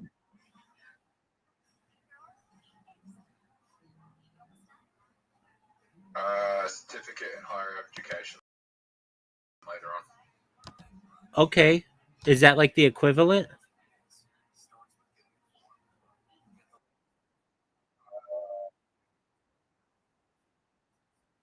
What'd you say? It's like community college. Okay, so you got a degree? Okay, how long did that take you? Okay. And what did that say that you could do? Oh, so you needed to have that to work in a retail store?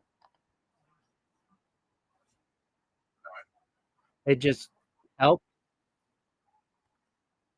You just have a certificate. I do have a degree in bachelor. I do have a degree in not bachelor. I do have a degree in blockchain and AI and machine learning as well that I've had that degree for. Wow. Okay. I studied them for a year. Okay. Was it worth it?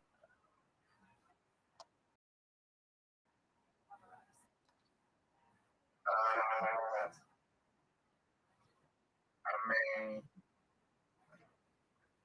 I did kind of get a job on crypto exchange for a bit, but then like just for a couple of weeks. But then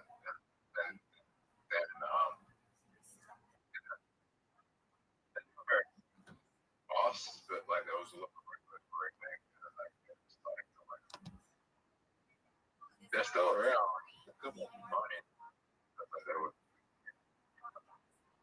they got going for like your bullshit.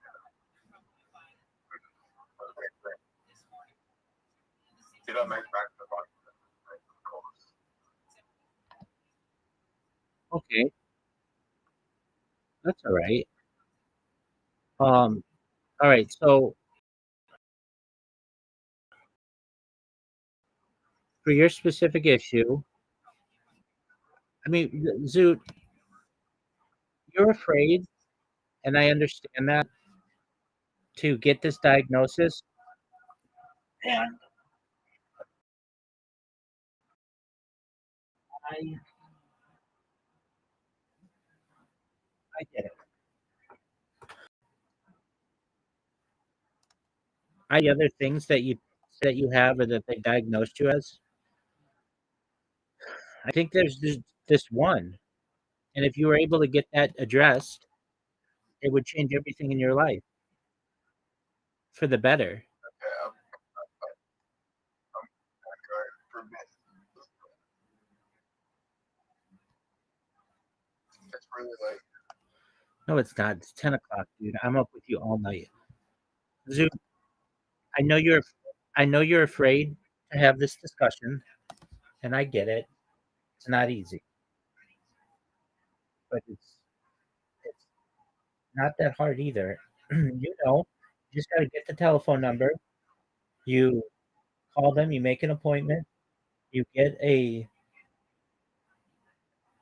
diagnosis for Tourette syndrome, and they set you up on some kind of plan or medication or something. And then you'll come in here and you'll be able to talk about whatever you want. You won't always be so focused on the same thing every single time. You'll be able to make friendships with people that are long lasting and that you don't embarrass them and or embarrass yourself. You'll be able to perhaps have a job and allows you to focus. I mean, this could change your whole life, and I'm almost certain that it would. I really wouldn't tell you this if I didn't think that that's what you needed. Right.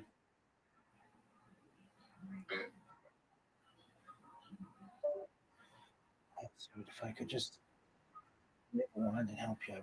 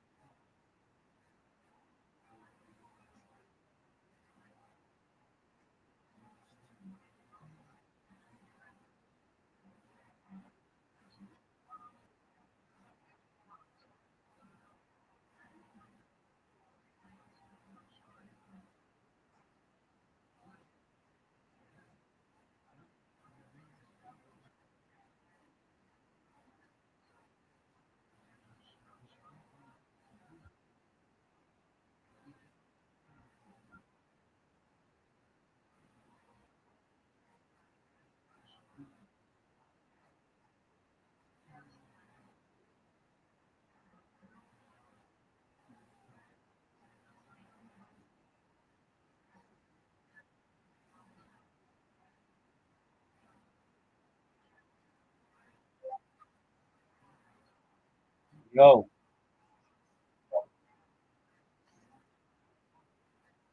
how are you?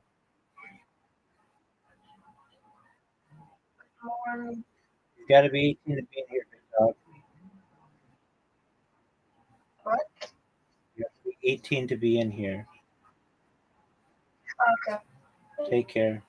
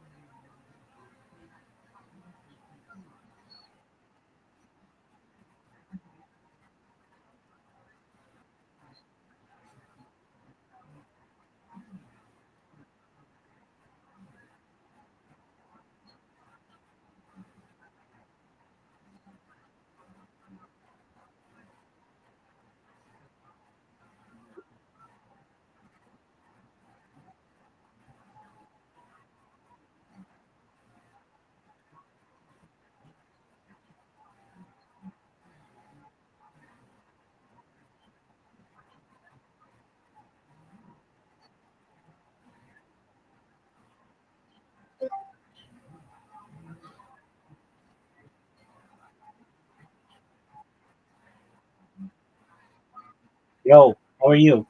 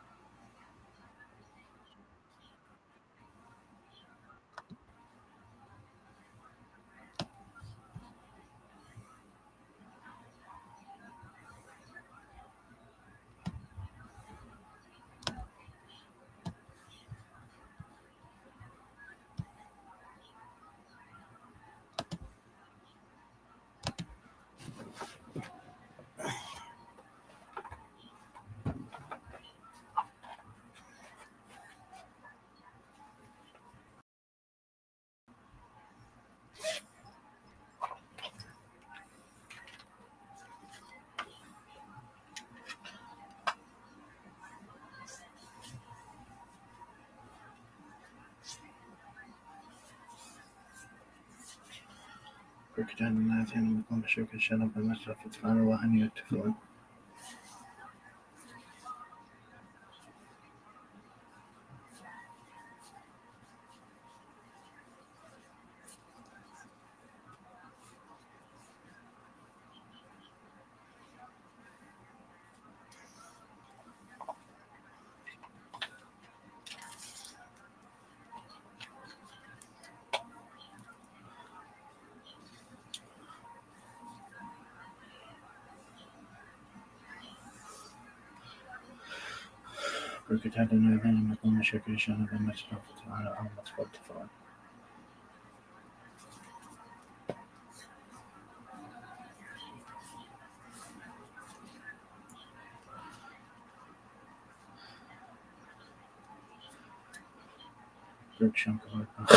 my bad.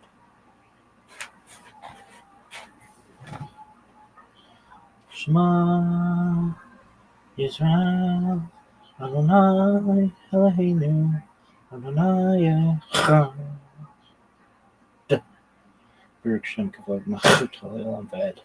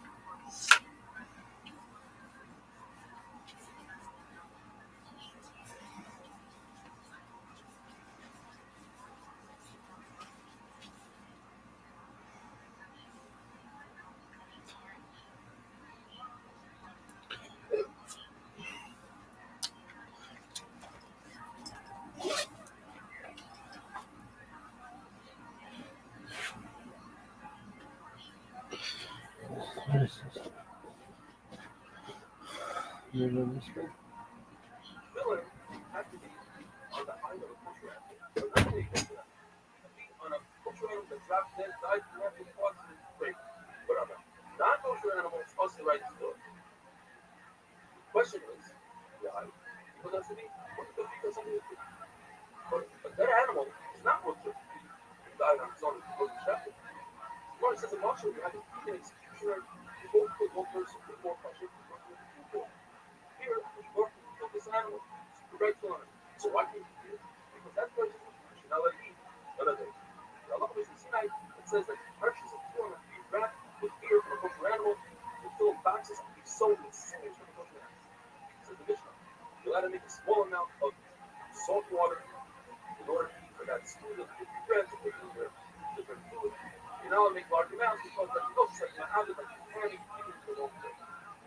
Gracie said, can't you make a large amount, so it's a small amount, and therefore make this concoction of salt water, water and salt, and oil. Make sure that the oil of the first ingredient is not all the way ahead, because the water and the salt can combine together to make a very strong salt water. That's us. It's possible to make strong salt water, which means you have to put salt water with egg with coat on it. We will use that for mikvah. For everybody. Not allowed to sow radish. Even those who help you are allowed to sow radish. But before it, when you realize that it's so, if you pile up many radishes and salt, you realize it's a good thing to sow radishes and nail it also on top. An egg is not like according to the Jew, it's a good thing for the egg to salt it for also for the value of its cooking. Three things that without the shell would be able to digest it. An ester, a radish, and an egg. When it talks about an egg, some thinking without the shell, something about the white of the egg that helps you digest it. But he says that certainly a piece of work cannot sink with the Yamamelech. That's it. Yeah? Even a person cannot sink. Why is he telling these sea has medicinal properties. Nevertheless, you're allowed to wash yourself in that water. Now, what about putting that water in your eye and blinking? It's obvious that you are doing so before doing the right, that it's awesome. But the Lord says that putting wine inside your eye is also on top of the eye is no good. And you can take a piece of bread and soak it in wine and put it on your eye. However, saliva from a fasting person that has different properties in it is also put even on top of the eye. The Lord says that major Allah and Rosh Hashanah you're allowed to take the Lord is basically right. And soaking before Shabbos. So before Shabbos, it says any ramification for the Shabbos could be medicine and soaking before Shabbos, etc. You like take this concoction put on your eye. But it's also the pure eye because you have clothes. Like Yannick asked, I look for some of this color in his face. Or he said, I have a much better idea. First of all, send you some so you don't be mistaken. You should know, it's a much better idea. Wash your eyes out with cold water in the morning. Wash your hands and feet with hot water in the afternoon.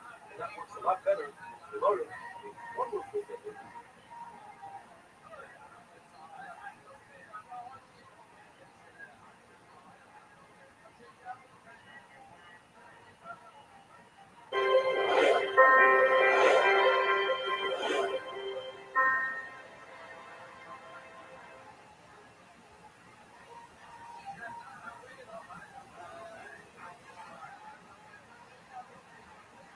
Shabbos Daf confess that these emails comes from Rabbi Rothschild to the author he writes. The email that was sent to us from Master the Rebbe was inspired from the sheep people who not so many people on WhatsApp, which included the spread very with the fans WhatsApp. I just want to point out that all people listening to the show, but just as sheep inspired from what is happening here in the city come up with the reform way of being a Chatzah Israel, so that every person in the share can and should do the same to find their own way to spread Torah in any and every way possible. Next one's from Mayor Paul from James J. Property in Baltimore. I just want to say thank you for packing so much punch into the that's our last cycle for the first time I finished shots. So this time, Shema Gabaldi, Mazalov. So this time around, I wanted to add something to my learning and your Minigah. It was perfect, etc. Thank you, Mayor Paul. We're continuing with different medicines and toys. You know, that when you get up in the morning, you have to wash your hands because you can, then go faster. And if you don't, it's extremely dangerous touching any body part. Touch your eyes, can cause blindness, ears, deafness, mouth and nose, bad smell, bloodletting wound, dangerous, touching the wrist, rashes and power carry, touching the bathroom, touching the stone, nothing that's touching a barrel. It's a power for anybody to drink the beer afterwards. This spirit is free to do as it wants, and it's very happy that you wash your hands 3 times. To reverse some of the damage, put something on your eyes called focus, like a mascara, and it reverses damage, it stops tears, and it increases the growth of the eyelids. Allen, which is coriander, doesn't work on Shabbos. Music was blind, said it doesn't work for blindness, and it will allow to use this on Shabbos. Hops doesn't work, and it will allow to use it on Shabbos. Besides the variety called, like Rabbi Rothschild, who's also blind, says that rocket plants do work, and it works also to eat on Shabbos. Basting a roast, a warm roast, is a mother eating eggs in Shabbos. Looks like you're about to cook something that's awesome. The Gemara says that Zikri's wife tasted roast, or Kiyamarash, or Pisa Glenn that at that point they were actually married. And he refused to eat it, and she says, but your Rebbe Zikri, when he tasted that I did on Shabbos, the Gemara explains why Zikri is. Because it doesn't accomplish, just like pouring clear wine through a strainer on Shabbos is mother, because if you're not accomplishing anything so for basting roast, which is edible without the basting doesn't create anything, you may let it look. Somebody injured their hand or foot and has swelling, usually swelling with wine, it doesn't really work. If you with vinegar, it's also that does work. But even are people that their bodies spoil and wine does work. But the also that used, or it says that on top of the hand and on top of the foot, that's already a sakana. You're allowed to use even vinegar, as Ravashi was stepped up by a donkey, and he used vinegar. Some said he used wine, and Rabbi told him what he's doing. You're a mafuna, you're a spoiled person. And he said it's a sakana just like having an internal womb. Any body of water, a lake, an ocean, is looking to bathe in on Shabbos, unless you have conditions combined which make them awesome. Condition number one is that the water is really bad, and people typically don't bathe because you're only for a tourist. It's obviously you're doing it. But Another thing, you have to be there for an extended amount of time. You don't have to do things together. It's always smoother to let you can go into the Let's See or the relaxed water if you're there for a few moments and you're not there for extended time. Yamagogo has two parts of it. It has the bad water and the good water. The bad water, extended amount of time, it's also the good part. You let it go in, even if you have nitrogen things on your head, which is obviously doing it for sesame seed, a soybean, which is not for food consumption. Eat it, obviously doing it for Brown says about what happened there. Any normal food or drink that you eat with one for the certain as well, some butter, because everybody else eats it, make that the water of vegetables that have more carbo, and the wine that has the roots in it, since it's very tough stuff, it's very sharp, people don't drink it unless what they were causing to drink. You're a healthy person, you drink it. If you're thirsty, then it's water. So anoint yourself with oil that has roots. Excuse me. It's butter. When the Torah says Hazel, Rav says it meant Bartemin, Google says it's different from white sake. Rapabi says it's shukshuk, known as or Joram. And it makes sense that it's used for Joram because it has three stems and the stem has three leaves. And that fits right in what you want to describe. So now, people eat because they have a special word. It's going to make it 7 black days. It comes from eating flour that's over 40 days old. Penny royal, which is known as the Pezzer, the latter drink that people drink it, the peel, liver ones. But it's good to eat it with 7 white things, not black things like that. And why do people get these worms? It comes from eating raw meat on coals or fatty meat. This is all on empty stomach. Ox meat, nuts on empty stomach, many meat steak on empty stomach, and people wash them with water and drink it. If you don't have your yezer, or it doesn't work, but eat white breast does the same thing. You don't have that? Fast, and afterwards put some fatty meat on the coals, suck the juice, sip it with a little vinegar. Some people just take out the vinegar, and that's it. You don't have that. You go bark of the bush. Now, it's very important that you remove the bark of the bush. You go from top to bottom of the bush, not from bottom to top. Otherwise, the worms will come out from the person's mouth. Take this bark, take this, cook it up with beer, only during it as rushes, and drink it yourself on the bark of the bush. Why do people drink up the raw? Drink it because if they drink hiding the cooler, things that were covered overnight, they were sure that the snake injected poison into the cooler like the bar of the tsar.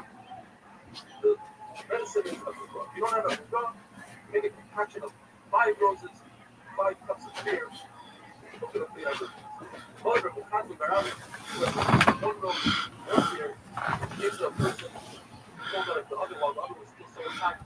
Put him into the oven, they had to sit on the bricks, he doesn't burn himself, he started vomiting like a 2 week. Or you think of the penis of goat, white goat. One of our leaders said, a very stressed, carve out the honey in it, cook it over cold. Urine, very glandus, 40 days old, has medicinal powers in it. A very small cupworm is good for morning time.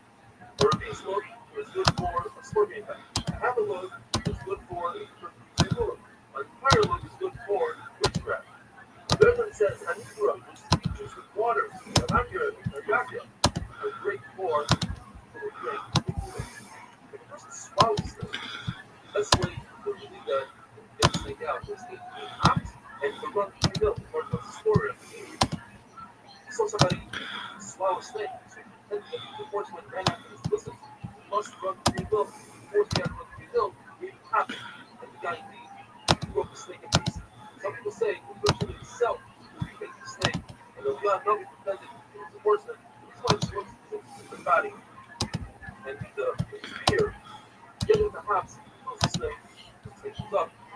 Wonderful.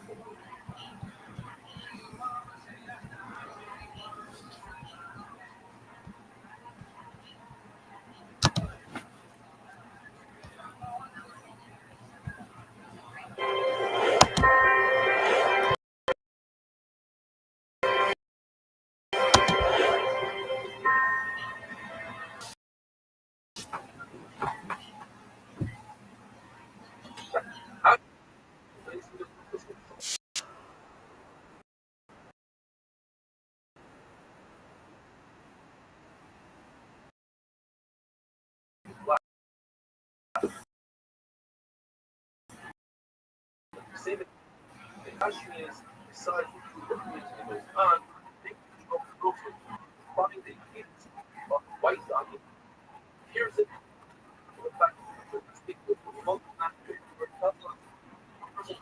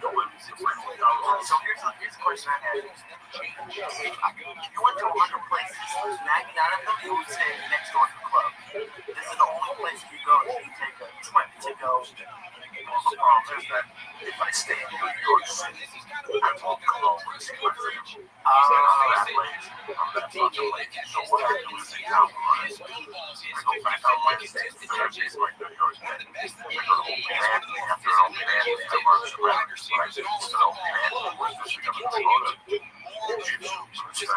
Train up down, I walk around the school occasions. Go to 86th Street, go to my school stuff. Yeah, but one of those I walk down the hill, and it's really something I walk up the hill. George Washington Bridge, I took the bus over, and my buddy picked me up from my I picked up the ferries. Yeah, I saw that. Just fucking underline, right in the water. We all I took the one from Edgewater right there. Just like that. Nice, I went to that before. I went to go visit NYU or something. We stayed in wherever that ferry drops you off. There's a hotel right there. And that's one thing I definitely miss about the East Coast is busy training. It wasn't hard to get back to New York. I can't imagine. Take that ferry back at like 3 No. I think during the week it's one. The weekend it's one. During the week the last one is still, but it was done. Just getting on there and like listening to any of those New York City or Boston or that part of the country. Sometime from May and April, I just be able to find it on the East Coast of the league. Every time I go, I've always told people that you can always feel like having jobs now, security, and you have no problem. Some people are still hanging around. Once you go together, it's go back to where you're from. It's Toledo, Ohio, Kansas, Quincy, Mass. I don't care if it's fucking somewhere in Iowa or Minneapolis, Minnesota, I'm sorry, Louisiana. Go home. That's the people that are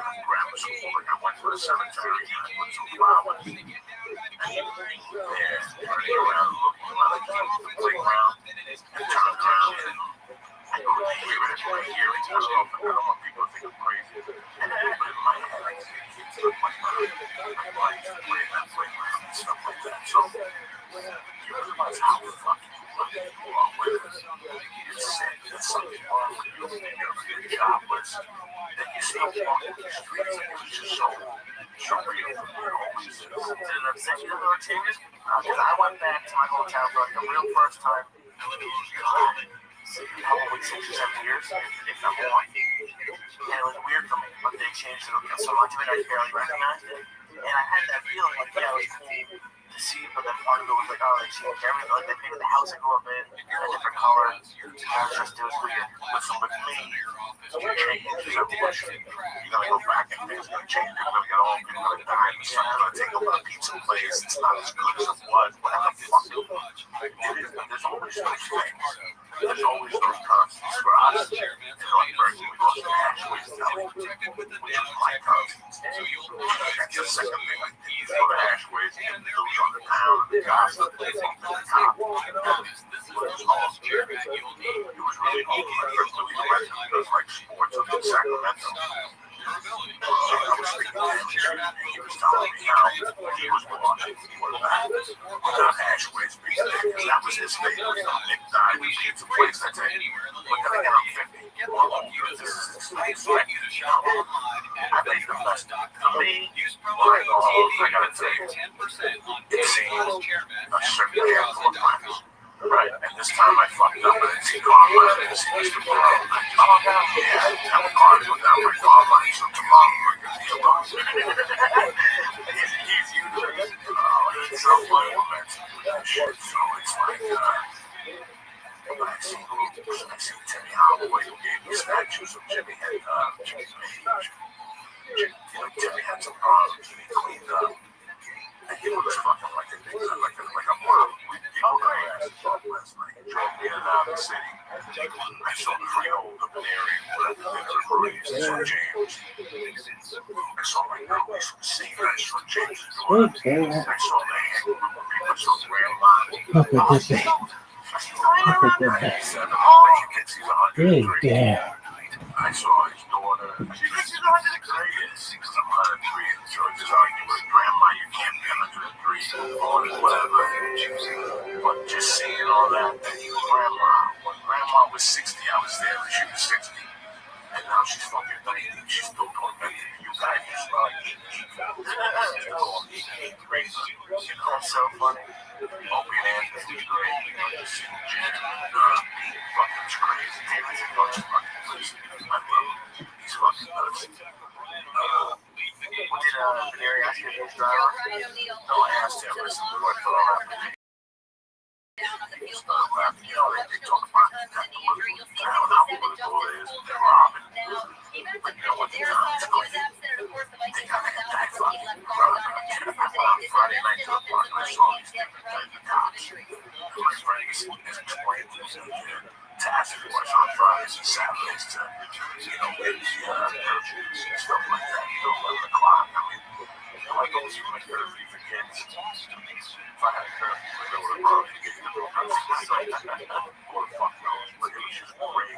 The shows were great. I went to the stand. The first show I did well. The second show I hated it. How was the food? I had the food finished. Oh, really? No, I didn't. I give me a fucking hit. The whole night I couldn't eat because I got sat thinking and able to get myself back with the fucking room. Whatever the fuck I was going to eat. The stand was great. I gotta tell you, that's great. The people, staff there, it's the station. Yeah, it's the station. What makes it staff? Has it come up with those doing the fish and why I didn't know they were there. Everybody actually wants something. Can I help you? Is this something I can get you? That always blows my mind at comedy clubs when you can hear the wait staff are quiet. And I was a waiter. It's a hard job and it makes some noise. But like some waiters just like full conversation level start asking people what they want during the set. And I'm like, just you don't realize this is a comedy club, but it's like it's not TPF Fridays when you last work. It's this big. It looks like you did a 45 show. Yes, I must be tired. It was gonna be a fucking late show. Yeah, you know what? It went smooth. My set the first night was a little choppy, but second night I really had it down, and that's all that matters to me. I always want to perform strong because You're like selling pretty well around the country, but like for the past 8 times you've gone to Gotham, you sold out. Is it still cool? Because yeah, that was like a week earlier. This shit's not supposed to be happening. For a guy like me, I'm like a kid in the candy store. It's pressure, but at the same time, I fucking love it. I love living like this, and I love the people who come out and feel like talking. I've met so many cool people with black guys and gorgeous. Oh my god. If you didn't come back to New York with me next time, he's gonna shoot you. He's like, oh, what do you say? I'll come down and roll up on you. It's like some real talk, man. 3 years, where the fuck are you? I was just sitting home. I didn't have a chance to tell you I didn't get a star. Oh, I know you were. I was just sitting with a high. You're like, and I go to the house, and I'm like, what's that? The third black guy came up to me and looked up for you. I go, that's it. I've had these fucking black people looking for me. They don't like me. They're looking for you. What the fuck is wrong with you? Like, I don't know, but I love it. This guy had your attitude just solid. He came right up and gave me a hug. Another guy, the guy that gorgeous, looked like an episode. That guy, that group, I can't remember now. I'm sorry. He was done. I thought maybe it was Renee or something. TV on it where Renee Garcia was there. So we have a great network in New York City. When the people come to the shows in New York City, they shake my hand, they look in my eyes. They hug me real fucking hard. They appreciate it, which makes me appreciate it. I can't get up from the special on that place. I can't do nothing. But these people are coming to the shows. What the fuck do you think I feel like?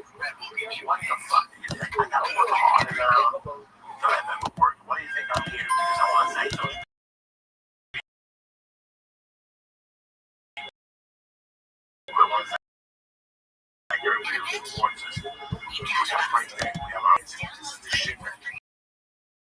Listen, man, guys, besides what we have going on Twitter and Facebook amongst ourselves, it's fucking about that. I want to cry because this picture right here, I love Ollie Jaguar.com. This is one of the greatest beginnings. I'm now personally Superman is fucking. You must have looked at old videos or something, so I gotta respect this guy. He's late, here we go, no fuck. Yeah, some permission, we're gonna get old. He's listening to one of the content, this is just my guy, and this sexy little girl went into the shows and get an album. Listen to Live, the first album, fucking 23 shows. What if it's in there? Correct. They came with a fucking motherfucker. Ready to take.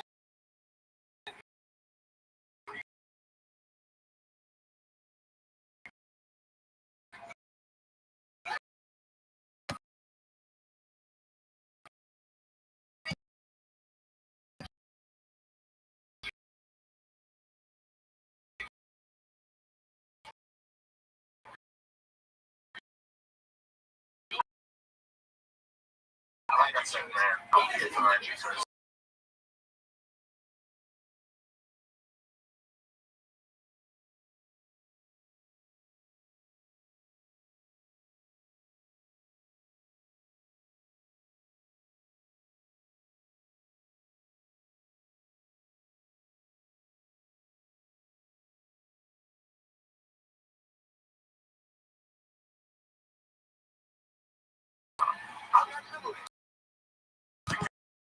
guys that came to me on the way. Absolutely. Oh, it wasn't the hotel. I got a great search of you guys. Wait a minute. The hotel. I got the hotel. Yeah, it's a random shit. It's all these situations. Kind of answers.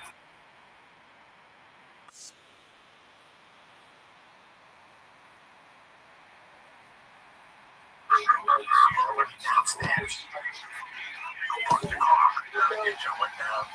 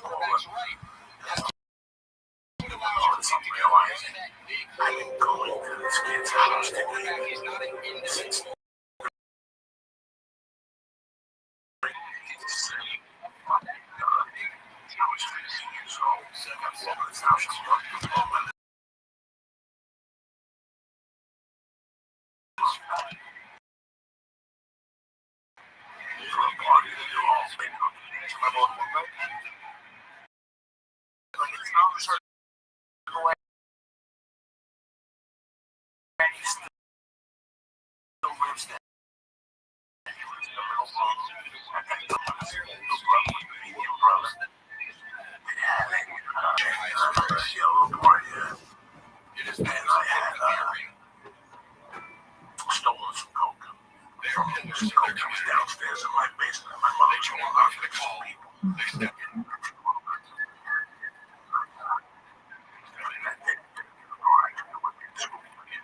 I took it to the party and I pulled him aside and he ordered some coke. Makes me wait to get it. Another day, we got enough peppermint schnapps and vodka and paid drinks and we sat down and I took a couple lines of coke with him and I used the rest away and it was our fun. It's been our fun forever. Just totally anyway. It was just something. It's like, I always did that. But that's a part of the last part. We got away with it. We both have something. There's something about when you do something about a problem. It's different. Twins have a special bond. When I see Timmy and everything else, I just forget. I forget everything else. I just see that kid that we're both 16. The same boat looking for a fucking direction. And here we are 30 years later. We're looking for a direction. How long has chicken color? You told me that he didn't like even when you were the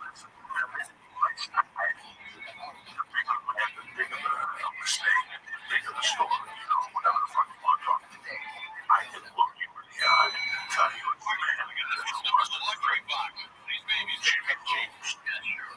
Raj, Ashley, George Collins, I know that for a fact is because I since I was maybe 17, 16, the first time I was out, when I started getting into trouble, rides, whatever, I was telling my gas police was sitting there talking to her and said, I know there was a time when I used to sleep in your backyard on the suntan. With a jacket on with a sweatshirt. And then I would wake in the morning and left for school. I'm not going to go and breakfast. I'd sneak in and take showers in the fucking basement. And she'd give me a clean shirt from the office to wear. And I would have to avoid the thought of one thing because then he was saying I could get one of my shirts. You have no fucking idea. So, I know you and your stepfather didn't want on the best terms. I know you chose to go in the better terms of your life. But when you're saying you're homeless, kind of was like, okay, I'll go with him. I wouldn't want to no, God, that was a real one. There was no way. I don't know. It was just, I couldn't I didn't want to, I moved.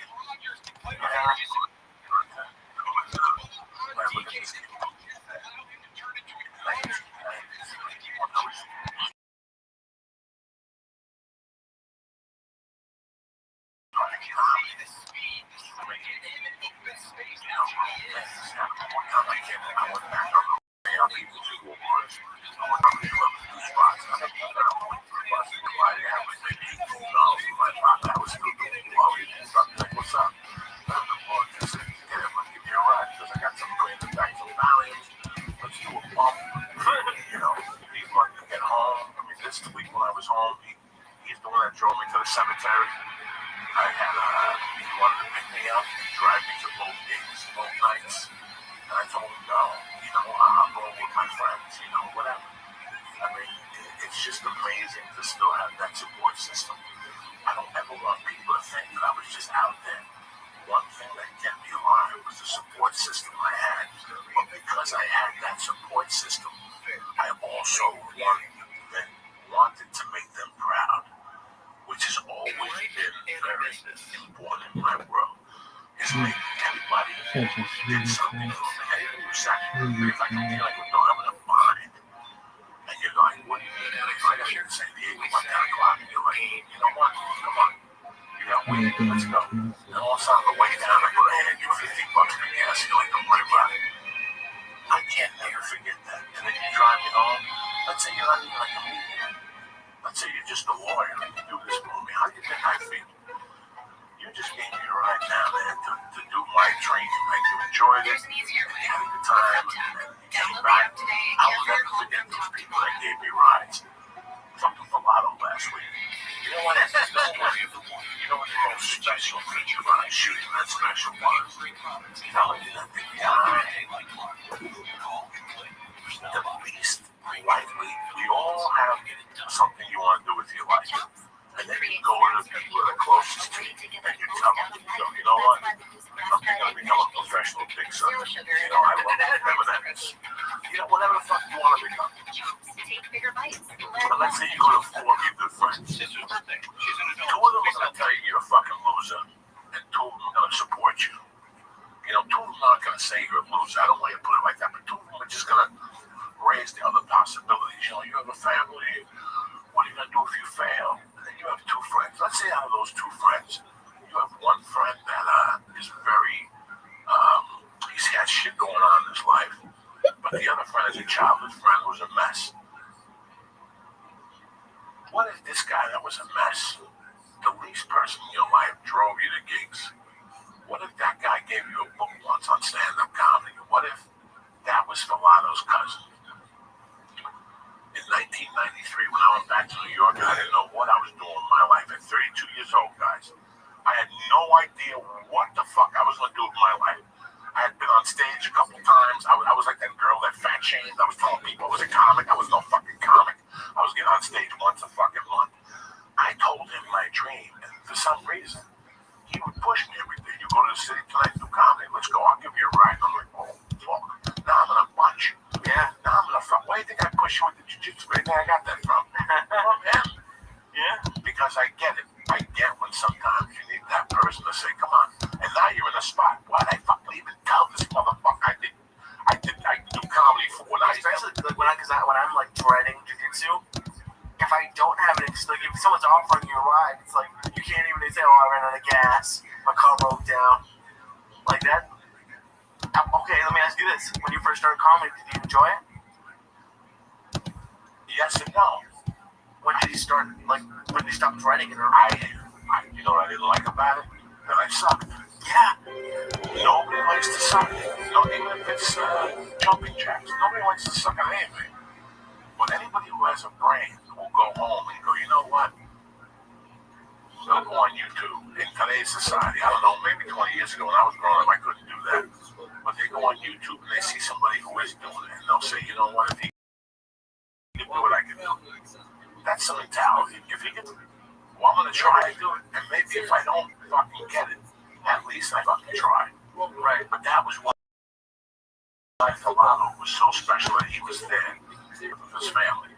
Like it was, in other words, Ringo was there. Only Filato was representing him. This is the guy that got me. This is why it was so special. I'm asking, thinking, I know a lot of times people will do something for you and then they'll ask for something in return. It doesn't seem like any of the people you mentioned did that. Maybe they did. Not one. You know what they wanted from me? For me to do something with my life. That's what all those people that fed me and took me to rides. George. You know, George, I hadn't seen George in sophomore year in high school. I would communicate with him from time to time. One day in 1985, one day in 1985, in 1984, 85, I bumped into George, and he tells me that, you know, he's doing this and this. I got arrested that day. I call George up, he bails me out, he brings me to his house. That was the beginning of my life. That was the first first time. I didn't get in trouble for 3 months. I really gave it a chance. You know, this is a kid who broke me into his fucking home and I didn't bring into the home. And after that, like, we were talking the other night on the way to New York in front of his new girlfriend. And we were talking about Aspen, like, when he came to visit me, and then he came to Boulder, and then he came back for the fucking sentencing. And these are my friends for 30 fucking years that have been there for me. And, you know, when they come to the shows, most of people say my name and the room erupts. It's got to do something for them if they're in the room. This is the same kid I fed and gave $2 for the bus for. And look at these people from the podcast coming out in the morning. It's a fucking great feeling in front of my friends. Do you like your friends coming, or were you prefer you didn't? Certain ones. Okay. Certain ones. I don't mind if they come. Certain ones I can fucking just go off in front of them. Certain ones, me knowing they're in the room, drive me crazy. Because I know why they're there. Is it you being self-conscious, or you think they're gonna ruin it? No, they're not gonna ruin anything. Timmy came to both shows. No, him. I'm saying the ones you don't want there. I don't know. I just don't want the ones that are gonna reminisce and breathe on my neck and be doing fucking blow. And you know, they don't want to give me a chance with the people, with the podcast people. Right? They want to take over the stage over the podcast people. Stand right there. I can't deal with that shit. It's interesting talking about like a change and all that, because you asked me a few months ago, like, if I could be doing anything, what would I be doing? I said, doing this. And then we've been talking recently about what I'm going to do next. And an issue I had for my whole life was looking forward, like not enjoying. And I was thinking that I got a little bit too high the other night, and I was just like, I don't know if I want to be a manager. Like, I don't. This is the first time, kind of in my life, that I don't know what I want. Okay, let me ask you this. Nobody's saying manager. Let me ask you this. What if Netflix gets into the podcast business and they want to hire you for chief operations or network control because you know about podcasts? Oh, no, and this is leading to something. Yeah. I don't know what it is. I don't know what it is. And that you said, because I don't know what it is. Terrifying. But hey, listen, the worst thing a man could do is think. Okay? The worst thing, this was something that was told to me by a wise man when I was 19 years old. I was bleeding one out of my asshole. The worst thing a man can do is think. The only thing a man is expected to do is get up every morning and do the best he can and move a little closer to reaching his fucking utopia. And that's mentally, spiritually. That's what you go for. I did not know that at 21, guys. I did not know that. I did not know that this is the mission. To be happy. That's it. That's the mission. To be fucking happy. To have the ability to go, you know what? I'm not flipping burgers and I'm burgers, dog. I'm not doing that. This is what I'm doing. And to have the brain to know that this is what's not going to make you happy. And to take chances. There's just so many things that are part of a young man's fucking life. One of the worst things are thinking. I want you to write your goals. You know, I want you to have a clear vision of a 90-day. What am I going to do? But you don't know where this is going to end up, Lee. You're going to be, when I'm dead and fucking buried, one day you're going to look out a window, spark up a cigar or a joint, and you're going to go look at what I'm doing today. And it all started in a fucking room. A dumb room with a Nazi fucking flag and Charles Bronson sitting across from some fat ex-felon that didn't know dick about dick. Because you're on the ground floor of something huge. This is communications. And this is something that's needed daily. Entertainment and communication. Yeah, and that's, it's great for me, but I've been talking with so many people now. Like this one, and I'm going to respond to his email tomorrow. He's not sure if he should go to college for podcasting. And it's... Would you go to fucking college for podcasting? I don't know what to tell him. No, it's just college. This is the college. This is the college. And what's the college? Who's going to teach a podcasting class? Let me ask you, what fucking person is going to teach a fucking podcasting class that has not a podcast in 5 years? I would only take 10 people's podcasting classes right now if they taught nothing else. At a college degree level, 10 people's podcasting classes at a Corolla. What makes a successful fucking podcast? I wouldn't take my podcast class. I'm not a successful fucking podcast. Was there a podcast out there that are fucking successful? You think they went to college, you fucking moron? This is college, you go for like sound engineering. Fuck sound engineering. This is how you learn sound engineering by people hitting your emails and going, Joey, I can't fucking hear you talk to Lee. We figure it the fuck out. Because they teach you that theory, but they're not going to teach you what the fuck we learned in 5 years, which is still what they're going to need to do. Right.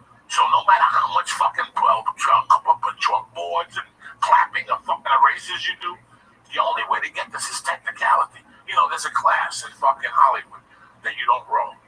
They just teach you submissions. You do not row. It's for people who do not want that physical contact. I learned how to do an arm bar. I do not fucking row. That's great for theory. That's great for theory, right? But the only way to get better at that is to roll around and have people get on top of you and twist your fucking fingers and poke you in the fucking eye. And the only way to learn this, the only way to learn anything in life is to fucking do it. All of our responses for this one shift to faith.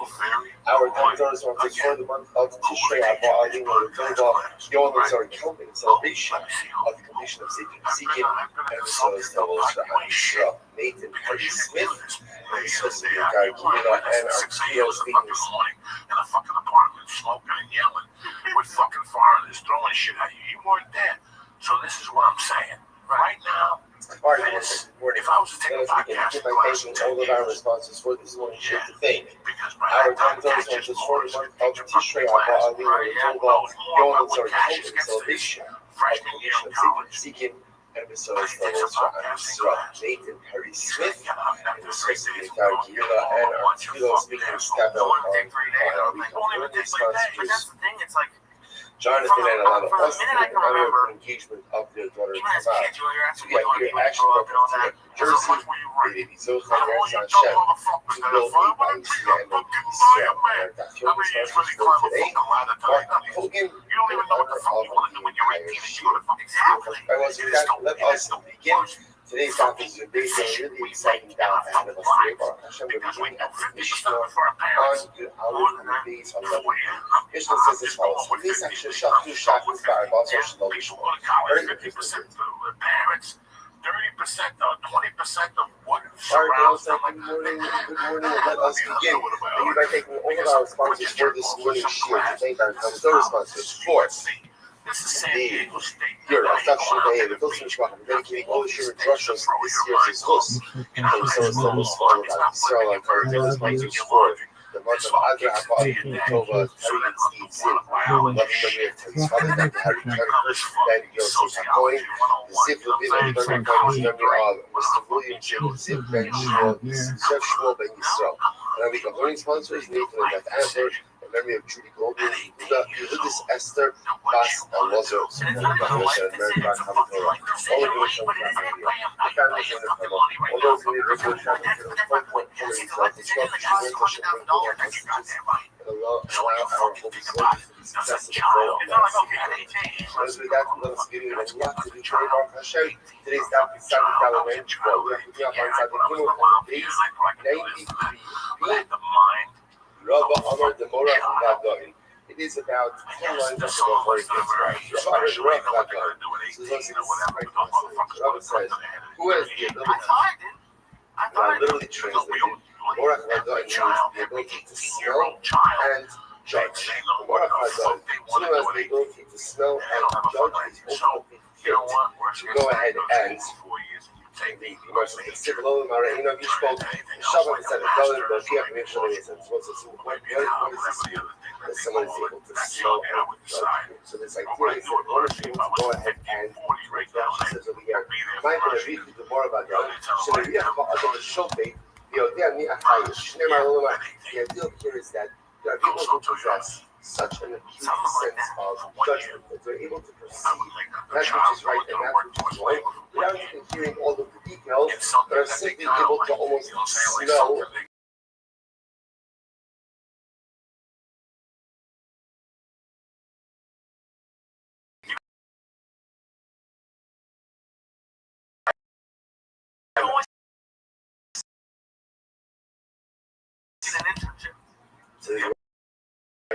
says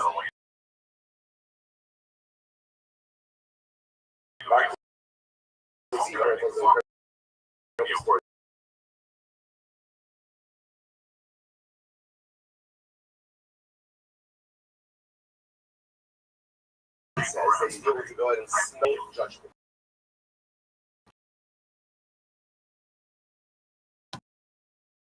So much of not having paper wrap. Rather than able to admit that I know more about it. So if I talk about you think that you're Shia, let's see, can you smell justice? Given because you do more about it, once they saw that he was unable to smell justice, so that he was a false Messiah, and they killed him. It was this is interesting because there's some level of struggle with it. Exactly. That my coco was killed by the Jews. Other times after my coco was killed by the Romans. So it's either way, my coco ultimately again leads the self-result. Just to point out the memory again, that my coco was Mashiach. So my coco had a tremendous amount of support, not just as a leader of himself, but as a potential certain things.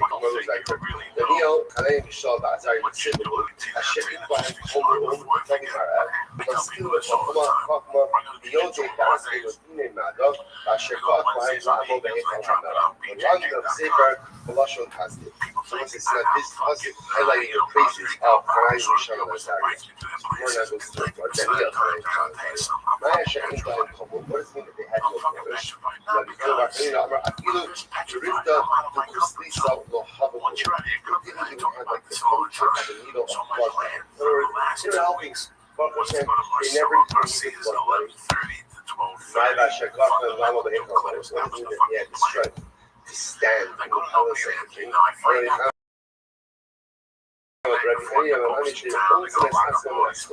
It means that when they were before the king, they were refrained from any type of laughter, or any type of frivolous chatter, they sleep. And they would abstain from going to the bathroom. They would pull back their knees and make noise because of the reverence for the mother. So you ask yourself, so like, what's the shot like? What is it? What is it? Let me just give me a break. It's a very simple level, but the idea is just like this. That sharing, the real training is not as we're able to abstain from frivolous laughter, frivolous chatter, sleep, their bodily,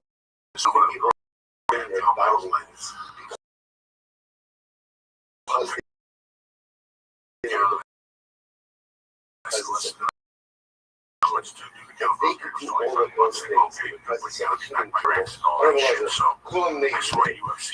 Rothschild said that all of it, Daniel Kanaim Shah, were all from Sheba. So the verse says, Rabbi Shmuel by Hani Amar, Daniel ben Yehuda, Kanaim Shah Bazai Mishar Shvatim. So this is really. So again, so Rabbi Shmuel by Hani said that Daniel was from Yehuda, but everyone else was from other Shvatim. Totally how you see the Echon of Shaba. The Prophet says for your sons, that will come from you. The king will take them as Swissen. Swissen, my Swissen, that's a Swiss. So Rav Amar Swissen Mamish. Rav says that literally means like a unit. Like the king will often castrate his servant.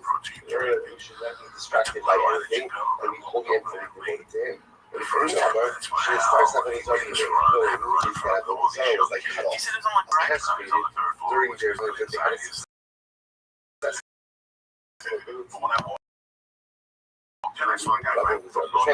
out castrated during their days and Siv, Kabal, Montgomery Swiss, my We're going to be in that says that they were literal Swissin. So what's the pshat on the pasuk? So the Gemara says, "My vocabulary is the old vocabulary Tehura." It means the old vocabulary finally had no effect on them. A reference to the Kishalei, the story of the Torah that we spoke about yesterday. Vaksiv, Maria, nor what other one. What it means is again, there was no fire, there was a scent of smoke. Going speaking, and it says that Abu Zara was cut off during their days. And it was a Kamar from the Sarah Shab Society.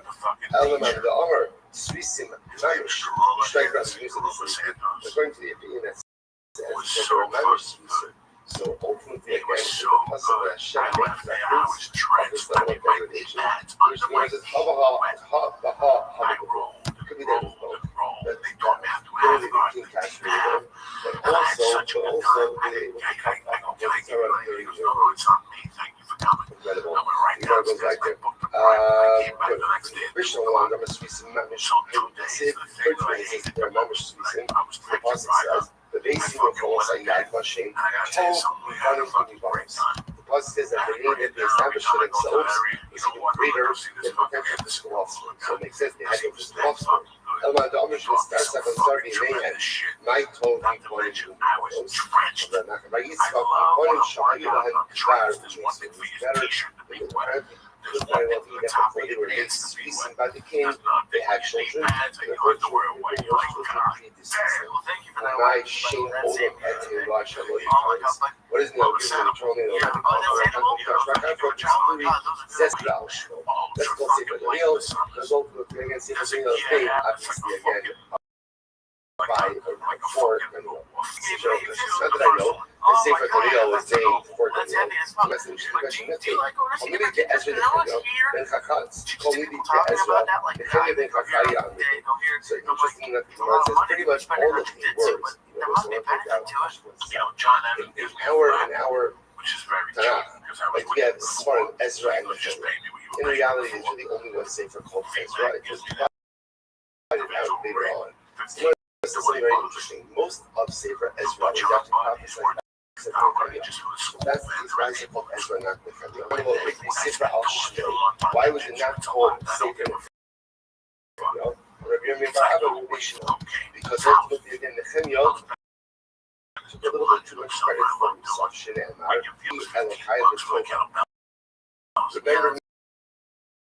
Remember me, my God, for good now. Remember Abra, Safria Shepherds are I also said to those brothers, remember me. Almost like he had a little bit of preference in marriage in order to go ahead and have his two look at it. David Rachmi Kabbai.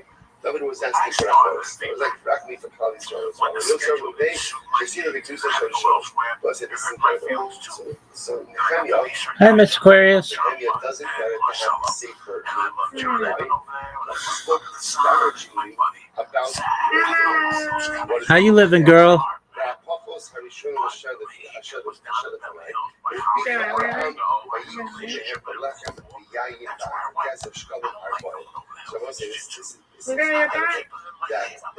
What'd you say? Yes, ma'am. Ultimately accuse them of exploiting their position for personal gain. Even if you have been right, can't malign other Jews. Listen, so listen, yesterday's daf, the opinion that said that Hanan Shalom Azaria drowned in Salai, right? They drowned in spit.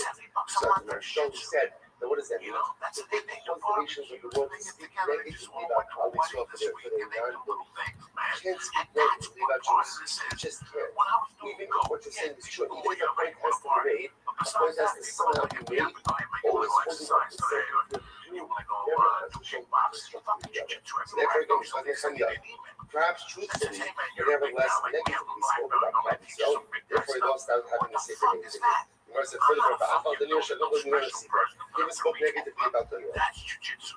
Now, by the way, how do we know that Chicago? How do we know that it was great? So Gemara says, good eyes, a lot of ashes. Okay, we'll do this for time.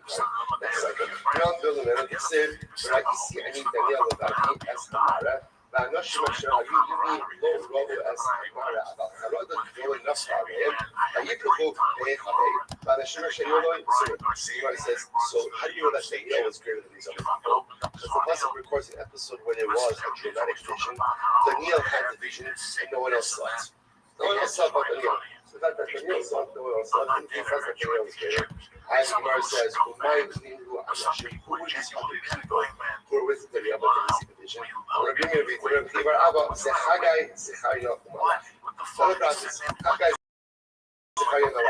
So they were there. They did not see the vision. They were slow. People, hey, you know what? We see how different we are. So it's interesting, you know, certain respects. Haggai is greater than and in other respects, Daniel was greater than Ihu, I think, in the so again, hey, Ihu low, so we'll say, interestingly enough, so Chagai is a fighting out loud, Ihu, considered to be qualified at the end. Daniel apparently was a lower grade Navi.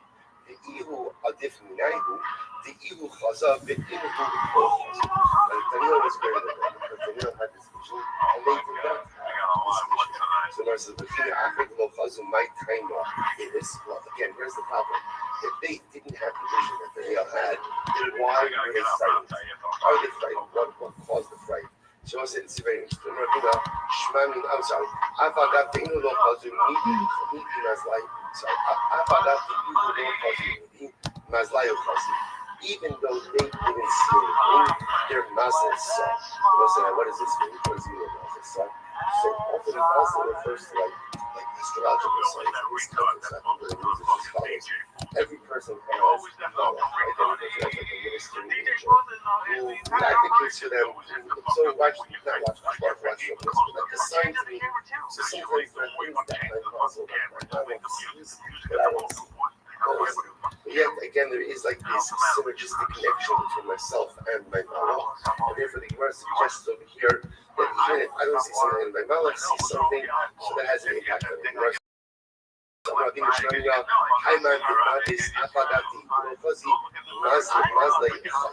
This is fascinating. Sometimes in life, sometimes like a person can be gripped by fear, and fear doesn't make sense. Like the fear itself.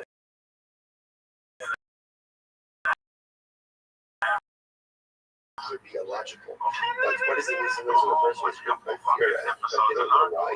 Sometimes they think that might be incredible. So they were smaita content. So what's the picture of that? When let's say a person is gripped by fright, they're not exactly sure, right, what the fright is, but I know that I want to be out of this emotion. Then show me the day. So what you should do, jump away from your present spot, Dalaramas. Jump away, Dalaramas. Inami, or say Shema, and if ultimately you're mistaken, you're standing in a place where Allah you can't say Shema, what you say the following. The goat of the slaughterhouse is fatter than me. So perhaps you must teach us, or he is teaching us, very profound ideas. There are times in life where a person is gripped by fear. There are times in life where I can't even understand what the fear is. So I said, what's the type of fear? Fear is paralyzing. That's why fear is a very scary thing, because fear has the ability to literally paralyze me and keep me in place. I don't understand waiting in line for 12 hours, but they were saying, Number one, don't allow fear to paralyze. Move your cell phone. Whatever you do, don't remain in place. If one thing is if you remain in place, what's going to happen? What's going to happen? You remain in place. The first thing is, move yourself, even if it's only a little bit of a night. Move yourself forward in life. Number two, say Shema. Say Shema. What is it? Anchor yourself in the Shema. Shema is the old word. It's like take it as it goes. It's a relationship with the double Shema. So you see, like unintelligible, paralyzing fear. Say Shema. That is like nothing problem. That will be the clock to move forward. So I will say lastly, what you should do, say the goat in the slaughterhouse is fatter than me. What is that? What is that? Sometimes when I say fear is non-sensitive. So sometimes the way to shake off fear is to say, this is enough. So that's the end of the goat in the